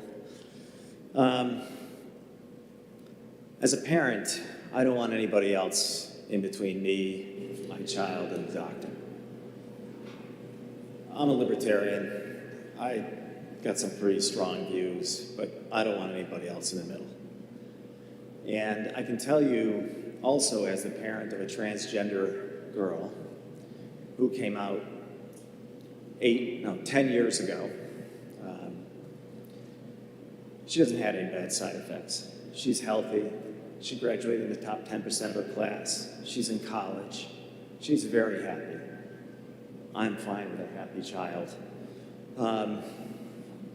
She's well-adjusted. She's well-adjusted because the school supported her, the sports team supported her, her friends supported her. When it came for time of sleepovers, the other parents supported her. She was treated exactly how she came out. And that's what I would expect moving forward in a state that says live free or die. Be yourself. Be good to other people. And that's the way it should be. So I hope that you guys will either vote this down or at least table it and not push this forward. If my daughter was still a teenager, I'd just jump across the river. I live on the Connecticut River. I'd go across to Vermont. But not everybody else has that ability. Thank you. If there's any questions. Thank you for your testimony. Any questions from the committee? Seeing none. We have Anthony Federer-Blue, followed by Jason Wells. Do we have Jason Wells in the room? Let's see. Do we have Dave DeBrokenhart? Oh, sorry. Are you Jason Wells? Yes. Fantastic. Thank you. Thank you. I'm Reverend Jason Wells, and I pastor St. Matthew's Episcopal Church in Goffstown. I urge you all to vote inexpedient to legislate on House Bill 619. Today, you're hearing many good reasons to ITL this bill from my neighbors who are in the healthcare, mental health, and educational communities. They have told you the truth, and I hope that you listen because it is the truth that sets us all free. You will hear from other religious leaders who, although this bill invokes religious faith, are witnesses to people of faith who love and affirm LGBTQ+ neighbors just as they are. My testimony will begin and end with page 1 of this bill. As I saw this bill state that it takes its compelling interest directly from the smallness of the numbers of the transgender population of New Hampshire. The bill is very clear. It wants to bring the full force of law and to bring along with it the mental health, healthcare, and educational sectors along with it, to bring all of this force to a vulnerable community. It is a Goliath of a bill. The bill's sponsors are quite ready to claim that mantle as an excuse to harm a small community. Now, when I was growing up in Sunday school, I was always taught the story of David and Goliath. It was always, every time, about bullies and the importance of standing up to bullies and their intended victims, and with and for their intended victims. Because the bill uses religious language, I will use a religious definition of bullying that comes from the Southern Baptist Convention's own Ethics and Religious Liberty Commission that has 3 characteristics. Bullying is intentional and tries to cause harm and distress to its victims. Bullying exists between parties of unequal power, and bullying happens over a period of time. House Bill 619 does all of these and more. In the words of the bill, children under its power that are affected by it will be done to them through the age of majority. It is clear that there's a difference of power when we bring the force of legislature, law, education, healthcare, and mental health all to bear on children whose voices we only hear secondhand today in this room. Bullying tries to cause harm and distress to its victims, and we know this because we have listened to our neighbors and their testimony this morning. We have heard the results of homelessness, depression, clinical depression, and even suicide. Bullying is intentional, and there is no more clear intention than a 15-page written plan to document the harm that is intended to be done over time. If you could summarize your testimony. I cannot speak for others, but that at St. Matthew's Episcopal Church in Goffstown, we teach that God holds Christians to the moral standard of speaking up, speaking out, and defending the vulnerable as David did Goliath. In front of you is a written out plan, and there is a smooth stone that, like Goliath, will knock it back. That stone has the letters ITL written on it. Please vote inexpedient to legislate on House Bill 619. Thank you. Seeing no questions from the committee, thank you very much. David DeBrockhart. Then we have Katie. We have people from the Episcopal Church of New Hampshire. I couldn't quite read the writing that was very, very small. Is there anybody who is writing very, very small? There's a Rick and a Kate. Fantastic.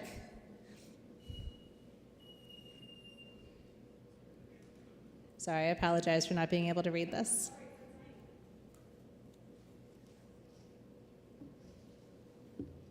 And then on deck, we'll have William Jewell.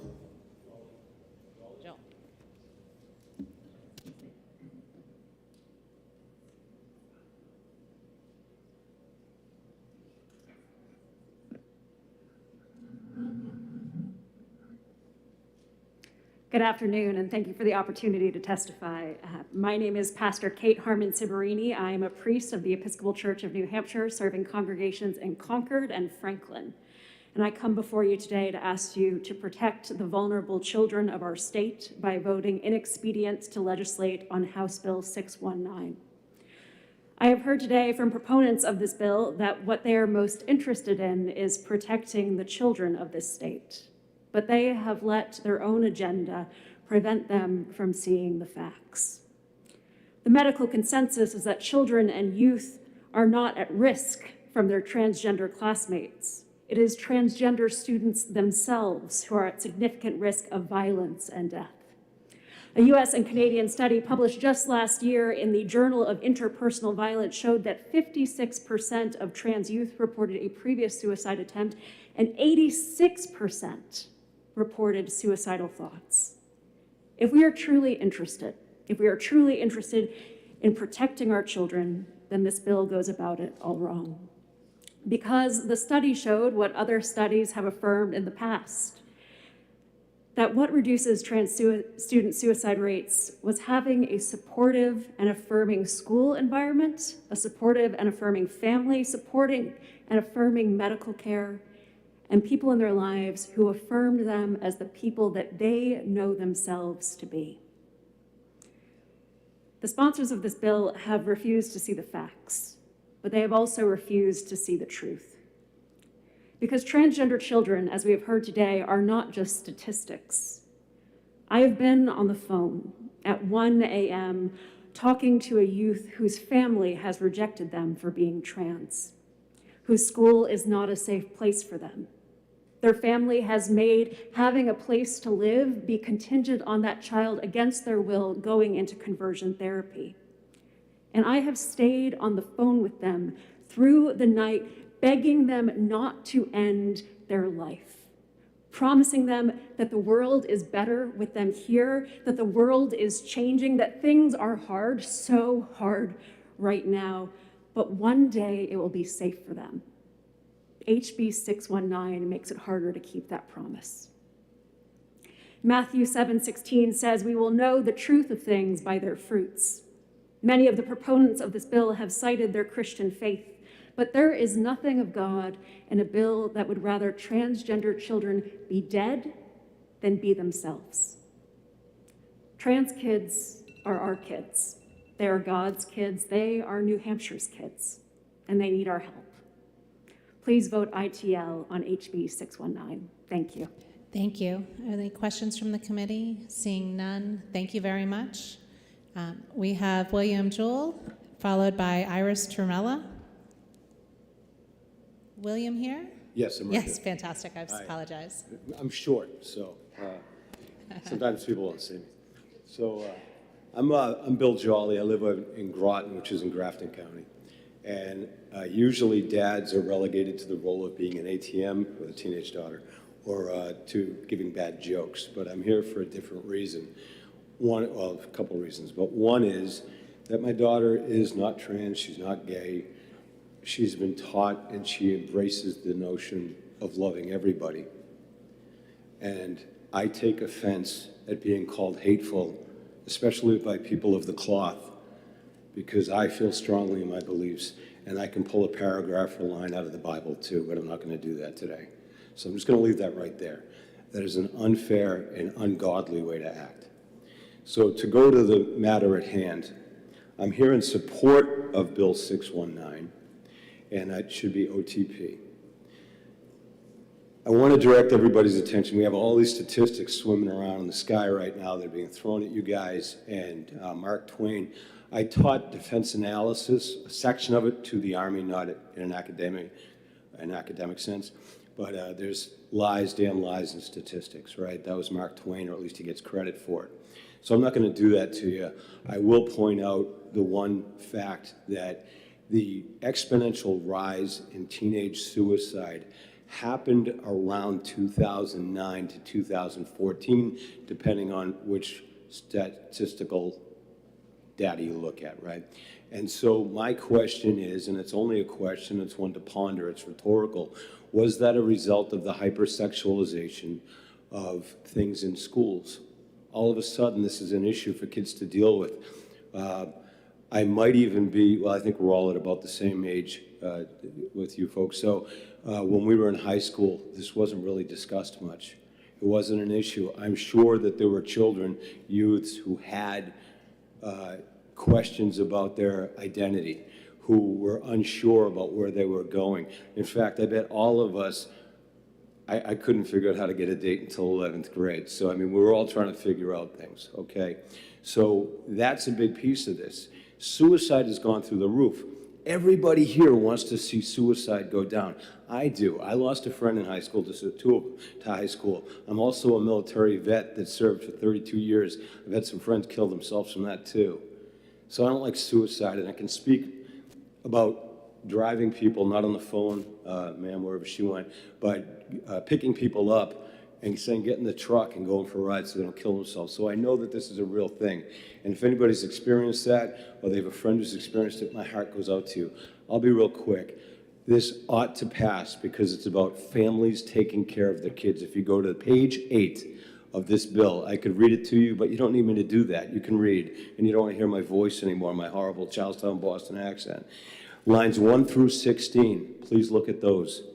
And then lines 22 to 30, if you would consider those. This bill has value, and maybe it's just a discussion, maybe it's just the beginning, but I think it's an important discussion because there are kids who are not affected in the way other kids are that are being excluded from the conversation, and I'm talking about non-gay, non-LGBT kids. They need to be respected as well.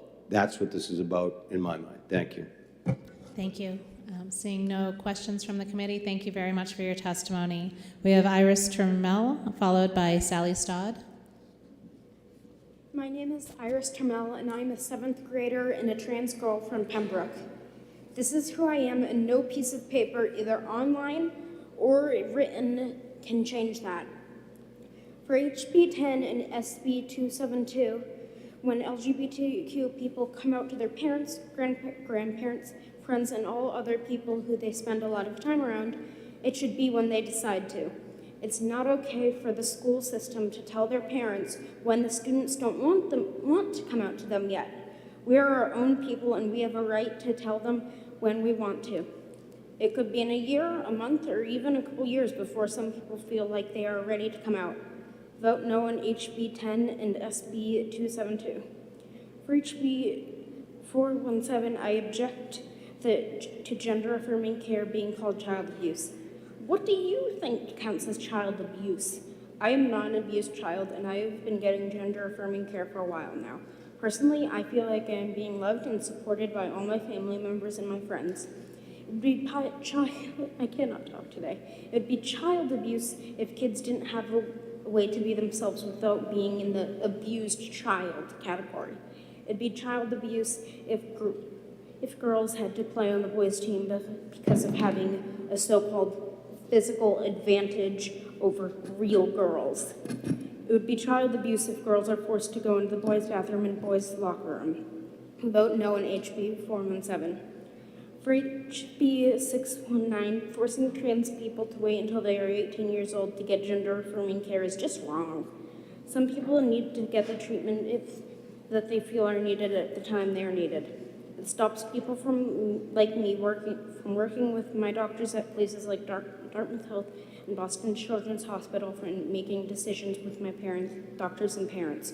Vote no on HB 619. For HB 368, protecting gender-affirming care and providers is the way to go. I know I would feel a lot better if this were the law. Vote yes on HB 368. I would like it if you all kept protecting LGBTQ rights, including mine. Thank you for your time. Thank you very much for your time and testimony. That's not allowed, but this is a very brave 7th grader, so I didn't hear that. Thank you. Thank you very much. Next we have Sally Stodd, followed by Amy Manzelli.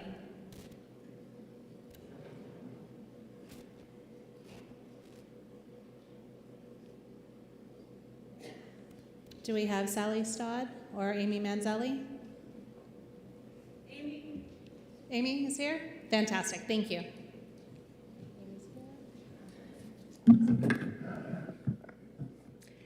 Good afternoon, Acting Chair, members of the committee.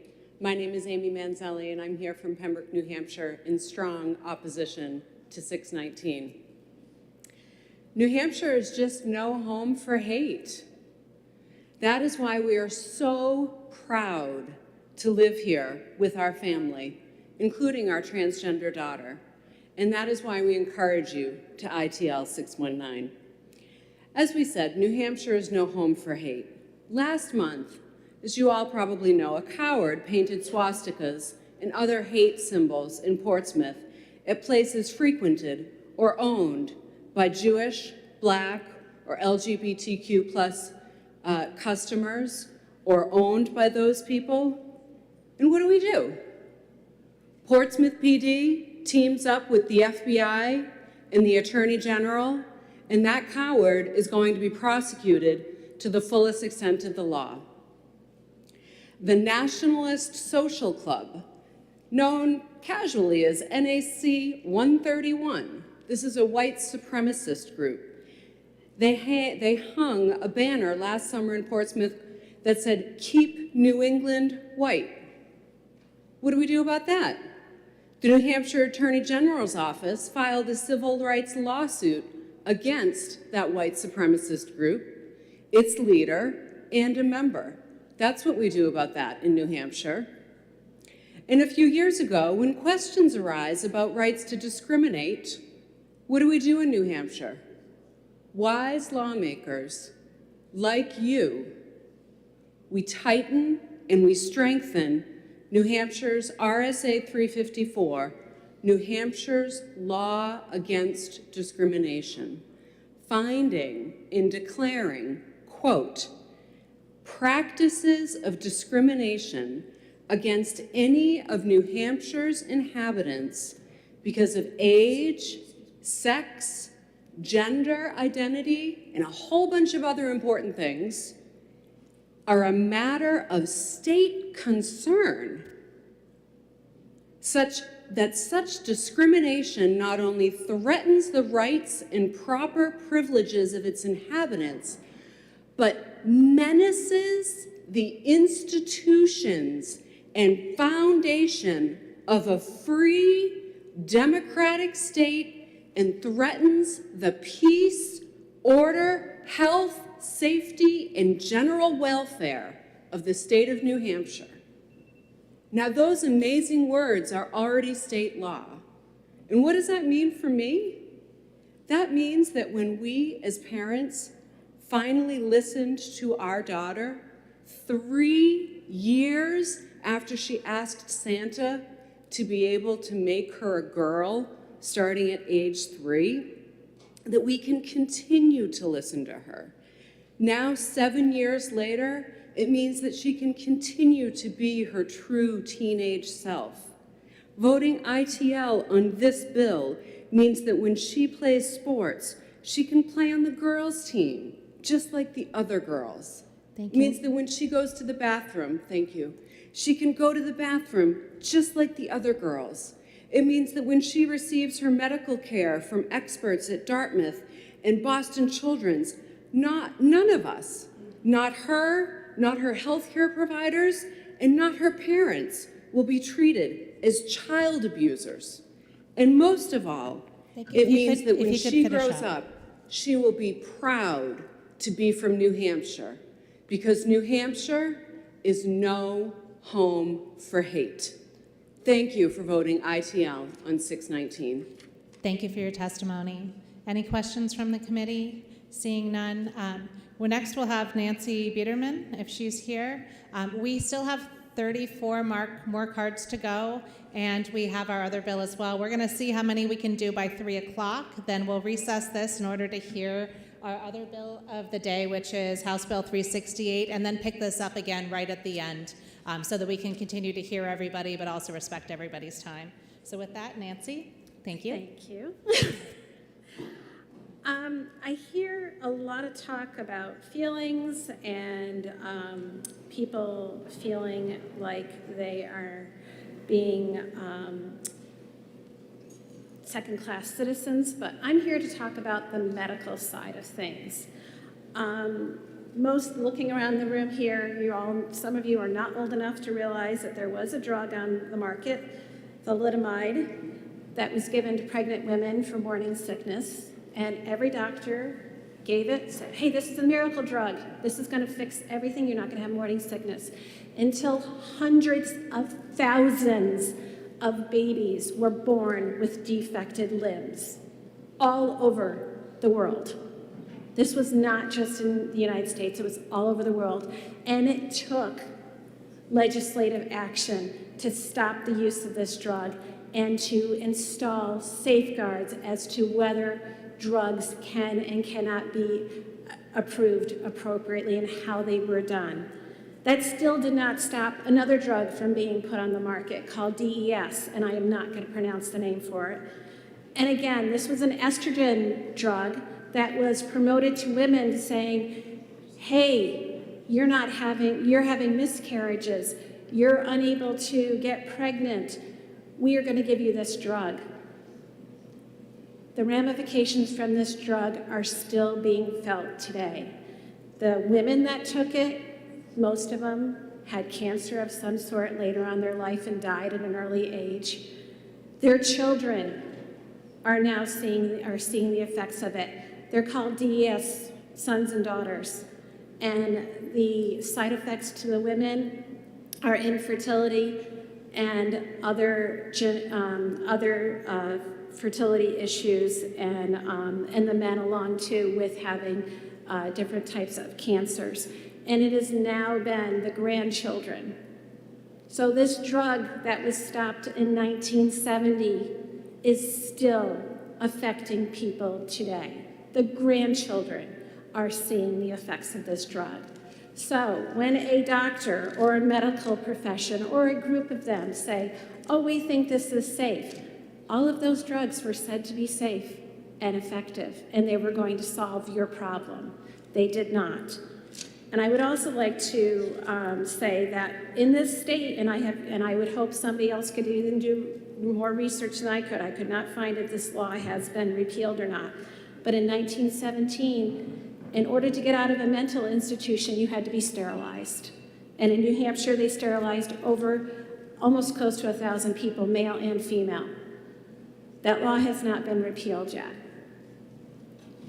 So, just because we can do it doesn't mean we should. Thank you. Thank you very much for your testimony. Any questions from the committee? Seeing none, we have Cassandra Sanchez, and then after that, Kali Rojas. Is Cassandra still here? We didn't realize that the Office of the Child Advocate was here. We would have tried to call her sooner. Let's see, I don't see her. Kali Rojas? I don't see Kali. Jennifer Madsen? Fantastic, thank you. And after Jennifer, we'll have Heather Mullins.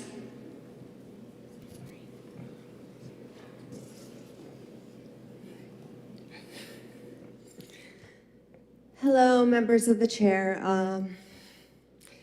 or chairperson and members of the committee. My name is Jennifer Madsen, and I'm from Manchester, New Hampshire. I'm here to testify in opposition to House Bill 619. This bill directly contradicts the U.S. Department of Education's guidelines for supporting transgender youth in school. It ties pronouns to the gender binary based on a person's assigned sex at birth and disregards gender neutral options like they, them altogether. I recently received a letter from my own school that referred to me as he. I am not a he. My pronouns are she, her. However, I was not mad. I figured it was a simple typographical error. While I wasn't mad, reading that word over and over again made me feel deep down inside. Again, I'm not he. My pronouns are she, her. As a cisgender person, I will never truly know what it feels like to be intentionally misgendered. But that letter gave me just the tiniest taste of what transgender people go through. So now I ask you all, how would it feel if you were intentionally misgendered every day? Would you feel welcomed? Would you feel liked? Would you feel respected? If your pronouns are he, him, and I called you she, her on purpose, would you feel respected. If your pronouns are she, her, and I called you he, him, as a cisgender person, would you feel respected? Would you feel liked? Now imagine yourself back in school, especially middle school and high school, between anxiety and having to go into, from those elementary school years to those older years, those are very awkward years for many, many children, no matter how they identify.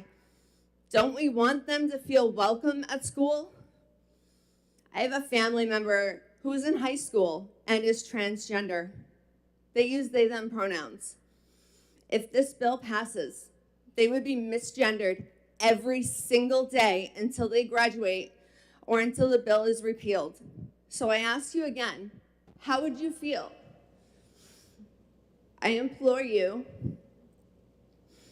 to decide against this and vote ITL on House Bill 619, because children are people too who deserve basic respect, just like us adults. Thank you very much for your time. I do not wish to answer questions, as pronouns are not up for debate with me, because they are a matter of basic respect in my eyes. Thank you for your testimony. We have Matthew Shurka. And we also are looking for Heather Mullins. Thank you.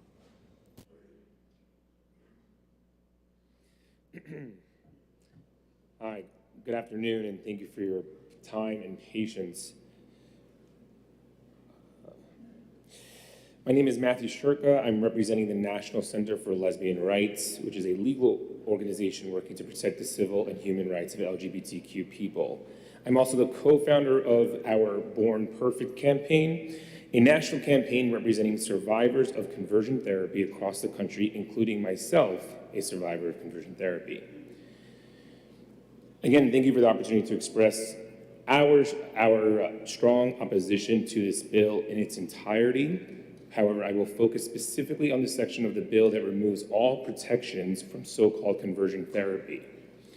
Our team has worked to protect LGBTQ youth by supporting legislation protecting those youth from conversion therapy. Thus far, 20 U.S. states and over 120 cities and municipalities have passed such legislation to protect LGBTQ minors. Each of these laws have passed with bipartisan support. Out of the 20 states, 8 Republican governors have signed the passage of these laws, an almost 50-50 split of bipartisan support nationwide, including Governor Sununu. New Hampshire passed a ban on conversion therapy to codify an already understood issue with extraordinary amounts of evidence that any attempts of conversion therapy is harmful, fraudulent, and may cause lifelong damage and potential suicide. Personally, I am one of 700,000 people living in the United States today that have experienced conversion therapy. That number is as reported by the UCLA Williams Institute. My personal experience in conversion therapy unfortunately aligns with the many harms reported by the National Mental Health and Medical Associations. I was in conversion therapy for 5 years, from ages 16 through 21. Each of my therapists was a licensed professional. When I came out to my father made it clear how much he loved me, that I had nothing to fear. Yet my father began to search for a therapist to understand what my coming out may mean for myself and for my family. In meeting with a licensed professional, again, this is how the bill currently exists in New Hampshire, my father was told that being gay was nothing more than a mental illness, that same-sex attraction can be cured, and that all people are innately heterosexual. The therapist further explained that childhood traumas were the cause of me myself being gay, but further for the entire LGBTQ community, and that if I went to therapy and healed those childhood traumas, my same-sex attraction would disappear. For my father, this was a lifeline moment that he felt that he could possibly give me a different outcome instead of being gay. Luckily for me, I didn't have any significant childhood traumas, which puzzled the therapist I was working with.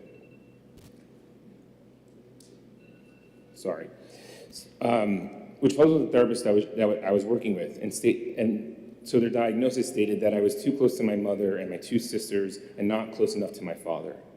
My first treatment required that I did not speak to my mother and two sisters, which lasted 3 years. I was told this would ensure that I would not pick up any effeminate behaviors. I would not see women or the girls at school as my peers, and that to learn that men are my peers. While I truly believed conversion therapy was working, I became depressed and suicidal in year 2 out of 5. When my therapist believed I was ready to engage with women sexually, I was instructed step-by-step how to engage with women in my environment, despite if I led to believe our attractions or love may be real or not. I suffered extreme anxiety around that, and I was not able to sexually perform.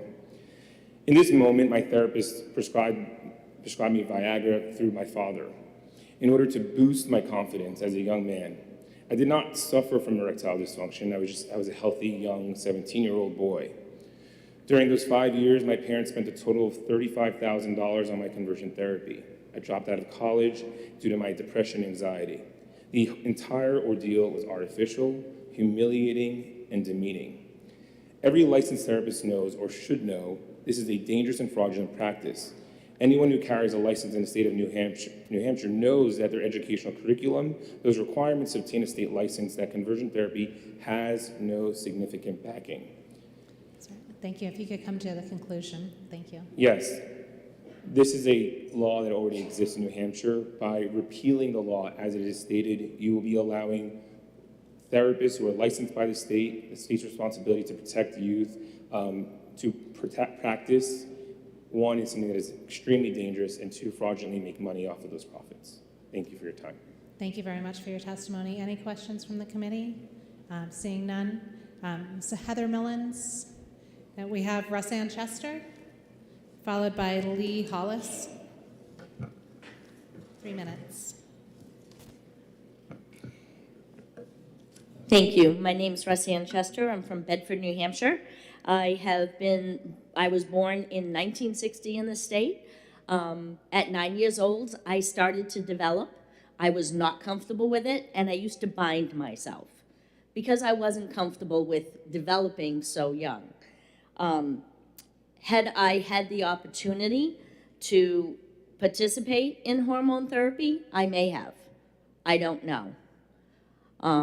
But I can say that I am proud that my name is Russanne, and occasionally I get misidentified as Mr. I don't have a problem with that. I don't identify by what I look like or a label. I want to say I am truly appalled and saddened that our state has gotten to the point that we are identified by labels.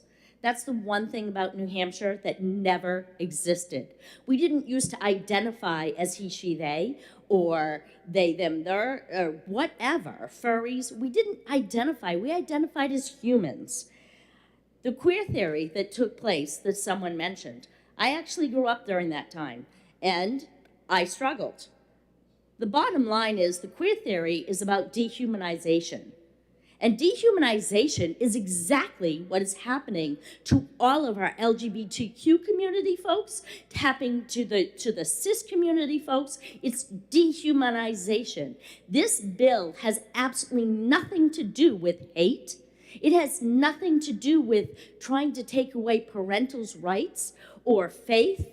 It has to do with schools who are set in place to teach our children education, not to be involved with the socio-emotional learning aspects.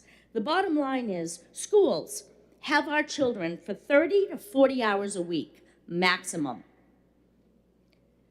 Outside of the school system, they have 165 to 128 hours a week that is not in the school system. I was a child advocate. I was an advocate for child abuse victims. I hold myself partially responsible for a girl that I helped transition because she really told me that that's what she wanted. I helped her find the resources out in our community. I was the one that got her suicide note because she wanted to detransition after the fact, and the LGBTQ community was not accepting. So we talk about love and hate. The bottom line is that love and hate is to love everyone, absolutely. Absolutely. But don't stand on your faith and say, I love you, so therefore, as long as you think like I do, I'll support you. That's what the LGBT community is doing to our gay population and our truly transgender population. And it's not okay. And I'm willing to take any questions. Thank you very much for your testimony. Any questions? No, seeing none, thank you. Do we have Lee Hollis here? Fantastic. Followed by Mackenzie Maloney.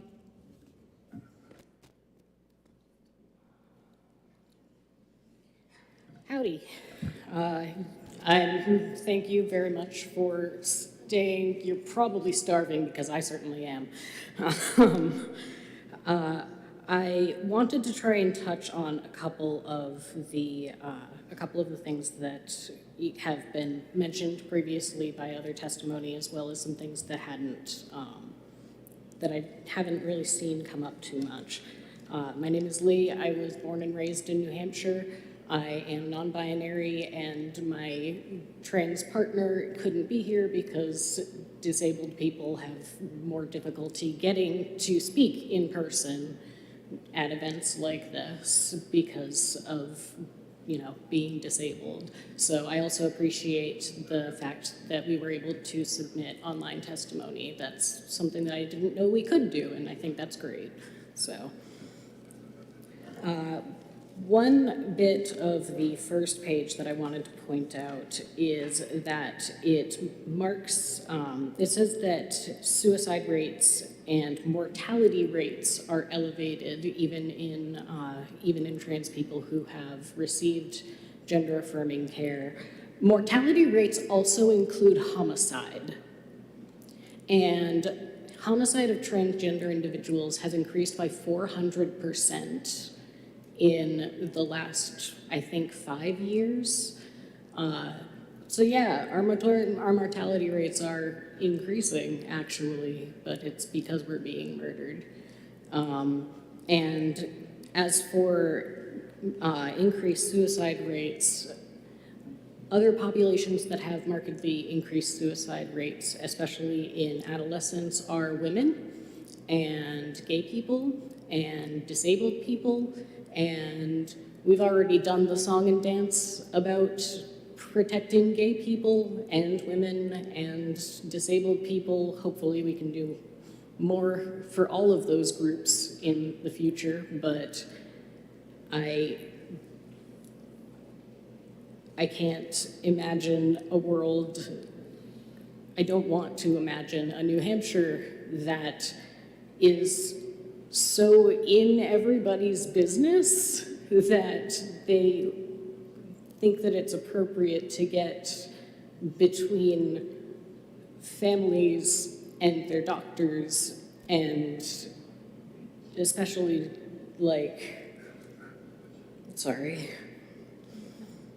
Thank you. You're doing great. If you can give us a conclusion, it's right at that time, so thank you. Yeah.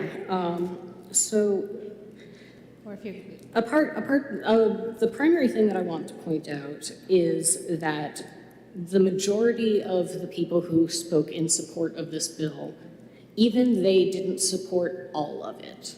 The majority of them were saying that they support psychological treatment, gender affirmation in schools. And the only person that I saw who was gung-ho about the whole thing was the guy who came in and compared it to Nazi eugenics. And I don't think we want to listen to that guy because he was... So if you keep it to the topic and not to people. And Right. thank you very much. We've gone over the 3 minutes. We still have all of these, and we want to make sure everybody is... Sorry. So thank you so much for your testimony. You had a question, Representative Polozov? Yes. Sorry. Thank you, Madam Chair. Thank you for taking my question. That homicide statistics that you mentioned, do you know if it's national statistics, and do you know if this problem exists in New Hampshire, increased occurrence of homicide of transgender people? I'm not 100% sure about New Hampshire, but I can get that information and send it over. Any other questions? Thank you. I'm not seeing any other questions. Thank you very much. Do we have Mackenzie Maloney here? Fantastic. Thank you. Good afternoon. I can see you're all tired, and good, because so are we.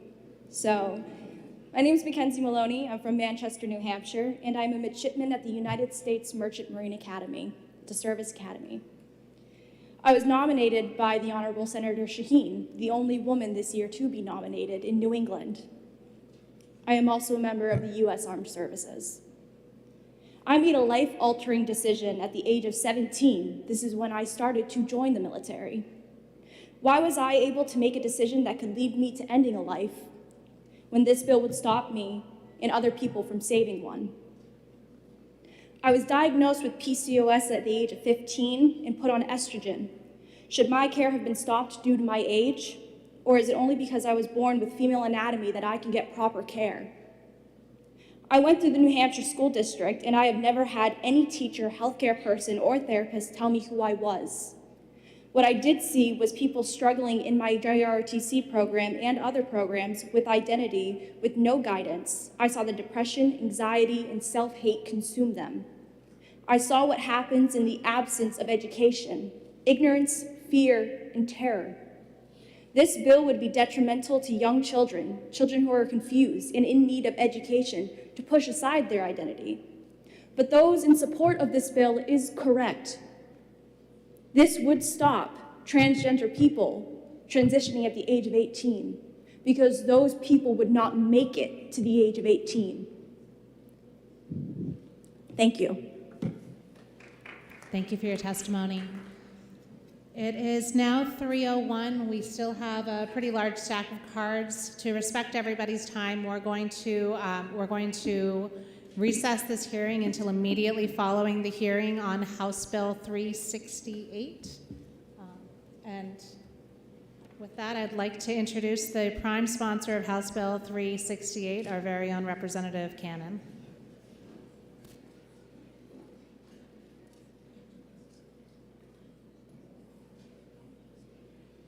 We all may need just a moment for that whiplash of changing from one to the other. We just want to make sure we're respecting everybody's time.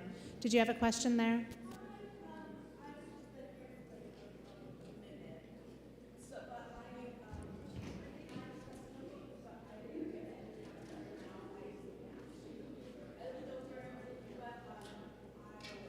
So you can submit that to the clerk. We acknowledge how long the day has been for everybody.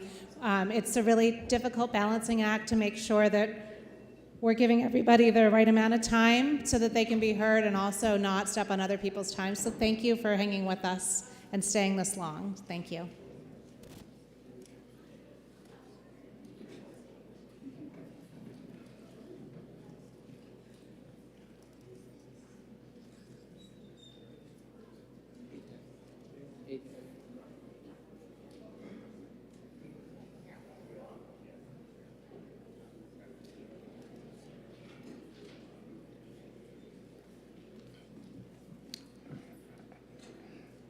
Are we set to go?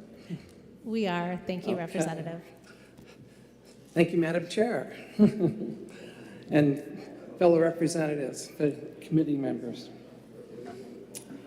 My name for the record is Representative Jerry Cannon. I represent Stratford County District 12, and that's the city of Somersworth and the town of Rollinsford. HB 368 is a new chapter. It's an act relative to protections related to receiving gender-affirming health care or gender-affirming mental health care.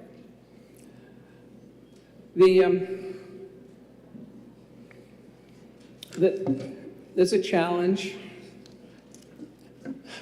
It's just started to brew, and it's coming. This 20 states, including our own, who have talked about making it illegal for a parent or child to look for gender-affirming healthcare and gender-affirming mental health care. And we've heard from a number of people who are considering moving to another state. And these people need protections. This bill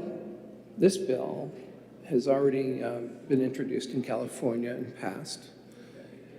And it offers people who are moving to come to our state, and if they are providing gender-affirming health care or mental health care to their child here in our state, that medical information shall remain in this state if it could be used to prosecute them on charges in the state they are moving from.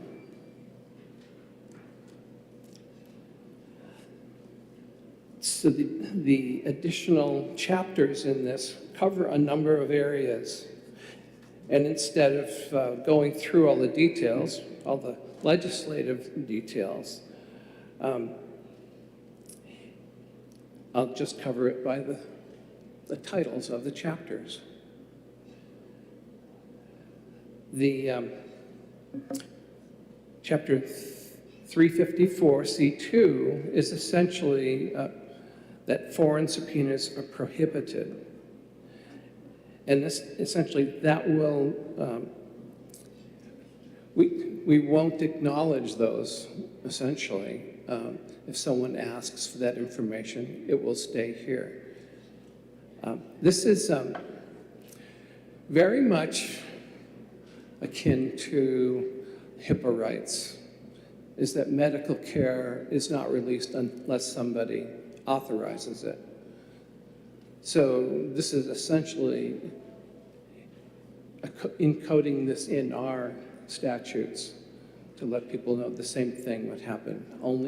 Only the people that are responsible for the health care of a child or themselves will have authorization to release that information. And that leads to the next paragraph, 354C3, which is parental rights and responsibility. Essentially, when a parent arrives here with their child,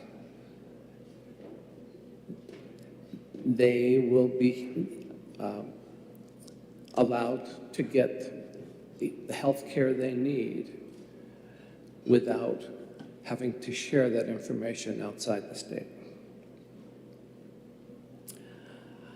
I am not really familiar with the term inconvenient forum. I can see my lawyer friend chuckling. But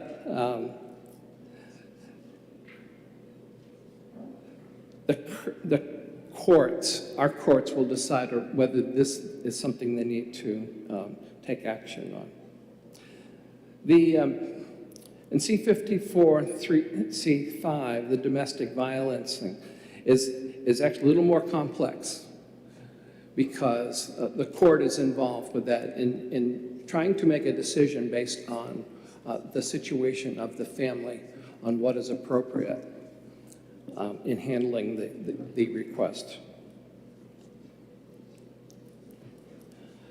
The same thing is true with in sections 354C:6, the removal of a child from a parent or guardian. It comes down to, was that removal was done legally? And so the parent that has that child here has that child legally.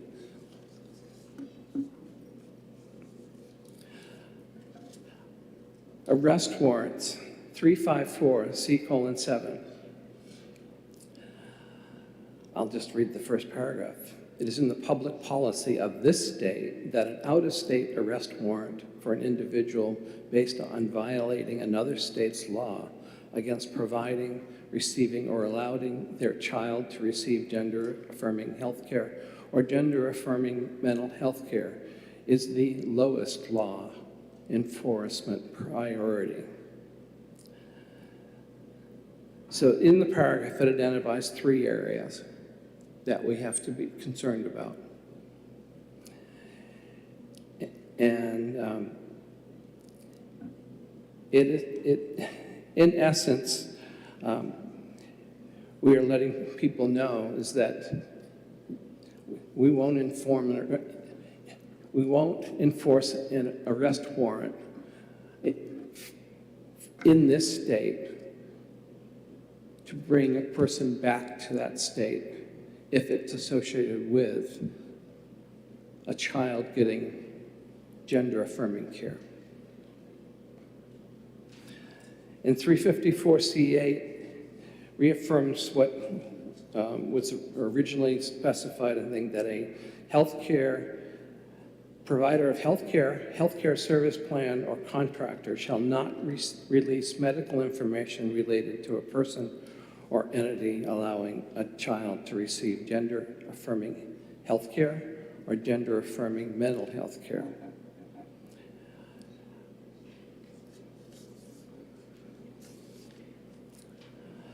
In 354C:9, subpoena of records,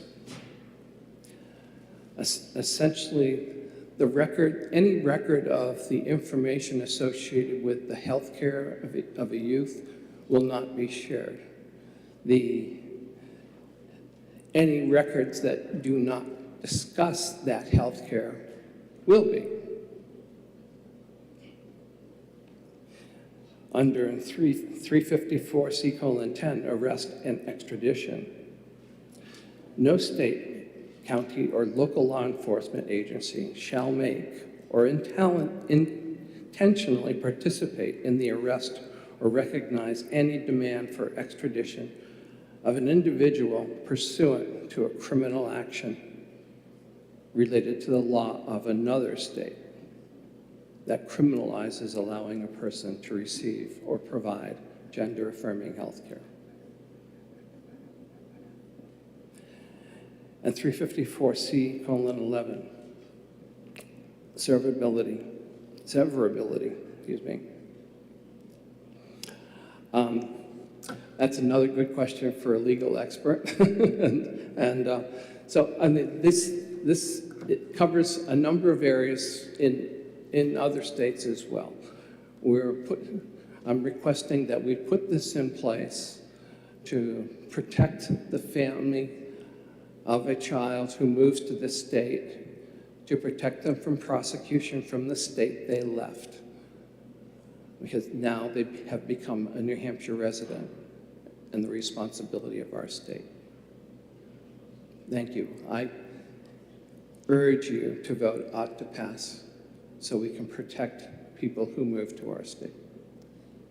Thank you very much, Representative. I have a question from Representative Polozov. Yes. Thank you, Madam Chair, and thank you for taking my question. Are you aware of any similar instances in New Hampshire when we stop law enforcement from other states from doing the investigation? It would not stop a state from doing an investigation, but we will not provide any information from this state if inquired. It's if they want to do an investigation of any activity that occurred in their state, they can do so. But any information associated with the gender health care of a child will remain in this state. A follow-up? Thank you.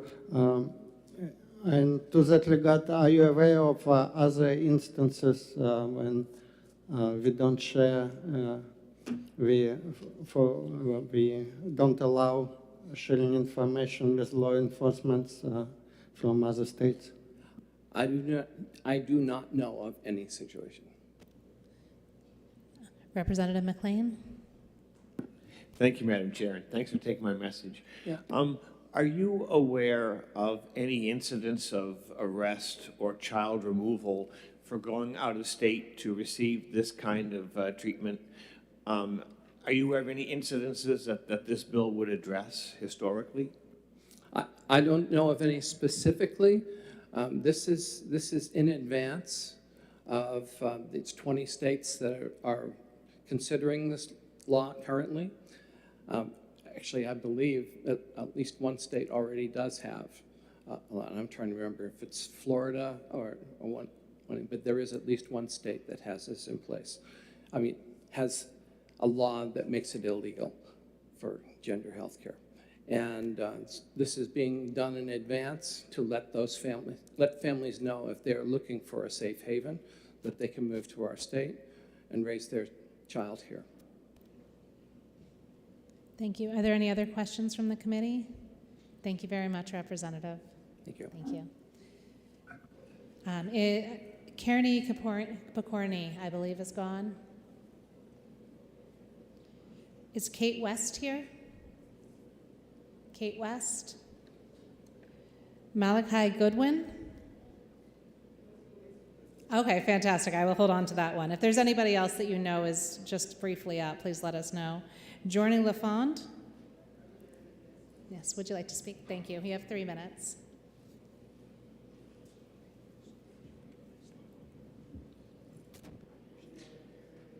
Can you push the red button? Thank you. Got it. Thank you so much, everyone.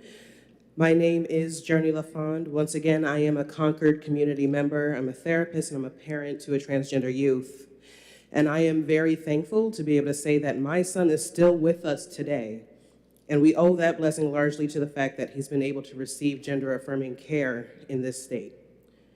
My work with young people in the LGBTQ+ community has further cemented my belief that the best care, whether mental health, medical or non-medical services, is care that empowers a young person to tell us who they are. When a young person discloses to their family that they are LGBTQ+, and the response is one of invalidation, despair, denial, or even anger, the resulting damage can take years to heal, if that.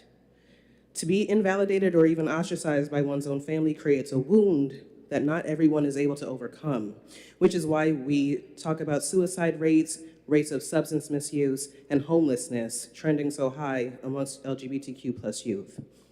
The damage extends beyond the young person to the family, who then feel the impact of that loss, either that relationship or the young person themselves. When, on the other hand, they are met with validation, acceptance, and affirming care, the prognosis changes dramatically. These young people are more confident and engaged in healthier habits and healthier lifestyle. Why would we deny young people from other states the ability to obtain care that affirms who they know themselves to be? How can we in New Hampshire bar anyone from the care that they need to live free and self-actualized lives? I'm here to support HB 368, and I'm here to support LGBTQ+ youth. That's all for me, but I am happy to take questions. Thank you for your testimony. Any questions from the committee? Seeing none, thank you. Thank you. Is Manian Isadel here? Thank you. Is Jamie Wilder here?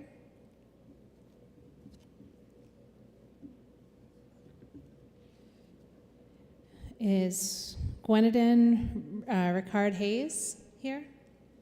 Fantastic, thank you. And then next we'll have Morgan Brown, if Morgan's here. Fantastic, thank you. And we're keeping it to 3 minutes, thank you. Good morning, members of the committee. My name is Gwendolyn Ricard Hayes. I'm a resident of Epping, New Hampshire. I'm here today to speak in strong support of House Bill 368. Those of us who have been paying close attention to the national conversation around trans people may have noticed something startling. A certain faction of this country has quickly ramped up their rhetoric to genocidal levels. Look no further than the most recent CPAC conference, where prominent far-right figure Michael Knowles blatantly calls for our eradication. This is one of a multitude of examples. Should they get their way, transness would be completely eliminated from public life. This is akin to eliminating Jewish people from public life. Being trans is an integral and inherent part of who we are. Calls to remove transness are calls to remove trans people, and we all know how unwanted minority groups have historically been removed. There's zero doubt about it. The far right are attempting to manifest a genocide. The early stages Excuse have me, already... you're getting pretty far into accusations. Could you please get to more of the content related to this bill? Yep. There's zero doubt about it. And the early stages have already begun. As of now, trans children are the focus. Bills that forcibly detransition youth, punish parents for seeking life-saving treatment for their kids, along with many more disgusting pieces of legislation that have been seen in almost every single state, including this one. They won't stop at targeting kids. There's already been bills introduced to forcibly detransition adults. If this goes unchecked, there will soon be mass graves. It won't be long until we have trans refugees.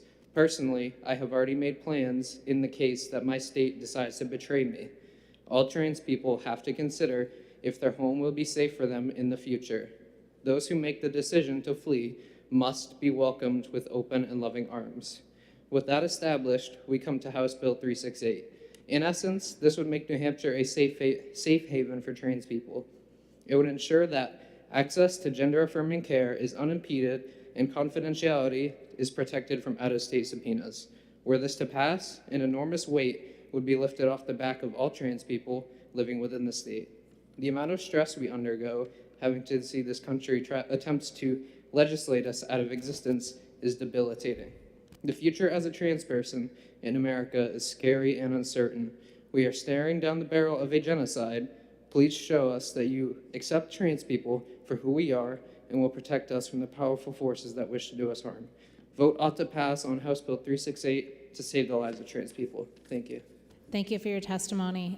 Next time you testify, if you could please be a little less accusatory to people, that would be very, very helpful to the case. Thank you. Any questions from the committee? Thank you. Morgan Brown, and after Morgan, Althea Jacobowicz. You have 3 minutes. Thank you. Thank you. Good afternoon, Chair and members of the committee. My name is Morgan Brown, and I'm from Dover, and I'm here to testify in support of House Bill 368. By protecting gender-affirming care in New Hampshire for people living out of state, we protect our patients and our healthcare providers as well. I've been working in healthcare for nearly 12 years in a variety of capacities, from being a pharmacy technician, nursing assistant, and now a registered nurse. In the past almost 12 years, just shy of that, I have had the honor to care for patients of all ages, from pediatrics to long-term assisted living. And I know that I must uphold nursing ethics by protecting patients' confidentiality, and this bill would protect people from being pressured to share confidential and sensitive health information to out-of-state entities. Under HIPAA, which was enacted in 1996, gender-affirming care is protected. And according to the Department of Health and Human Services, the information under HIPAA is individually identifiable health information. It's information including demographic data. And it also protects an individual's past, present, or future physical or mental health conditions. Right now, we are seeing legislation in other states, such as Tennessee, that is banning life-saving medical treatments, such as gender-affirming health care. And this is gender discrimination and neglect of proper health care. These people will need to leave their home states to continue accessing life-sustaining therapies, and New Hampshire needs to be proactive in protecting that. Safeguarding access to gender-affirming care in New Hampshire creates safer healthcare environments for all people, including New Hampshire residents and New Hampshire healthcare providers. It is only a matter of time before our healthcare providers, our doctors and our nurses, are being questioned by out-of-state law enforcement about healthcare treatments being performed in New Hampshire. By passing House Bill 368, you would protect all New Hampshire healthcare providers in continuing to protect HIPAA and avoid ethical and moral dilemmas and HIPAA violations. I urge you to vote ought to pass on House Bill 368. Thank you for your time, and I will not be taking questions. Thank you very much for your testimony. Is Athena Jacobowitz here? No. Is Eowyn Osborne here? Henry Feldman? Henry Feldman? Is Brady Berry still here? Fantastic. Thank you very much. And next we'll have Beth Scare after Brady. Thank you. Thank you, and hello again. Thank you for your patience today. As I said a couple of hours ago, my name is Brady Berry. I'm a student at the University of New Hampshire, and I am transgender and non-binary. In short, gender-affirming care saved my life. Before I started my medical transition, every day was full of constant anxiety and a state of depression. Being perceived as a woman when I knew I wasn't one was an exhausting, never-ending source of stress. Waking up daily and feeling no connection to the body that physically held me up was deeply disheartening. All of this led me to try and end my life 2 separate times because it felt so hopeless to live in this body. Today I stand before you having been doing gender-affirming care in the form of hormone replacement therapy for over 2 years. I can genuinely say I've never been happier. Starting to take hormones began my journey to becoming my authentic self, and I'm still on that journey. While testosterone has made my voice deeper, my face more square, and given me facial hair, the impact is much deeper than that. The impact is self-love for the person I am and the person I'm becoming. The impact is significantly better mental health, an easier time focusing, and an easier time holding meaningful relationships. More than this, I'm a college student from Maine going to school here in the state of New Hampshire, and I get my hormones here. Being able to have access to this care in the state where I spend most of my time has made my life significantly easier, and it made it so I don't have to worry about traveling to a different state just to feel like myself. While I'm lucky that gender-affirming care is legal in Maine as well, there are citizens of other states who can't say the same. No one should have to be scared to seek out the care that is going to greatly improve their quality of life, and for people in states that outlaw gender-affirming care, that fear is a reality. It is so vital that we keep gender-affirming healthcare safe and accessible in this state. With so many other states gatekeeping their gender-affirming care, New Hampshire has the ability to be a safe haven for so many people. No one is wrong for seeking out gender-affirming care, and they should not be treated as a criminal for doing so. I spent 18 years on this earth before I could access the care I needed, and it changed my life. For these reasons, I urge you to support HB 368 and to support the lives of other transgender folks nationwide. Thank you very much for your testimony. Any questions from the committee? And if you'd like to submit the written testimony for the record, thank you. And thank you. Now we have Beth Scare, and after that we will have Jay Lebrecq. Beth Scare from Nashua. I was surprised when the lobbyist for HB 619, who was with the organization Born Perfect, didn't testify in favor of 619 because it's all about kids being born perfect just the way they are. My niece, who grew up in a dysfunctional family situation, went on testosterone as a 17-year-old. She thought it would solve her problems, but it only made them worse. She died at 21 from a drug overdose after threatening suicide.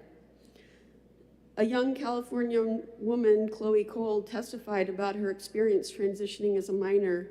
She began to transition to a male at 13. She had a double mastectomy at 15, and she detransitioned at 17.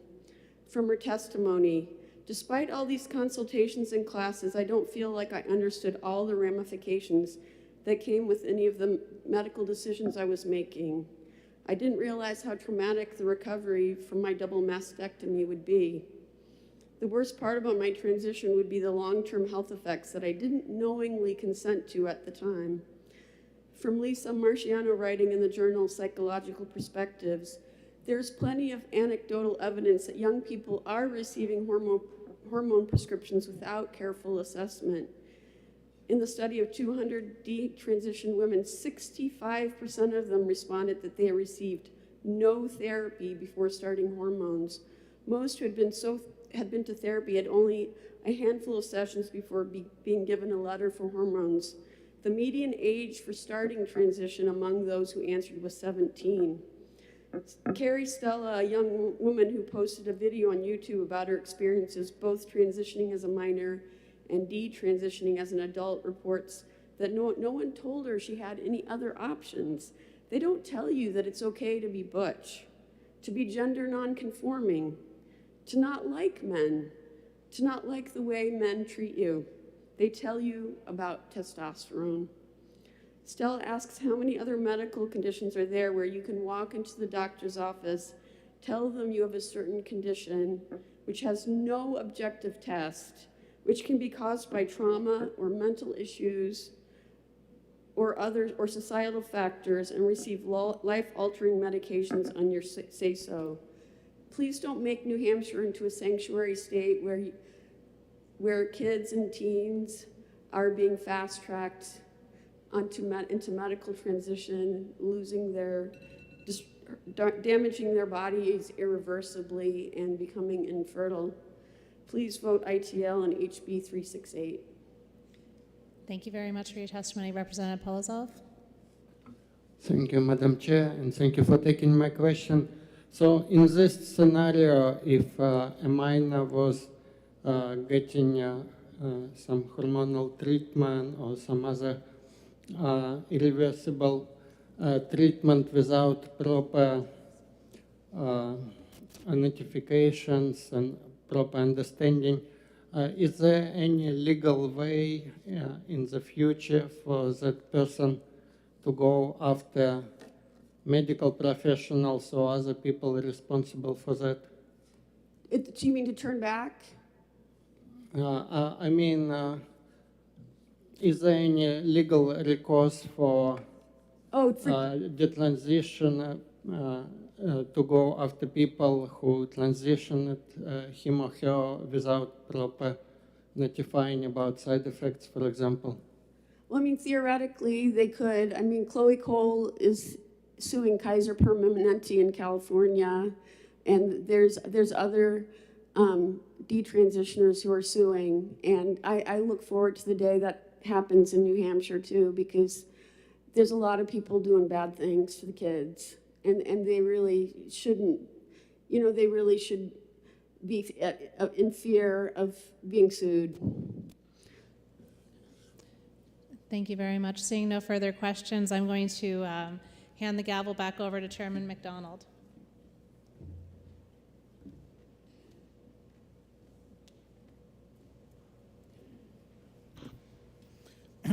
Thank you, Vice Chairman Leon.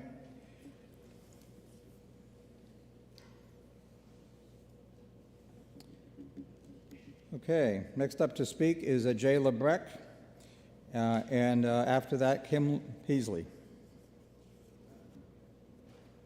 Good afternoon, members of the committee. My name is Jay Lebrecht. I was born down the street in Concord, and I've lived in New Hampshire my whole life. I'm trans non-binary. I'm 20 years old, though I can confidently say I feel much older with the constant weight on my back of having to prove to people that I exist. It's exhausting, and the pain we experience is real. But I must stand up for kids like me. So I am standing here today because I was allowed to be who I am now and always have been. I urge you to support 368. In the past few weeks, several states have passed or are considering passing dangerous legislation that would prohibit gender-affirming care for minors. Not only is this cruel and inhumane, but will likely be deadly for trans youth in these states. I believe that the state of New Hampshire holds an obligation to protect any children that pass within our borders, and this includes protecting their supportive parents from prosecution. I know firsthand how life-changing and life-saving it is to receive the care that you need to exist as your authentic self. Before I transitioned, I struggled a lot as a kid to try to figure out what was wrong with me. Despite popular belief, no one suggested that there was any possibility that I could be transgender. I was never, ever told about the topic. Nothing that ever came up in conversation. And where I live, being gender nonconforming was not necessarily welcomed with open arms. This was a time where I could have flourished. Instead, I felt ashamed of myself. I've long thought about what I could have achieved in public schools if my trans peers and I had received some form of gender-affirming care or guidance. My hope was that by this time, society would have evolved to support trans kids and allow them to thrive. But it is clear that in many states, this is not the case. However, as of right now, New Hampshire remains a place where children can receive the care that they need. It is essential that their parents be protected from prosecution by their home states for seeking this care. If this bill is not passed, parents may not be able to legally help their child, even after leaving their home state to do so. Losing a child is every parent's worst nightmare, and parents of transgender youth would have to choose between risking their child's life and well-being or being prosecuted. This is an unnecessary choice that no parent should have to make. Thank you. Thank you. I'll accept any questions. Any questions from committee? Representative McLean. Thank you, Mr. Chair, and thank you for sharing your story. I did have one question, though. In the states that you said that are bringing forth this legislation, are you aware, is there a component of that legislation that would legally penalize parents if they go to another state so that their children can have this kind of care? Yes, so unfortunately, I'm a college student, haven't had a lot of time to read up on all of them, because as far as I'm aware, there are over several hundred of those bills just targeting transgender people in general. So I am not aware as to whether or not that is something that is incorporated in those bills, but that's definitely something to further research, yes. Other questions? Seeing none, thank you. Thank you. I have written testimony. Oh, yeah, please bring it down to the clerk. Next up to speak is Kim Peasley, to be followed by Courtney Reed.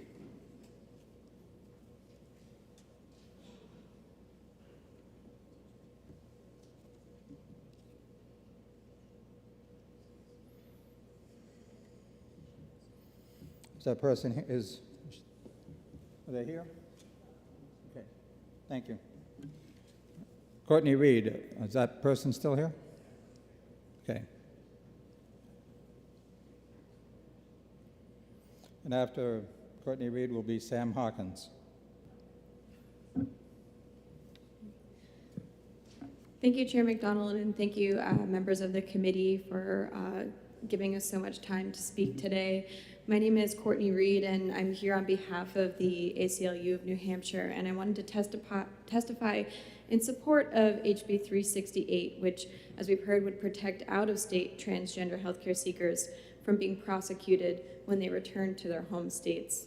I want to underscore that New Hampshire should be proactive in protecting the right for gender-affirming care, because the current political landscape has issued out numerous attacks on the right to affirming care for transgender youth. In particular, about 58,200 transgender youth in the U.S. are currently at risk of losing access to care because of these possible bans. And we're seeing in 23 states bills are being considered that would ban gender-affirming care. And we know that medical experts agree that gender-affirming care is medically necessary and life-saving care. So politicians shouldn't intervene in these medical decisions that belong to children, parents, and their doctors. And we've also seen recent polling in deep red states and at the national level that bans on gender-affirming care are unpopular. Recently, 71% of polled Kentuckians said they would oppose state law that restricts access to gender-affirming care, and 66% of adults nationwide oppose limits on transition-related medical care for minors. So I'd like to just reiterate that it's time that the Granite State make things clear that legislators have no business telling parents they cannot seek life-saving care for their transgender children. And for many people, affirming care is necessary for basic survival, and everyone has the right to be themselves, whether it be in school or in other environments. So it's time that we protect these rights in the Granite State by passing 368. Thank you, and I can take any questions. Thank you. Questions from committee members? Yes, Representative McLean. Yeah, thank you, Mr. Chair, and thank you for taking my question. So I just kind of want to follow up on the question that I asked Mr. Lebrecht, which was, with the 23 states that you mentioned that are considering the ban, incorporated in any one of those 23 considerations, is there anything that would bring forth civil or criminal penalties on those folks that left the state to seek that kind of care for their children? Yeah, thank you. So I want to let our allied attorney in the room answer that question better than my own ability because I'm not a practicing attorney. But from my understanding, legislation that we're considering today that would ban affirming care also puts providers who offer out-of-state referrals at risk of civil and criminal suits. So if you want to refer someone seeking gender-affirming care in a state where it is still legal, you are subject to risk of litigation. And I think that's what this bill aims to protect people seeking care in New Hampshire from. Thank you. Yeah. Other questions? Okay, seeing no other questions, thank you. Oh, I'm sorry. Oh, Representative Weber, I'm sorry. Quite all right. So, am I right in thinking that the purpose of this is prospectively to protect the rights of parents to parent their children and also of medical practitioners wherever they are located to be able to treat their patients in accordance with best medical practices free from governmental interference? That's my understanding of the legislation, and moreover, it's enabling that right to care for out-of-state residents. Thank you. Other questions? I think that's it. Okay, thank you. Thank you. Next up to speak is Sam Hawkins, and then Stephanie Cowley. Thank you for the opportunity to testify today. My name is Sam Hawkins. I'm the Public Policy Assistant at NAMI New Hampshire, the National Alliance on Mental Illness. On behalf of NAMI New Hampshire, I'm here today to speak in support of HB 368. At this point, you've heard the statistics surrounding depression and suicide for trans individuals, and you've heard the solution: access to care. Multiple studies show that gender-affirming medical treatment is significantly associated with lowered odds of depression and suicide attempts for transgender and non-binary youth. Not only is the availability of this care a necessity, but in light of legislative attacks both locally and across the nation, gender-affirming care must be made safe and protected for the individuals and families that pursue it. In 2021, the American Medical Association firmly stated their opposition to the rise of governmental overreach into medical care for transgender and non-binary individuals. Michael Suk, MD, JD, and board member for the AMA, is quoted as saying, "Gender-affirming care is medically necessary, evidence-based care that improves the physical and mental health of transgender and gender-diverse people, and that the organization, quote, opposes the dangerous intrusion of government into the practice of medicine and the criminalization of healthcare decision-making. Gender-affirming care is life-saving care, and we must dedicate ourselves to providing whatever protections are necessary for its continued practice. The safeguards present in HB 368 help accomplish this goal and would allow individuals and families to feel safe pursuing this critical care in the granite state. Additionally, this bill would go far in establishing New Hampshire as a welcoming and affirming environment for all transgender and non-binary people and their families, supportive of their physical and mental well-being. For these reasons, NAMI New Hampshire urges the committee to vote ought to pass. I'll take any questions. Thank you. Questions from the committee? Seeing none, thank you. Thank you. Next up to speak is Stephanie Cowley, to be followed by Brittany Jewett.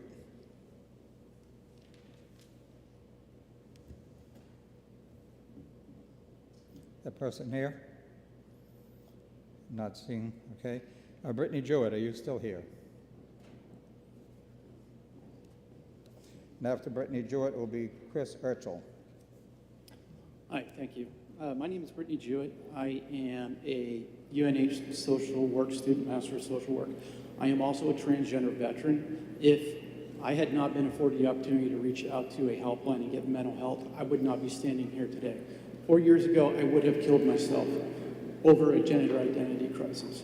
I applaud this committee for hearing this bill and those who propose it to protect medical and mental health affirming care for all in this state. It is very important that we protect every individual as we are all humans. I appreciate your day today. I know it has been long. I thank you, and that is all I have to say. Thank you. Thank you. Are you taking questions? Yes. Any questions?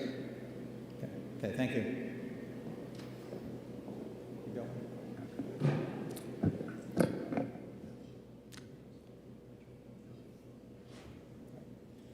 Next up to speak is Chris Urchel, to be followed by Malachi Goodwin.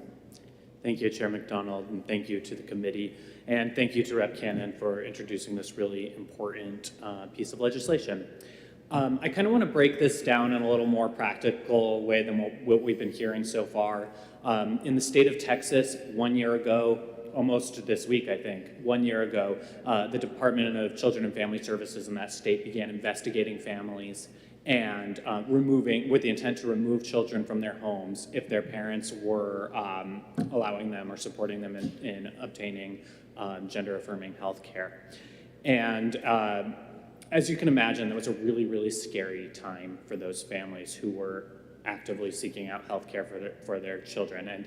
And it doesn't matter what your political beliefs are. I think every single person in this room can relate to or can imagine, can put themselves in the shoes of someone who's being told that their kids will be taken from them if they continue to pursue health care for their children. And what are parents supposed to do in those situations? In some situations, brave parents have stuck around and fought. And my organization's involved in litigation in Alabama, and other litigation has been going on across the country in states where they have been outlawing this kind of health care. But other families who can't afford to be as brave will leave. That's what a good parent would do. When your doctor says this is the health care your child needs, you leave. And the purpose of this bill and the wonderful benefit that it provides to families who are in this situation, it doesn't say that the states can't continue to investigate and enforce their laws. All it says is that New Hampshire isn't going to be complicit, actively participating in that investigation. And to some of the questions that I heard earlier, yes, there are investigations that go beyond the boundaries of a state. Yes, there are other examples where New Hampshire government does not take an active role in helping other states carry out their investigations, conforming to their own laws. And anyway, I'm happy to take other questions. It's just a really sensible piece of legislation that protects families. Oh, I wanted to mention that people who refer out, so you heard from doctors today, doctors who have ethical obligations to their patients. They're not going to tell families, no, you can't obtain health care anymore because our state outlawed it. They're going to say, let me help you find some way to get health care for your kid. And that might mean going out of state. Does New Hampshire really want to actively participate in prosecuting those practitioners who refer people to other states? No, of course not. That's what this legislation ensures for families, and I'm happy to take questions. Thank you. Questions for this gentleman? Yes, Representative McLean. Thank you, Mr. Chair, and thank you for taking my question. So just getting, to the case for need. So what you're saying is that actually in Texas, there has been active seeking of removal if a family has left the state to receive care. Right now, currently, the process has been enjoined by a court, and I believe that injunction is still in place. But what happened the day that the policy went through, an employee of Department of Children and Family Services has a transgender kid. It was known to other people in the in that department. A staffer was sent to that person's home with a notice of investigation, and that's when the lawsuit was filed that stopped it. But if that lawsuit hadn't been filed and if the court hadn't enjoined the enforcement of it, right now families would be under investigation. And that investigation would not be confined to the boundaries of Texas. They would investigate to the extent that they wish to in that state. Follow-up? Mm-hmm. Thank you, Mr. Chair, and thank you for taking my follow-up. So had that individual chosen to seek that care in New Hampshire, then that is where this bill would come into play. Yes, precisely. Thank you. Yes, and also I just realized I never identified myself. My name is Chris Urchel. I'm an attorney with GLBTQ Legal Advocates and Defenders based in Boston. I'm a New Hampshire licensed attorney. Sorry for not saying that at the outset. Representative Weber. Thank you, Mr. Chairman. Thank you for taking my question. Just to be clear, isn't it true that DCYF or their equivalent in other states routinely go into other states to investigate circumstances that relate to a particular child who is, or to investigate a parent who is under investigation for abuse or neglect of a child. Yeah, for sure, for sure. And I believe that the domestic violence provision actually addresses this kind of situation where nobody wants to impede the investigation of another state into instances of child abuse or instances of kidnapping, which are common things, unfortunately, that cross state lines. And all this bill is doing is saying when it comes to a parent who's seeking health care for their kids outside of a state where it's prohibited, that New Hampshire is not going to actively participate in prosecuting that crime. Other questions? Okay, seeing none, thank you. Thank you. The final person I have signed up to testify on House Bill 368 is Malachi Goodwin. Hello, I'm Malachi, I'm 21. I'm here to represent myself and both my trans girlfriend who couldn't make it. I didn't write that on the letter thing, but I'm here for her as well.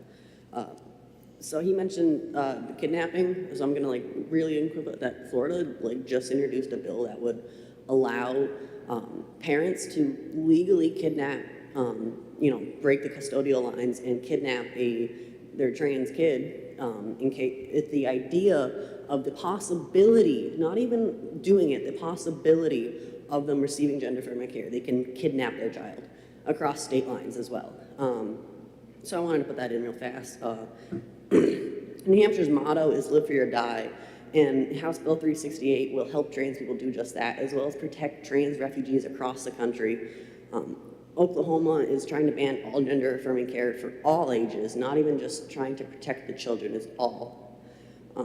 Other states such as Oregon, Virginia, Arkansas, Indiana, Washington, Florida, Mississippi, South Dakota, I can go on. There's 33 states that have introduced anti-trans bills in some way, including New Hampshire, and that's sad. All these states are trying to erase, criminalize, and ban the existence of trans people. And the trans sanctuary bill is more important than ever. Canada's even introduced a refugee bill for those who are fleeing their state to still be able to receive gender-affirming care. Fleeing to avoid prosecution or loss of their rights. We can join Illinois and California in protecting a marginalized minority that's under genocide and has many organizations agree that what is occurring is genocide, is attempted modern genocide. We need more protection than ever. Gender-affirming care has shown time and time again through multiple different studies from different countries and different organizations proving that gender-affirming care does help. And it reduces suicidal ideation, increases quality of life. I can say from my personal experience that I was suicidal and depressed, anxious. I had OCD before coming out. And as I've been able to transition and be more who I am now in remission. All my illnesses are in remission, besides maybe my depression, because this is the society that I live in. It is scary. I am scared. I'm not certain that New Hampshire will come to it, but I believe in us to not do that, but it's scary. I have trans friends that are fleeing their states. I've known of many people being prosecuted for trying to take care of themselves. There's other states that are trying to ban the existence of trans people in public, making it a felony. We need to protect us. You have 15 seconds. Please start wrapping up. That's kind of all I have to say is just New Hampshire's live free or die, and this bill is protecting that right. Thank you. Thank you. Okay, I have no one else signed up to testify on this particular House bill. Does anyone else wish to testify? I'm seeing no one, so I am going to close the public hearing on on House Bill 368 and reopen the public hearing on House Bill 619. And I'll just call out names one at a time because I know a number of folks have had to leave. It's been a long day. And Georgie Ann Piper? That person still here? Okay. Dr. Aaron Sandler.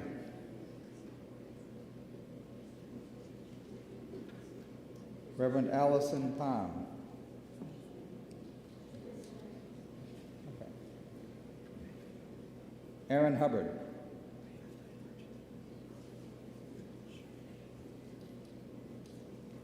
Jake Berry.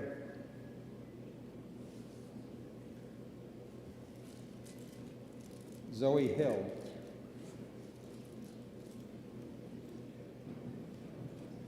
And if, yes, yeah, and after that, City Councilor Karen Lyard Hill, if she's still here.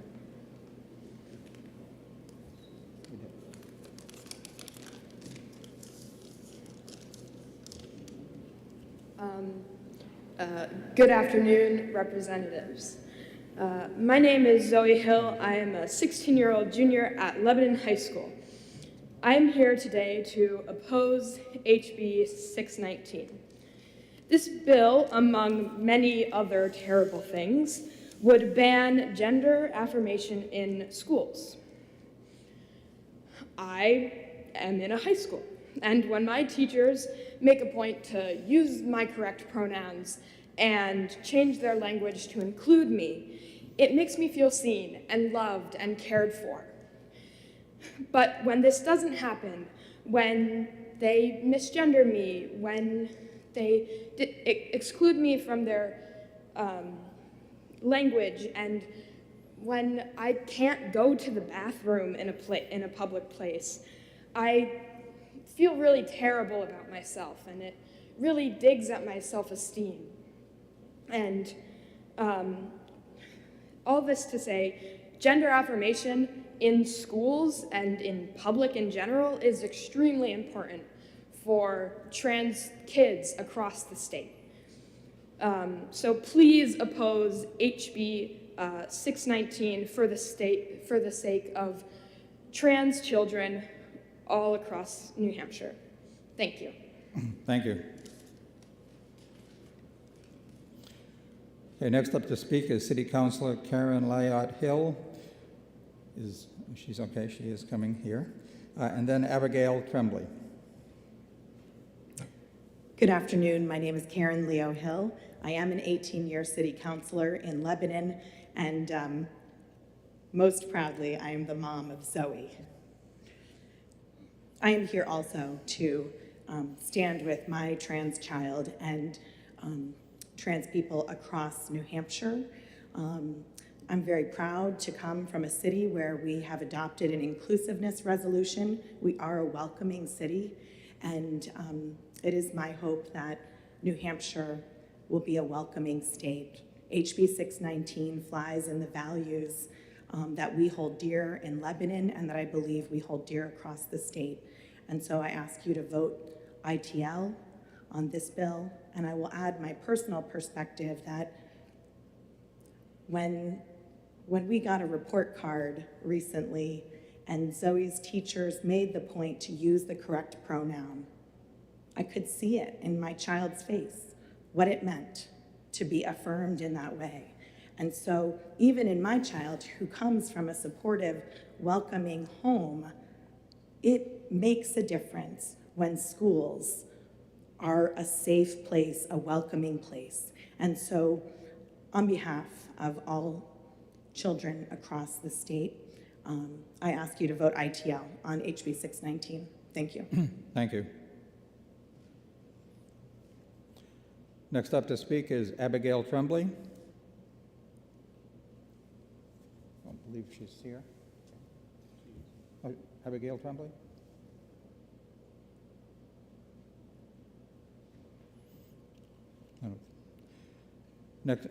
Next up to speak is Claire Aaron.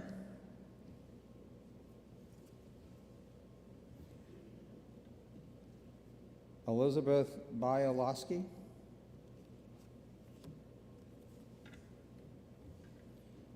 Lisa Norton McCrae. Okay. How did I do on the name? Okay. After this person, it'll be Sam Hawkins. Good afternoon. I'm Lisa Norton Mercado, and I live in Loudoun. And I'm a mom of a cisgendered gay male and a wife as well. And he has quite a few transgendered friends who have spent quite a bit of time in my house. I'm here to oppose this bill, HB 619. This is government overreach. The government should not be dictating to people what to do with their bodies and to parents as to how to raise their children. This is in direct conflict with our philosophy of live free or die.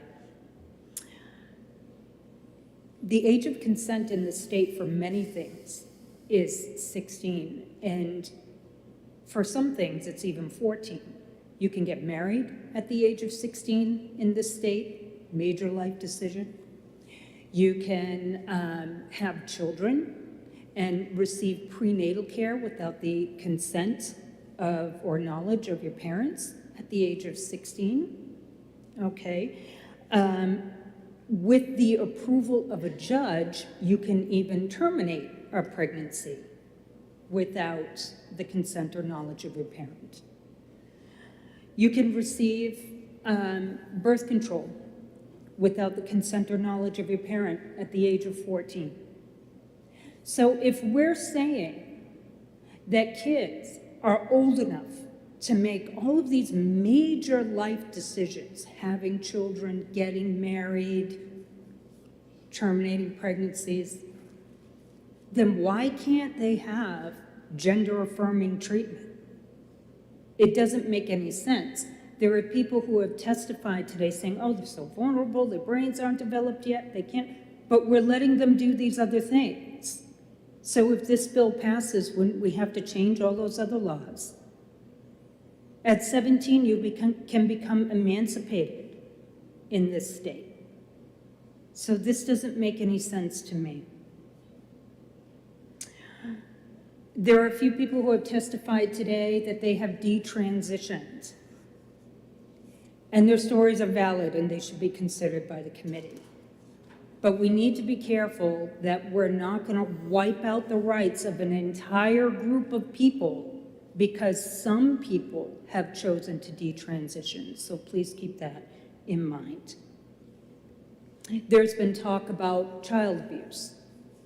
But isn't it child abuse to kick your trans child out of your home? Yep, out of your home and make them find another place to live when they're a minor because you don't accept them.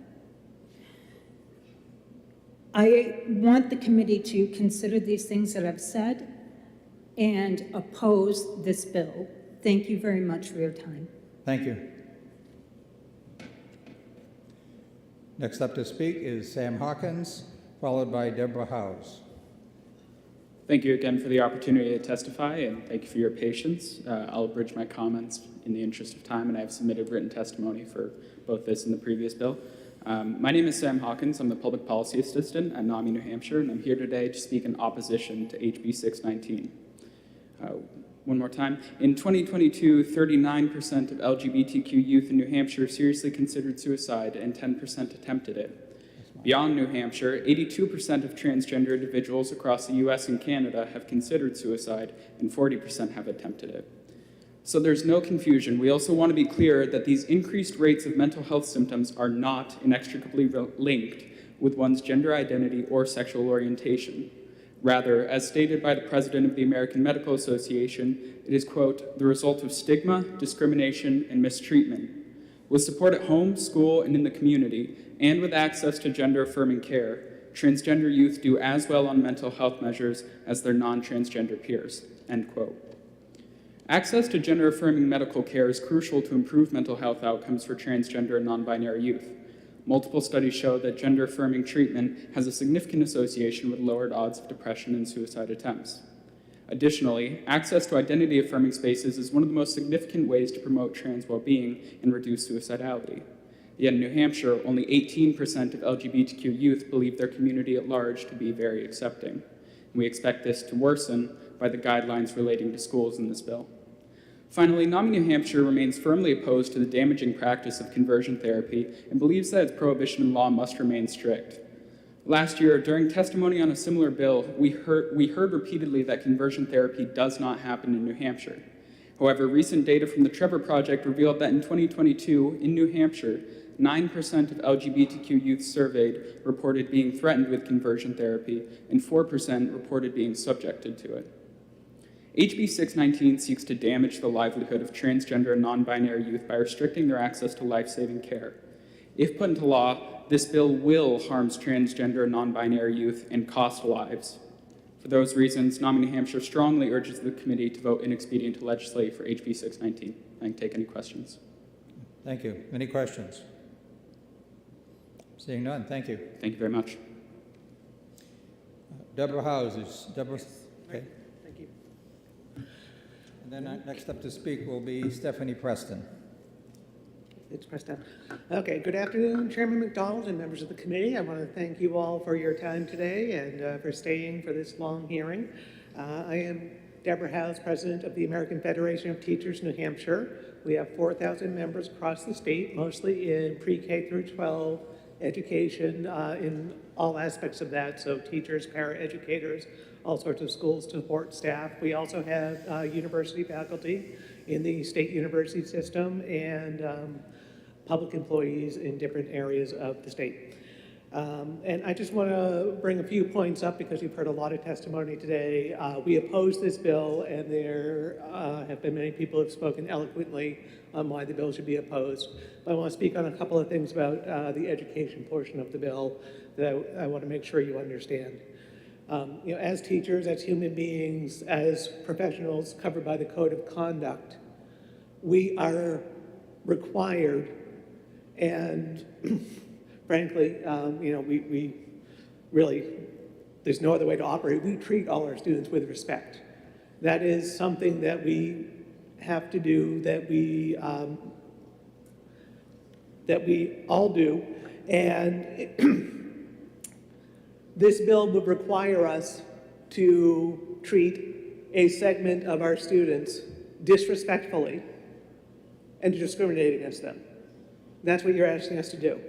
And you'll be asking us to violate our code of conduct to follow this bill if you pass it. So we could be in danger of losing our job or having disciplinary action taken against us if we followed this bill if it passed, or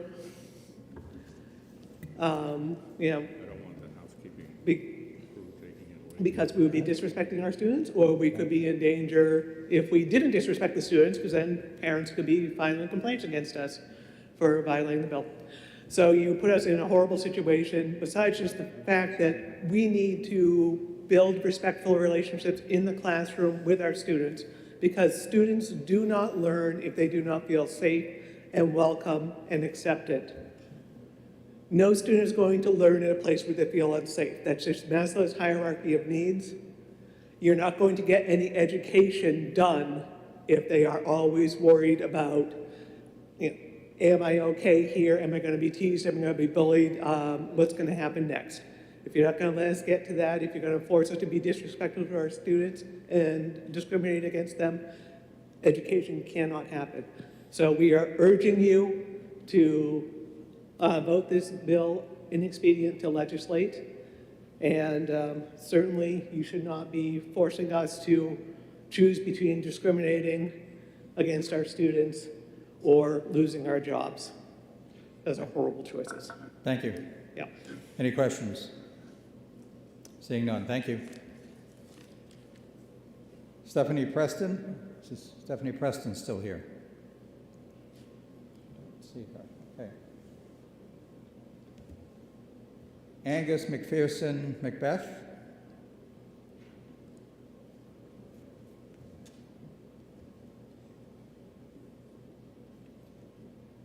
Erica Agro?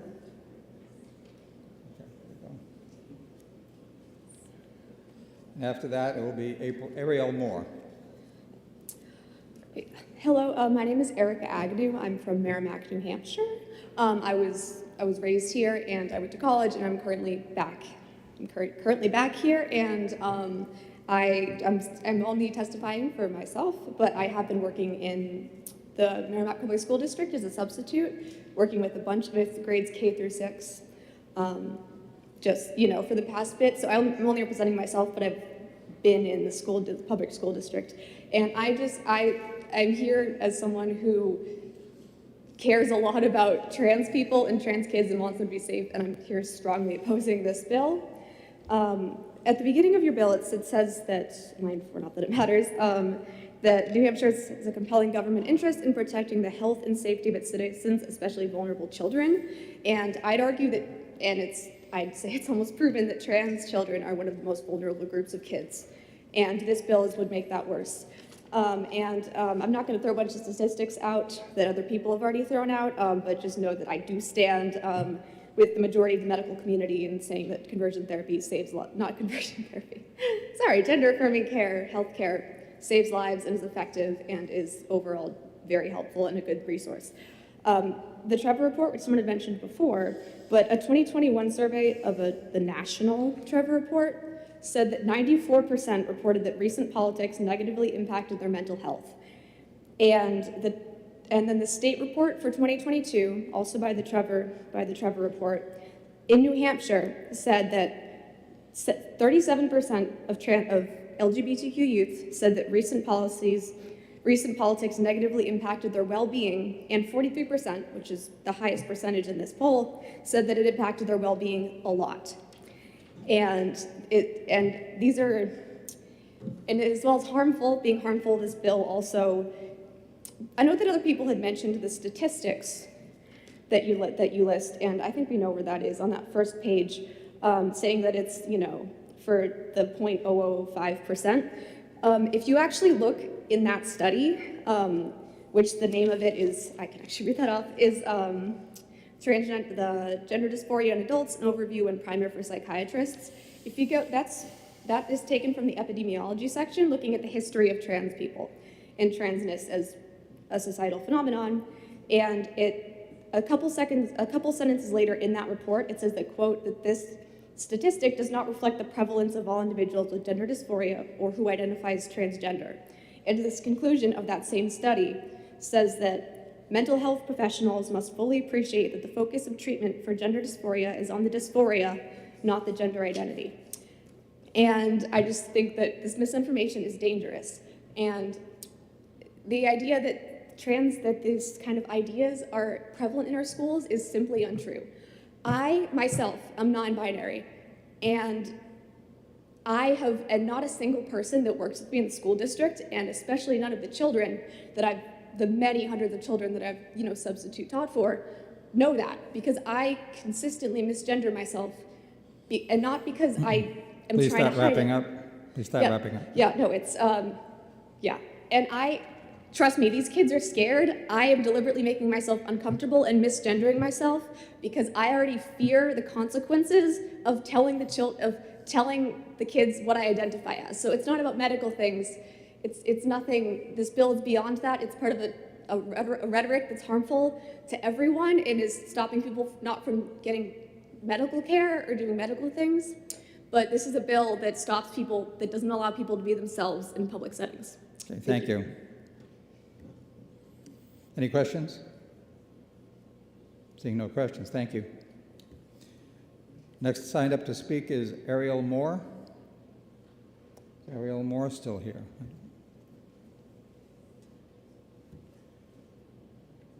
Jenny Manzelli.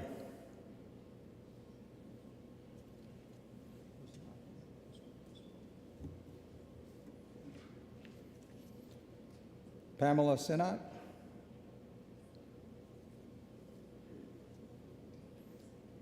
Malachi Goodwin. Hi again, still representing myself and my girlfriend. Earlier we heard someone mention how if you encourage an anorexic, they die. If you encourage an anorexic, they die. If you encourage transition, they get to fulfill living. They get to have a fulfilling life. If it's, like, oh, it's the medical, you're paying into the medical for life, just go to therapy. I went to therapy for 7 years and it didn't really do anything. If I went with that path, I'd be spending money on drugs that didn't help, and therapy, spending hundreds of dollars on that for years, for forever, because it didn't help. But now that I have the care I need, I don't need to spend as much to do it. I mean, I still have to spend a little, but nowhere near the amount that I was spending before. Mostly, my biggest issue with this thing is the complete erasure of intersex people and how this explicitly allows genital mutilations on intersex babies, despite it being, the title being, sorry, give me a second, Protection Against Child and Medical Psychological Experimentation Act. Surgeries on infants is exactly that. And someone else mentioned how earlier, in support of it, I sounded like saying how, oh, they have to choose one or the other. No, they don't. Studies show that forcing intersex babies to have these surgeries does exactly what happens to trans kids who don't get to live their life. It causes sexual dysfunction, proven, and overall psychological distress. They have to go to therapy because they were lied to by their parents. Also, New Hampshire legally recognizes other sexes. We just had someone who's a teacher. Oh, how are they gonna, I don't really have any words for that because I was kind of taken aback by that because I was gonna mention that. There's also the use of disorders of sexual development within this, and that's not what's used by the Medical Society. They prefer differences because saying disorder is saying that they are in the wrong body. This bill supports the idea that intersex babies are born in the wrong body, despite it saying that you get what I'm trying to say. Sorry, I'm really anxious. Over 70% of intersex people say that being called disordered gives them psychological distress. They aren't disordered, we were born like this. There's over 20,000 people in New Hampshire that are intersex that would be in the legal gray area due to this bill. And it just further stigmatizes that the government does believe that there are babies born in the wrong body and that they must be surgically forced into the unnatural categories that we have created, that we're just genetic screw-ups and mutilated and mutated, all things that I've heard to describe myself. 20,000 people in New Hampshire. What are we going to do with them when this bill passes? If you could start wrapping up your testimony, please. That's kind of all I have to say is that this bill is against mutilations of sexual kinds while explicitly allowing it. And I think that's a little bit hypocritical. Thank you for listening to me again. Okay, thank you. Michelle Silly-Foisey. And after that, Jocelyn Seeger.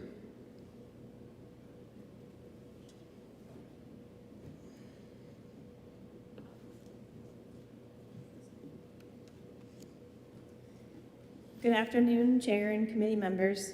My name is Michelle Silly-Foisey and I live in Temple. I am here to ask you to oppose HB 619. I am a mom of 6 children from the ages of 5 to 27. As a parent, I strongly believe that taking control of my children's bodies and removing their bodily autonomy is wrong. I feel as a parent, it is my responsibility to support my children in the pursuit of their dreams and their happiest life. I did not become a parent to control their path and their future, only to love them unconditionally and care for them with no bounds. I would like to share a quote from a fellow mom, Adrienne Robbins, who is a lifelong New Hampshire resident in Temple. In her words, I urge you to oppose HB 619. My child came out as transgender when she was 16 years old, and I have no doubt that she would be a suicide statistic without the gender-affirming care that she received. Today, she is a thriving 19-year-old. She is happier than she has ever been with a job and a great group of friends. Our family placed our trust in the medical professionals helping my child with her transition. My child is alive and happy today because of that. I ask you to please oppose this bill so that other children have the chance to thrive. Please, I urge you to oppose HB 619. Thank you for listening to my testimony. Thank you very much. Jocelyn Seeger, Yes, that's me, Jocelyn Seeger. and then Kate West. Sorry for the kind of camp counselor enthusiasm. I see a lot of tired faces, and I kind of wish I could do an energizer, but I'm going to stick to my 3 minutes. It'll wake us up. Notes app. All right. So I'll keep it quick and simple. I oppose HB 619. I work in the field of prevention here in the state of New Hampshire and have been involved in this work ever since I was a teenager myself in middle school back in 2001. Proudly, I've lived in New Hampshire my whole life, except for my college years, and as have the 8 generations of my family before me. And part of that legacy is the level of small town community I have experienced my whole life. I was raised to be a good Samaritan and spent most of my youth volunteering and doing right by my communities. Prevention often leads people to think of just whether or not children use drugs, tobacco, and other drugs. But it's also suicide prevention. And building community is the root of all prevention that we do here in the state and beyond. For over 20 years, I have witnessed year after year of what being open with who you are can do for creating youth leadership, joy, and connectedness in communities all over the state.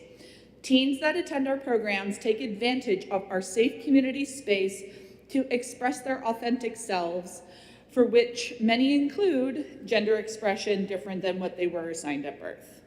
And after over 20 years in the field, I have seen teens of all genders, cis and trans, and non-binary, discuss their experiences and traumas in safe spaces and what the root causes are of why they feel disconnected and isolated from their families and communities. Being misunderstood, neglected, abused, mistrusted are all a part of it.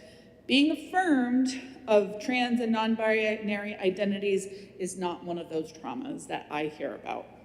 Additionally, affirming these children and teens that trans or non-binary bring about some of the best leaders I've come to know, because there is nothing braver to live as your authentic self in the face of hateful rhetoric and bills such as this.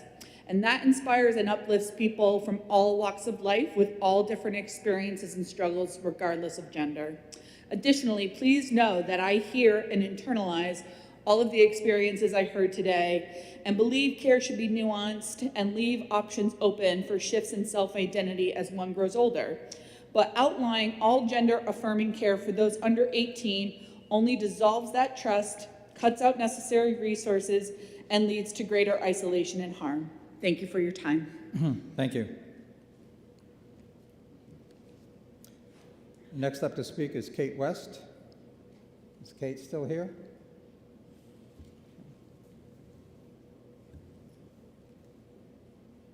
Shohini Stout.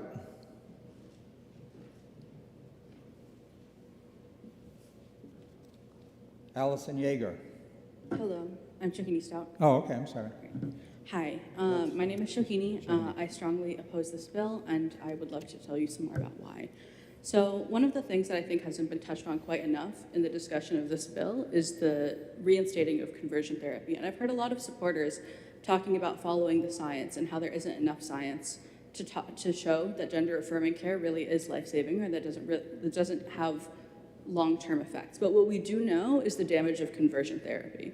If you go and just Google conversion therapy, PubMed, PDF, to really just filter out all of the negative results, I found at least 17 just on page 1 sitting in this room right now. And speaking for my mother, who's a public health professional, who owns a public health company based in New Hampshire, every single medical association that was not formed with an agenda against trans healthcare agrees that trans-affirming care, including for youth, which is not the dramatic things that are laid out in that bill, that highly scaremongering situation. They're not just handing out surgeries like that. Believe me, I wish they were for my own sake. The American Academy of Child and Adolescent Psychology, the American Pediatric Association, the American Medical Association, the American Academy of Pediatrics, all of these groups with significant membership and significant respect across the medical community do agree. The groups that were founded specifically to push one particular idea, of course, are going to push the idea that they were founded to suggest. Going over some statistics again, 85% of transgender and non-binary youth and 66% of all LGBTQ youth say that recent laws just about these debates, having these debates, whether these laws are passed or not, of which there have been hundreds introduced just in this year of 2023, significantly impact their mental health. 52% of trans and non-binary youth seriously considered suicide in the last year, and 1 in 5 attempted. I was one of those when it was me. 36% of LGBTQ youth reported being physically threatened or harmed due to their sexual orientation or gender identity, something that would be worsened if schools are not allowed or not permitted to teach anti-hate. When I was in school and I faced bullying based on my race, our teachers took the time to teach everybody about racial differences, to teach them about cultural differences, to try to protect me, to try to protect other students. This bill would remove that protection from trans students, to say teachers cannot speak up against these bullies, and they are prohibited from doing so. In fact, teachers are required to be part of the bullying themselves, which is something that is completely unacceptable in every other field. I have a close family friend who's 12 and is trans, and seeing the smile on his face just when I use his pronouns correctly makes everything worth it. Makes it worth it to be here today and hear all the hate that I've heard today. Finally, I want to address the issues of all this fear-mongering about this being like a mass system and that everyone is talking about how to talk kids into care. So I'm on TikTok because I'm an educator and I like to know what kids are up to. That helps me connect better you're with at your them. 3 minutes, if you could wrap up, please. Yes. I see a lot of surgeries being pushed, particularly nose jobs, right? Everybody talking about deviated septums, you can get your insurance to cover it. No one is legislating that nose jobs can't be allowed. In fact, they are permitted with parental permission. It's something that this would take that away, and it has a much higher negative result rate and a much higher regret rate. So unless we're going to be consistent, let's say this for what this is. This is a bill that is discrimination against trans people, full stop. And I'm sorry if it hurts people's feelings to be told they're being hateful when they aren't. It hurts people's feelings to be called pedophiles and groomers. But here we are. Have a nice day. Okay, thank you. Allison Yeager. Is Allison still here? And the final person I have signed up to speak, Mitchell Piles. That's not here. Good afternoon.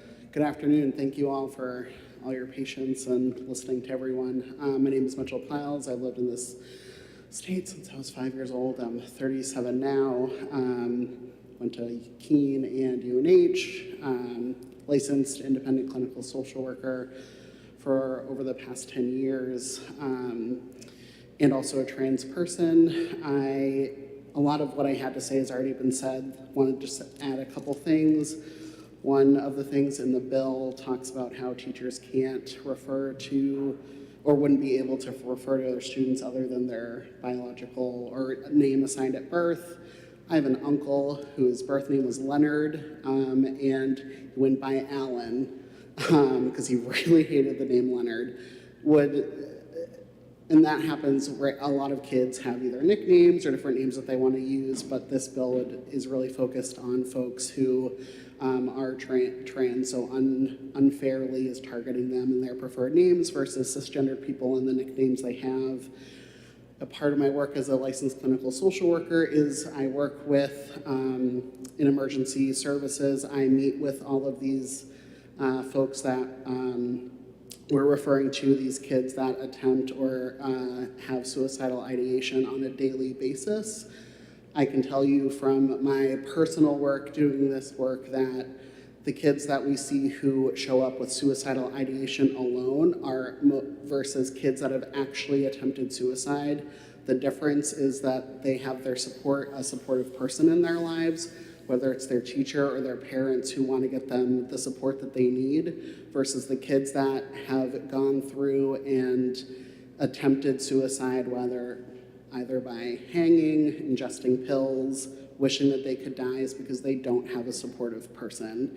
I've been an individual who have talked to these kids, looked at them in the face, and they're telling me they have no hope because they don't have a supportive person. They And so I think partially why I'm referencing this is to be able to not be able to have teachers for them to talk to or to share this in schools really would put, I would see much more, instead of kids showing up at the ED in the emergency department because they're feeling suicidal and they told a teacher and then they can get help, I think that we're going to see more actual attempts and suicide completions, which I also help support those families. And so I know it's a lot for folks, it's all these stories, but I see it every day in the emergency department in the Seacoast. And so I know you've heard all this, but wanted to share those things. One of those quick 3-second story is that one of the teenagers I saw who did attempt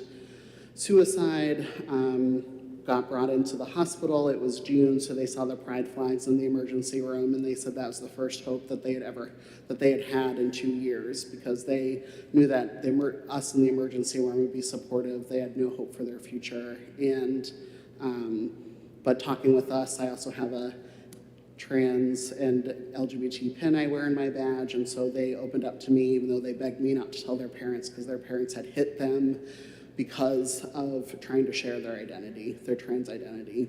And so just being able to cry with me to say that they want to be able to grow into an adult, but they're not sure they can, is a really beautiful experience that I get to offer the support. And I really hope that you all take all of this into consideration before moving this forward. I am open to questions. Thank you. Any questions? I'm seeing none. Thank you. Thank you. Okay, no one else has signed up to testify. Does anyone else wish to testify on House Bill 619? Can I add in a quick snippet that I forgot? Sure.